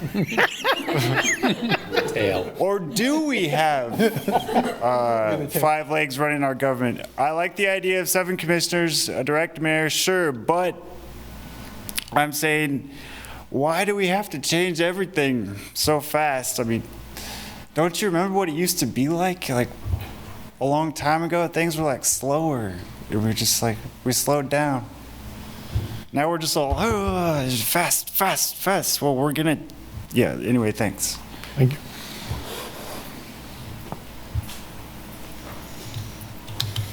Becca? Good evening, Mayor and Commissioners. Rebecca Britton, 66049. In general, I'm always in favor of putting things out for voters to decide. When I first moved to Lawrence and I found out the mayor isn't directly elected, I personally thought it was quite odd. So I appreciate the chamber bringing this forward and also acknowledging that there are many questions that may need to be ironed out before we do put it up for the voters. One question I have for staff as we look more into this is, what would the election cycle look like? For example, some seats, when someone runs for, say, governor, they're effectively giving up their current seat. What I don't want to see is, for example, Mayor Finkeldye run for mayor, and then maybe, depending on who else runs, we lose that valuable voice on the commission. So that's just one of many questions that came to mind. Thank you. Thank you. Chris Flowers. Come on up. Hey, Chris. It's like, hi, I'm Chris Flowers, and okay, it kind of gets me that the Chamber of Commerce comes to y'all with this, and you put it on the agenda to have a discussion, because there is a way you can have continuity as a mayor, and I've been asking for a discussion about it for years, and you all just never do it. But the Chamber of Commerce comes and they have a proposal, and we'll put it on the agenda and we'll talk about it.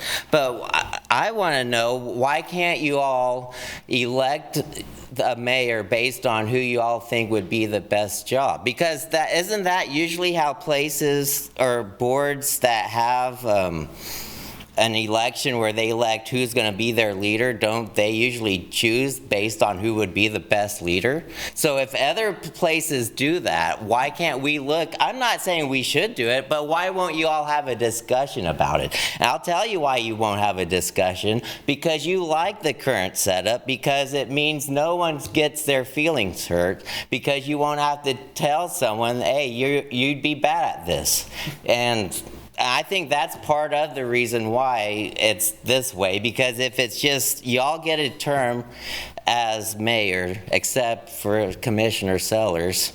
But so I just want to throw that. And also, I think the way it's done now, I don't think it is fair to Commissioner Sellers, because when it was the previous way with 3 being up for election each time, then 2 years from now she would get a chance. But so I just want to throw that out there, that y'all should at least have a discussion about whether or not we should keep up the tradition, or should we look into continuity by choosing the best mayor, because the best candidate would be most likely be the best candidate for 2 years, because that's how long the commission will last before someone new comes on.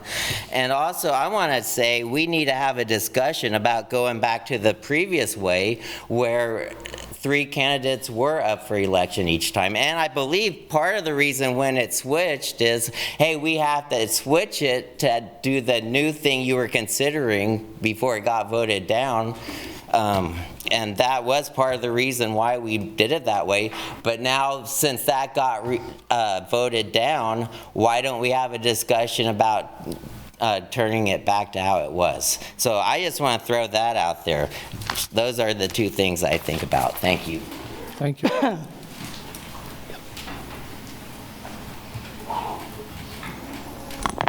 Hello.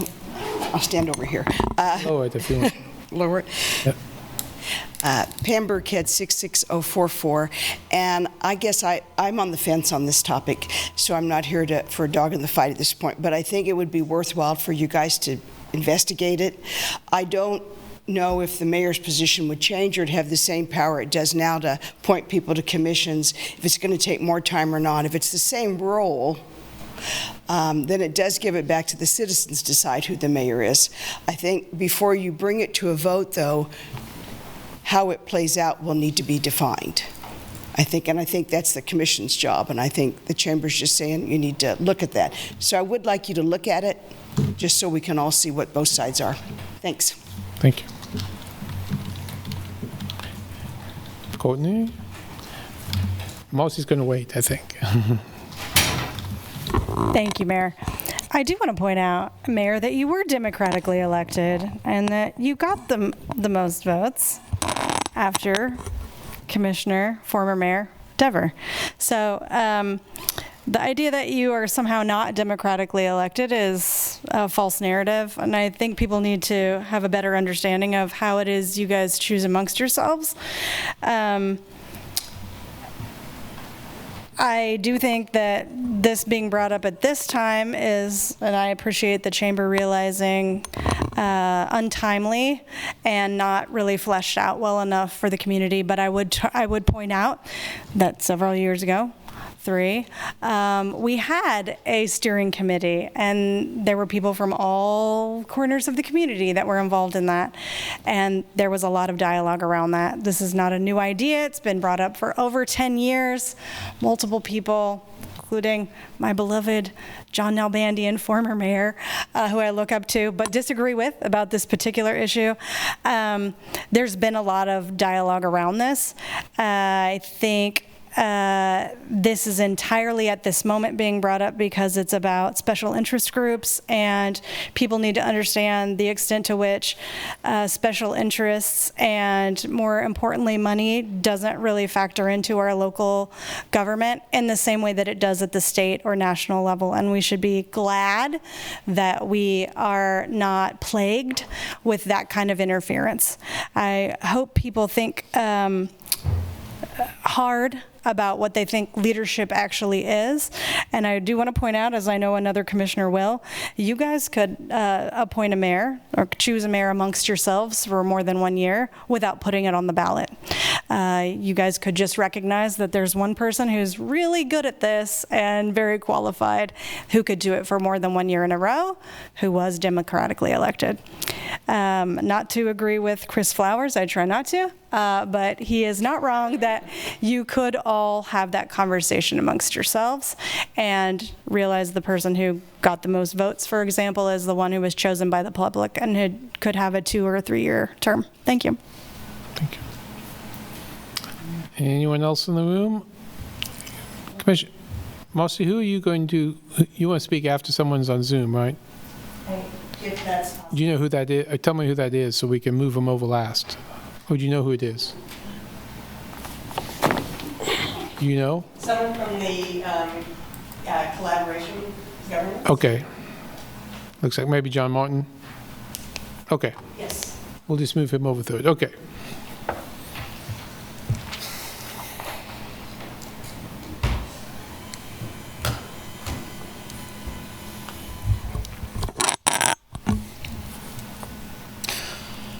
Patrick Ross, 66049. This one's called What Do You Think You're Doing? Dear Mayor Finkeldye, City Commissioners, Chamber President Lowe, and more importantly, the citizens of Lawrence. The Lawrence Chamber of Commerce, or rather the Board of Directors of the Lawrence Chamber of Commerce, Ken Haidt from Kindred CPA, Lon Meyer from Black Hills Energy, Paul Davis from Paul Davis Law Firm, and Katie Chin from Express Employment Professionals would lead you to believe there are, quote, strong benefits, end quote, to changing our form of government from elected city commissioners who share in setting the city's agenda to a unitary mayor, similar to the unitary executive currently being pushed in D.C. The letter from the chamber failed to mention that every single one of those 15 former mayors of Lawrence were all in opposition to your suggested change. Our current system is far more democratic. It represents the community structure which the people of Lawrence want reflected in their government, a representative democracy. This is embedded in our history. We are a free people with ideals higher than what society typically reflects. Our service to these principles has formed our flourishing and beautiful community. Typically, the way these changes happen is that they rush this type of complex issue to a vote without first defining it. Only later, when you have already locked in place their center of control, do they tell you what it's for. Word on the street is that developers and adjacent unions in Topeka, who will be building data centers in Topeka, are tired of having to jump through the hoops of democracy in Lawrence and would rather just have to work with a single mayor who could be persuaded to allow the building of data centers in Lawrence.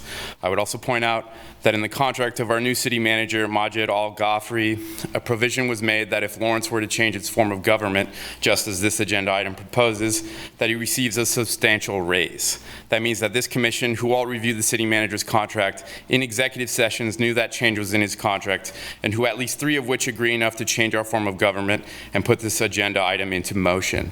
So how should we process this as a community? I would say that rich people want to build here in Lawrence and that they don't care what any of us think. Let me clearly state for this 4 commissioners. If you approve this change of government at any point, you will never be re-elected again in this community. If there is ever a directly elected mayor in the city of Lawrence, we as a community will elect that mayor, and we will do everything we can to correct your change so that after 4 years of that mayor's governance, the community of Lawrence will return to its previous structure with even more provisions of the very democracy you wish to bypass. Sincerely, Patrick Ross. Anyone else? Oh, Monique's coming up.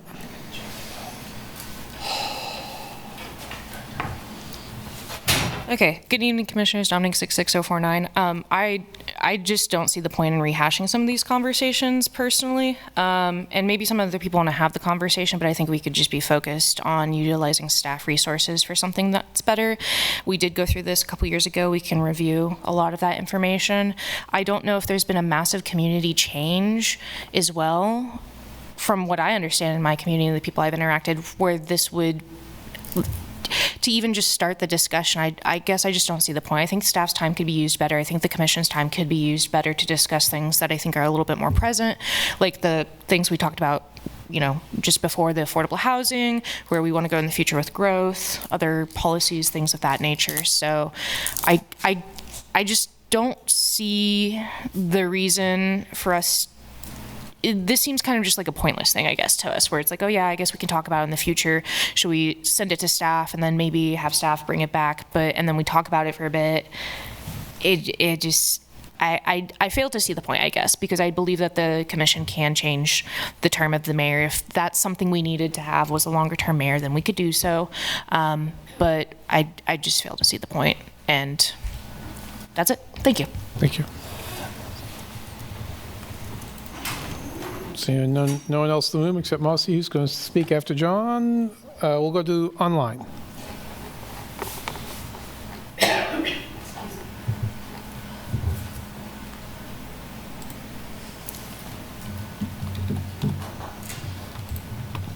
Stephen Watts. Hey, thank you. Ooh, let's get this up there. Do I get to pick? When I can say what I gotta say in the future, please, Brad? Because I'd like to pick and choose when I get to speak also.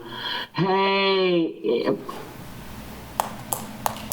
what clamoring for a revisit of what went on 2 years ago, you guys? Have we got election deniers inside the Chamber of Con? And why are they so important that they can just come forward and get put on the agenda, Brad? I mean, it's like what Chris Flowers was talking about. Wow.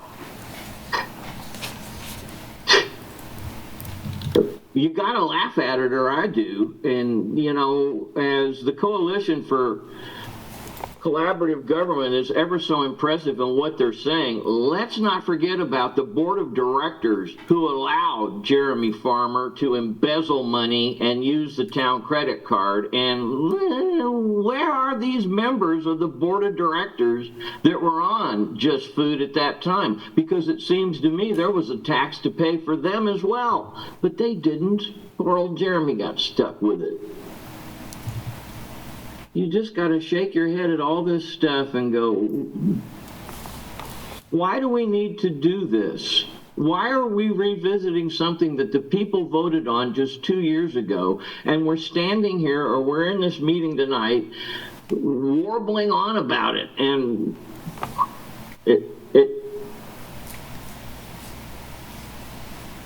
it is amusing, darkly amusing in many, many respects, because it underscores what really goes on and how, what Orwell say, or right, all pigs are equal, just that some pigs are more equal than other pigs, because that's what it feels like.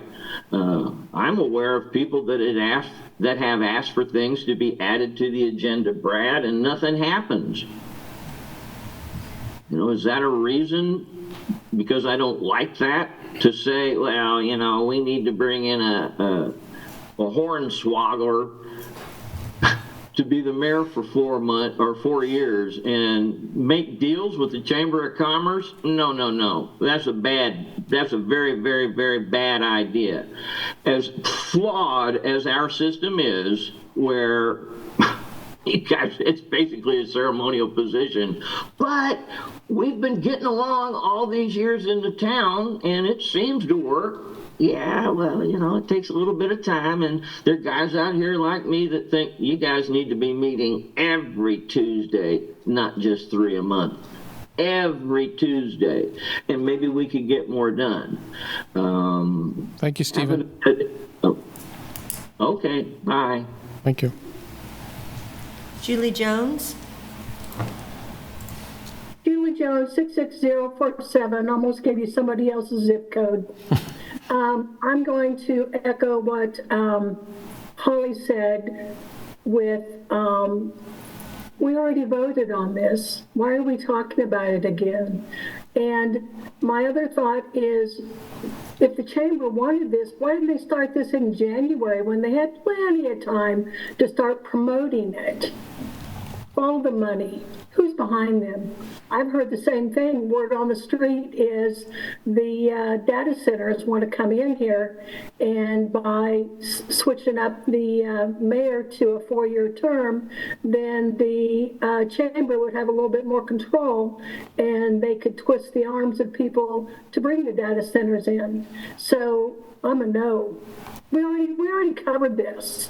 Just let it go and tell them, sorry. I mean, what do you guys do anyway? We just go, oh, the chamber? Oh, yeah. That's all I got. Thank you.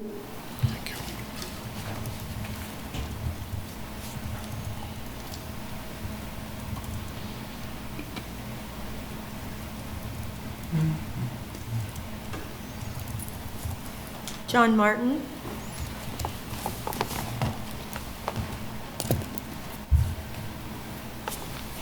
You're on mute. John, you're on mute. There we go. Thank you. Good evening, John Martin, 66046. Holly had sent in a couple slides earlier for what I'm going to discuss. If you could bring the first of those up. Thank you. So, as you discussed the city's form of government tonight, the Coalition for Collaborative Governments urges you to reevaluate the February 2023 decision that eliminated 2-year terms and made all the city commission terms 4 years long. This significant change was made without voter input, and we believe it warrants a real community-wide discussion. Prior to 2023, the 2 top vote getters earned 4-year terms, while the third place candidate received a 2-year term. As documented in the city's own budget book and website as recently as January, the specific purpose of that system was to ensure that every election had the potential to replace the majority of the commission. 2-year election cycles are a hallmark of democratic accountability. The new system, however, locks in a commission majority for 4 years at a time. It creates alternating cycles where in one election, voters choose 3 commissioners, but in the next, they can only elect 2, making votes effectively weigh differently depending on the year. This means also in the third place candidate in one election gets to help govern Lawrence for 4 years, while the third place candidate in the following election doesn't get a position at it. Would you display my second image now?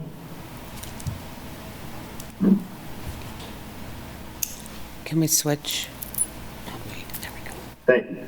So equally concerning is how this policy was enacted, which included no community discussion. It appears that this issue was only briefly discussed once during a January 2023 commission meeting, but the topic was not listed on the public agenda. Then, in February 2023, the ordinance changing the commission's terms of office was bundled together into a single agenda item with a resolution that put the question on the ballot about a different governmental issue.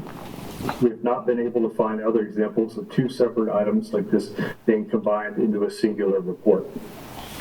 Lumping an ordinance and a resolution together made it appear as though 4-year terms had been part of the 2 years of public outreach about possibly changing the city's form of government, when in actuality, this issue appears to only have been discussed in one commission meeting without public notice. The ordinance was then passed on a first reading, so the public was given virtually no opportunity to weigh in on fundamentally altering how they elect their leaders. Along with Senator Marcy Francisco and other community members, we asked the commission to consider placing a question on the ballot to let the voters of Lawrence decide whether to keep the current system or revert to the election model that preserved majority accountability every 2 years. Thank you for your time and consideration tonight. Thank you. Any other comments online? If not, Marcy, you can go ahead. Good evening, Marcy Francisco, 1101 Ohio. I appreciate that when this topic came up, I did make the comment that I thought we should revisit this question of elections every 2 years, and should there be 3 people up with a third vote getter getting a 2-year term. The other members of the collaborative governance went with that, and I think put together a good presentation. I wanted to say that I do support that consideration. I don't know that the commission would have to put it on a ballot. I think it is a decision that you could make, hopefully with a little more notice to the public. But as we consider our form of government, I think the idea of having a majority up for election every 2 years ought to be a part of whatever system we adopt. So appreciate that, and appreciate your time. Thank you. Okay, we'll bring it back to the commission. And like I said, see if we want to take any action. I will make a couple comments. One, I would say, on this last issue, I do think we need to talk about, if we change the 2 to 4 years.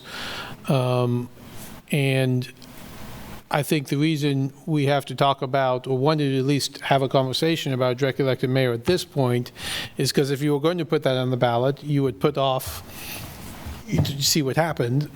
If you're not going to put that on the ballot, then it's good to have that discussion now. So I think that's the first question.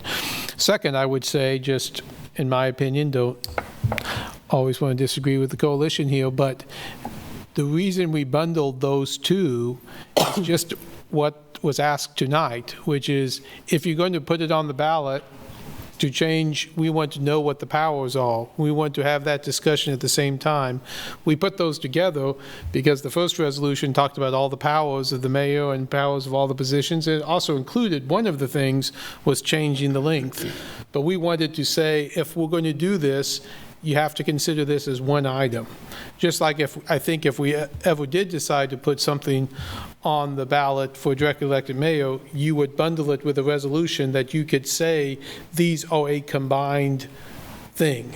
This is not a directly elected mayor and we'll decide later what the powers are. They would be combined. That's why we combined those last time in one item, because we wanted to tell the public that these were combined. So anyway, throw that out there. So anyway, I mean, I do agree that I don't think we have time to put that together before September or have that discussion. I guess finally I'd say, I supported the last ballot measure. That ballot measure did fail, 49.5% to 51%, but it also included precincts. And so, to me, talking about a directly elected mayor is not the same thing as talking about the precincts that we had on the ballot last time. Again, that being said, I don't think we have time to put on it, so I don't know that we need to talk a lot more about it at this point. But that's where I'll leave it. Any other comments, questions? Anyone want to? I'm going to crack this wide open a little bit here. First of all, I have the document that was shared by the Coalition for Public Government. I want to be on the record as saying I hate it. I hate it because it gives a false narrative of what I think this commission and what this governing body stands for and what this city stands for. In 2021, a black woman ran for office and won and came in third place. In 2023, a black woman ran for re-election again and came in third place. In 2024, this same black woman put her voice out to be a mayor, a vice mayor, and lost.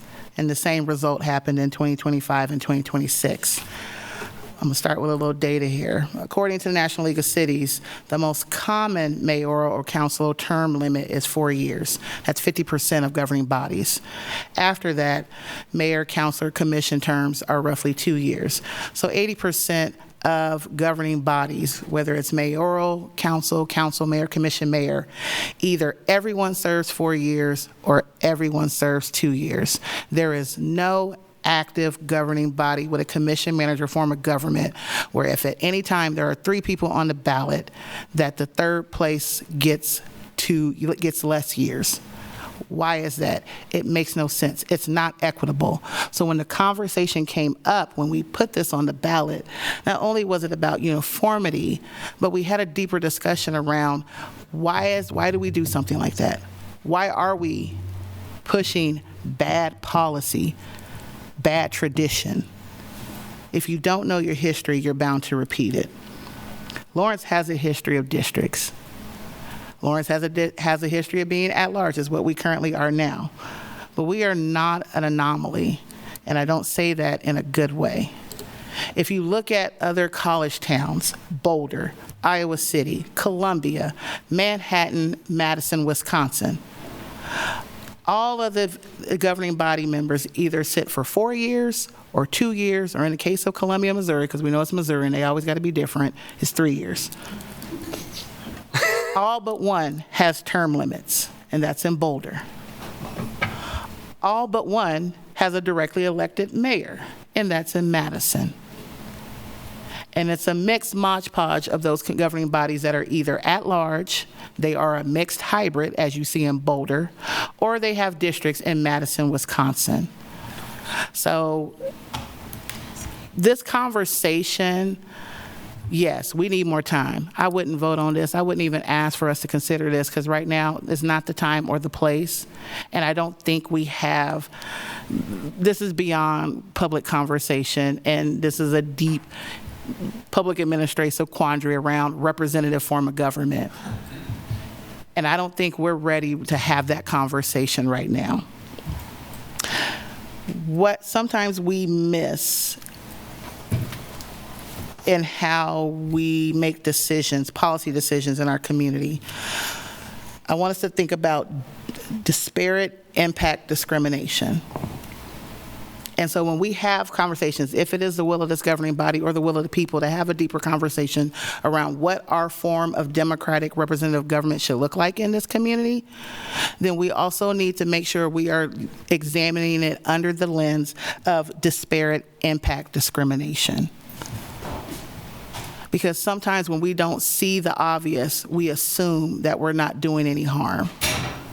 We know that in the task force talked about, well, there's no need, maybe so, for districts because we don't have concentrations of poverty or race in certain communities, in certain areas. So it becomes whitewashed. So we don't need to do that because, oh, everybody's equally represented. We're not.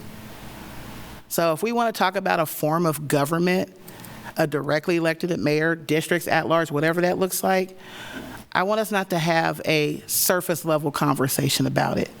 We need to have a real deep, granular conversation about it as it relates to representation, equity and representation, and disparate impacts as it relates to discrimination, because we have that. If you don't know the history of Jefferson and the history of the city of Lawrence annexing that into our community, and how at one point, before the Klan took over its presence in Topeka, that 4 of the 12 wards in this city were represented by black men. If you don't know that history, you shouldn't be talking about forms of government. So I appreciate the chamber bringing this to the attention, wanting to revisit this. But this isn't just about continuity. This isn't just about representing all versus representing a district, centralizing power. It goes a lot deeper than that. And some of the racial undertones that we've seen in editorials, in comments online, and in some of the testimony, that hurts. It hurts. Because every time I hear it, it feels like a personal attack against me. And if that's how this community feels, then why would anybody that looks like me want to run to represent this community? Because I didn't run because I was a black woman. I ran because I truly believed that the skills and talents that I had could help to elevate our community.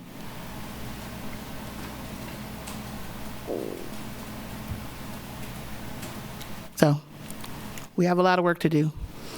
But in its current phase of what this looks like, this is not it. Sorry. Appreciate those comments very much. Other comments? That was very poignant, Commissioner Sellers, and I very much appreciate it.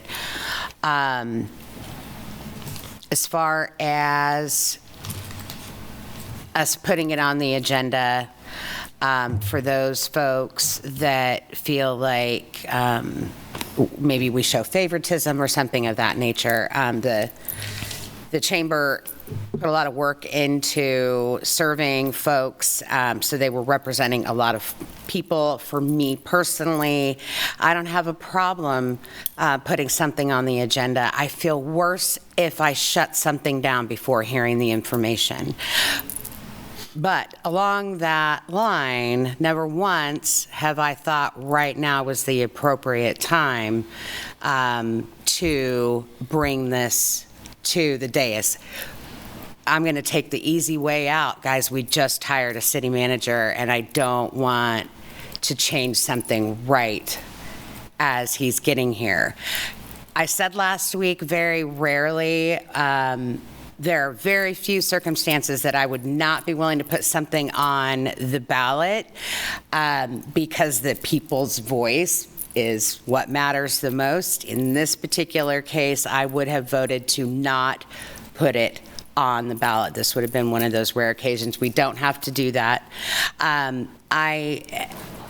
far as the 2-year is concerned, I would be willing to put that on the ballot if we give our city manager enough time to get acclimated. And then also, Commissioner Sellers brought up a lot of good points. This isn't just about 2 years. This isn't just about directly elected. We really probably need to evaluate a lot of different things. There's a lot of ways we can skin this cat, so to speak. Anyway, that is it. We're not actually being asked to vote on anything right now. Thank you, Abby, for bringing the information, and that's all I have. Okay. Any other comments? Or? I think it's a great idea to explore how we can have a better government, a bit more representative government, directly elected government. I'm not quite sure what that means, but I don't see how a city like Lawrence can prosper in the future without some sort of recollection and reckoning that we have grown and expanded, greater than 50% in land mass, 5x in population since we created this form of government with the same number of commissioners. I know the county just changed their form of government, added newly elected officials in order to have a more representative government, and I believe that's what we're trying to do here. Mm-hmm. We don't take direction from the chamber. I really am. I think it's kind of funny that people might be offended that we actually want to put things on the agenda. People come before us all the time and say, hey, would you consider doing this? And the last year and a half or 2 years, it's happened several times. So I don't really care who brought this up. What I care about is we need to realize as a community we need to grow up and we need to decide what we want to be. And I feel like if we want to run a form of government that we created 60, 70 years ago, and consider the same number of people serving on that board. And we want to talk about having additional growth in this community and make 5 people try to represent a community of 100 or 120,000 people in the next 5 or 10 years, whatever that might be. I don't see how anyone can do that. Honestly, I've done this for 11 and a half years, and I know how hard it is to please everybody. I know how hard it is to represent the entire community. And I felt like we as a community missed out when we had a chance to have representative government where we could have somebody who represent your neighborhood, your geographic location, your needs and wants are different than what other communities might want. And I believe with that form of government, we need to have a strong mayor. And I'm not sure how we arrived at that point where we got 49% versus 51%, but I feel like this is not a settled issue. This is a 50-50 issue. This community thought seriously about this and voted on it once, and they're going to do it again because we need to outgrow the form of government we have. We need to get out of it. We need to move forward because I don't believe that we're going to get the kind of community that you are asking for this evening, just this evening, without an honest change in how we're going to manage our city and how we're going to represent the people of this community.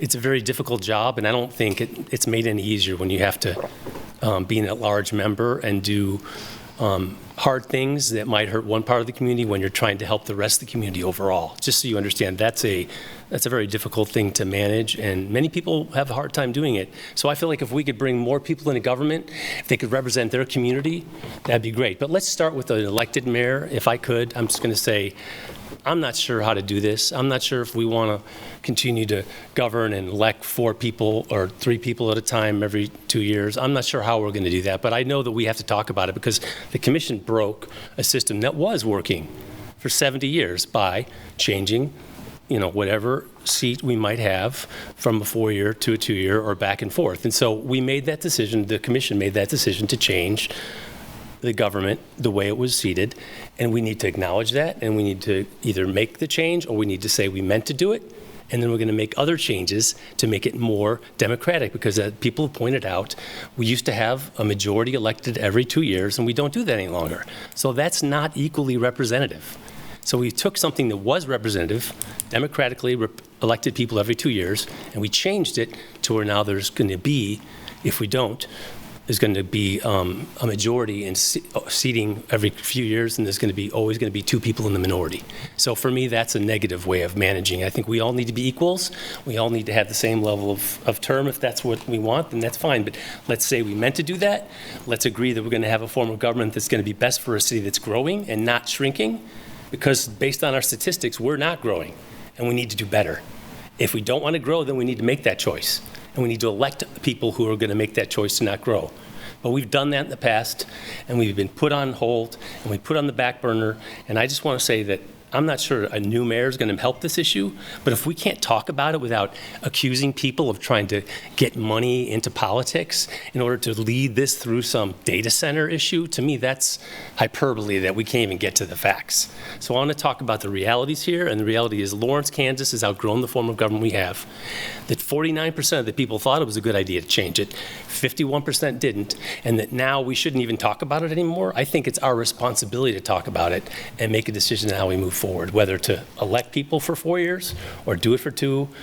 Whatever we want to do, I'm open, but we cannot ignore it any longer, because we broke this government more or less by only electing 2 people every 4 years. So I'm a little uncomfortable with that, and I'd like to go back to whatever form we had before. So for me, it's about fixing what we changed inadvertently before the government change, which didn't occur. I believe we need to have a mayor who knows how to do this job, because when you come in and try to do this job after no experience whatsoever, parliamentary or otherwise, it's not an easy job. And for you to come in and try to do a management job with 1 year experience is kind of a difficult thing, and I want to make sure people understand that people should have the best possible skills to do that job, and I agree. I would like to name the best person to do the job, but that's not what the government we agreed to do all along. Is we decided it's going to be a meritocracy, or we're going to decide we're going to elect the guy that got the most votes. I mean, that's really what we need to do, but it's all unwritten, it's all behind the scenes, and people don't really know what's happening. And for me, I want to make it all black and white so we can get the best people to run for office, and we have the best people available for us to serve our community. And right now, I'm not sure anyone can come in here and do this job without a lot of experience, especially the mayor. And as somebody points out, some people are great doing the job as mayor, some people aren't. But we all have our own skills, and we all have our own quality benefits, but not everyone wants to be mayor. Some people just want to serve, and I think that's an honest statement that we need to, I guess, acknowledge, and then move forward with how we want to run our company, in this case, our government. And for me, I just want to make sure we don't ignore what we did before, that we don't ignore the fact that 49% thought it might be a good idea to have precincts.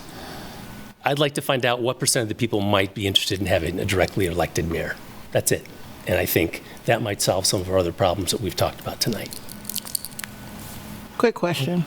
I do appreciate your comments, Commissioner Dever. I think I disagree in that we broke our system.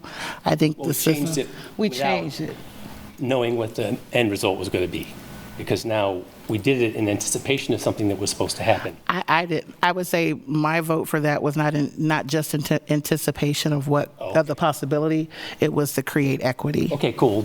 And not just for my own personal sake. It's the idea that if you taking all of those into consideration, overlaying the possibility of districts at large, because we talked about a hybrid and how a hybrid would allow for equitable representation for someone who may be a great candidate that could run, but knowing that the district they live in, they could possibly not be elected. And so having the at-large does allow that.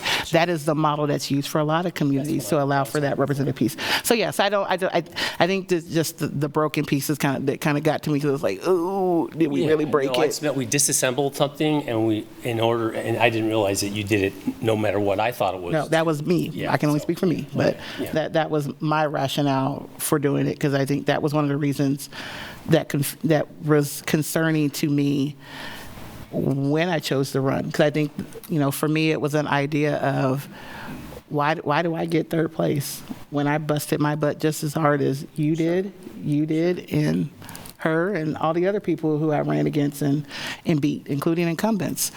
So to do that work and to say that you're only good enough to serve for 2 years without a justifiable reason of why, because we say, oh, well, that we have to then wait 4 years to change government. Well, your senators are elected for 4 years. Some of them are elected for 6. So, so that's an argument, but for me, it's like a moot argument. So, I think that's kind of the part for me that's kind of sticky. So, all I care about is the government has the ability to change a majority every 2 years, because that's truly, if we really want the ability to change, that's the only way to make it happen. If they're unhappy with the sitting commissioners, you can't switch 3 people, but every 2 years. But if there was a way we could do that where everyone had equal terms of office, that would be good. That would be great. All I'm caring about is the ability to have a majority elected every 2 years if possible. Okay. Yep. Randy, I guess my quick question is, as this relates to form of government and bringing things to a ballot, I guess my sticking point is, yes, we do have the ability to change the terms of how long a mayor can be democratically elected by its peers into the position, but having a directly elected mayor would essentially change our form of government. So that's correct. Right. So they would have that you can do it through a charter ordinance. It have to be an election of the community to go to a directly elected mayor, right, as opposed to what we have currently. Now, terms of office is not something that's a form of the government, and terms of office can be done by ordinance, like it was done several years ago. We just had to do it before June 1st, so that people were, when they signed up or they nominated themselves, that they knew what the election was going to be. But so that was done at that time. Yeah. I don't want this to go away, but I do believe we need to have a real, honest, heart-to-heart education conversation about this, and to get everything out. And that is not about special interests. And it's really having a conversation about how do we see as the best form of government that truly represents everyone in this community. And do we truly believe that the current model is it? I think that's the conversation at hand. Sorry, last comment. I've spoken twice. I can't. Vice Mayor, anything you want to say before we go on? Yeah, I mean, I wouldn't have supported it the way it was written. I mean, it's interesting. You guys have been doing this for a long time. I mean, I think 4 years for each one of the commissioners is actually a good thing, and especially since 2019, because now that we have the strategic plan, every person who's on for 4 years will have the ability to set the strategic plan for the city. If you do 2, there could be a person who doesn't get to be able to do that. there's also, as Commissioner Dever was saying, and I agree with this as I sometimes stumble over myself, there's a big learning curve for doing this. For as much time as I spent campaigning last year, getting here, having to learn more about like the zoning and, like the minutia of this works, I can totally see that having 4 years gives somebody the ability to get much better at this job, to be able to have that continuity. It was mentioned about the city manager's contract. I mean, yeah, there is an exit contract, if there's a change of government. And as Randy just said, this would be a change of government. And I feel like that's a heavy set of dice to roll. I mean, I don't think that would be, from, knowing him so far, but I don't want to take that chance. So there's that. But, I mean, I as much as I do believe the 4 years is the best way to do this, I am willing to put this on the ballot to let the people of the community make that decision.